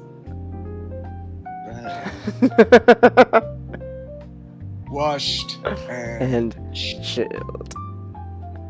God, Kopaka was the cool. brother. What were you gonna say? Kopaka was a what? Kopaka was cool. No, Yeah, he was. pun fully intended, by the way. Yep. Brothers, we thought we lost you. And you might have. If it wasn't for our icy friend here. Welcome to Ono Koro. Great technique, brother. But how did you manage to keep the ceiling collapsing from us? Kopaka, do you think that Taraka was right? That we are losing our unity? Kopaka? Kopaka? I kind of like the idea that I was still there, but it was like halfway through leaving. It just, yeah. It just runs away. No, I like the idea. It just, she looks at him. They're making eye contact. Yeah, and just continues walking. Like just being fucking blunt about it. If you can't sneak away, he'll just be blunt about it. I hope we all fucking die. I had to. I hate you the least. I hate you the least. Oh, I love you the most too, brother. That's not what I said.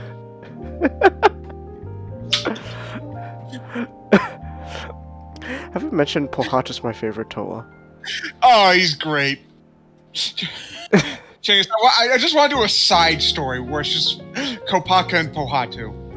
Oh, that would be amazing. I love those two so much. And then you have to fucking break my heart with your Convergence universe. I brought him back! Yeah, but it still broke my heart in the first place. I don't care if it makes the story better.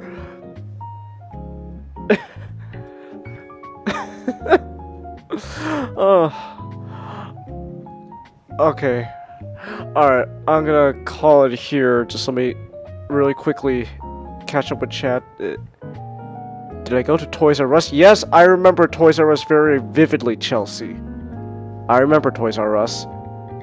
And it took that away from us. And now we have to deal with fucking scalpers. Yeah. Oh, but Toys R Us is coming back. Yeah, a one-time season thing every year in some mall on the East Coast. As a kiosk. And it only sells one thing. So, yeah, it came back alright. Fireworks are going off where you are, Chelsea? Why? Memorial's Day is over. It's been, what, an entire week now? So I don't know why fireworks are still going off. Oh fuck! Today is Sunday. That means, oh god, I just fucking reminded myself tomorrow's jury duty. God. What time? I don't know. So they literally don't tell me when I come in until like the night beforehand. So like every night I have to call in. I literally have to call a number and call in saying, so do I come to court or no? And it will not tell me until the night before I have to go in. I fucking hate it. And you got a call here for tomorrow? I got a call, so it's Sunday today, so technically later tonight I gotta call in to see if I have to go to court Monday. Ah, okay. Yeah. And then Monday night I have to literally call in, see, do I have to come in Tuesday? And so on. Why they can't just give me a schedule? I don't know. I'm not the one who's in charge of the fucking court system. What you need to go is get a friend on the inside. Get you out of this shit. I don't have a friend on the inside though, Dick. Make one. That's I'm literally giving you legitimate advice. This is something you really probably should do. I don't know anyone though, so like you can Learn to meet people. I'm an introvert by nature, Nick. So. Well, stop being an introvert. Oh wow, that's wonderful advice, Nick. Thank you. No, so I'm quite well known for my helpful advice. I know, Nick. You were very helpful when we were playing Metal Gear. I know that part when I told you.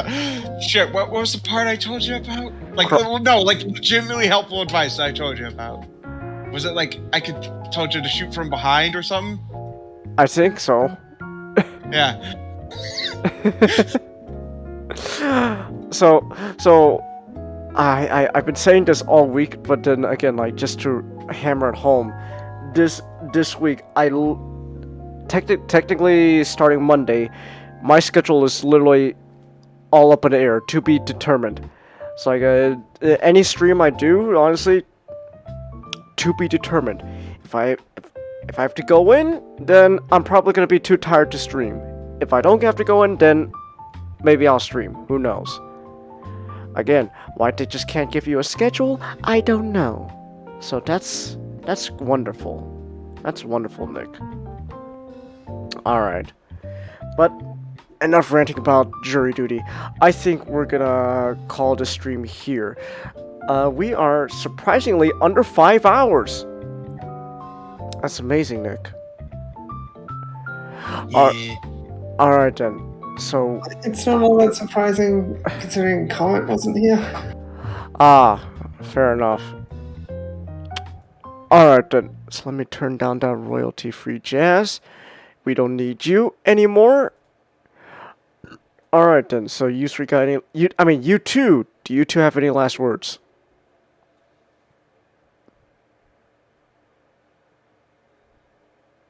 You two have any Said last it words? best. Cocaine's a hell of a drug. Not said it best, but I'll say it again. God bless Kung Fu Panda. God bless Kung Fu Panda. Especially Kung Fu Panda 2. Yeah, that movie's just Kino. We should watch that. Yeah. Check this. You know what I really want to watch right now? Rango. Oh, Rango! Oh, we could do that. Yeah. Yeah. I Love Rango. I love Rango too, Nick. You know, we should make that a 2 cents topic, Rango. Yeah! Yeah! Alright then. I was thinking about it, but I already have too much on my plate.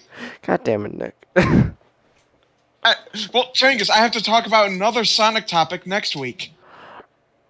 Alright. And not the week after that, I have to convince everyone to go watch All Hail King Julian, because that show is way better than it needs to be. All hail King Julian. It's amazing. It's a show you think that would suck, but it's one of Netflix's best. Alright then. So I'm gonna call the stream here then. So thank you all for coming, and next week is all up in the air. So until then, everyone, you all have a very good night. Good night.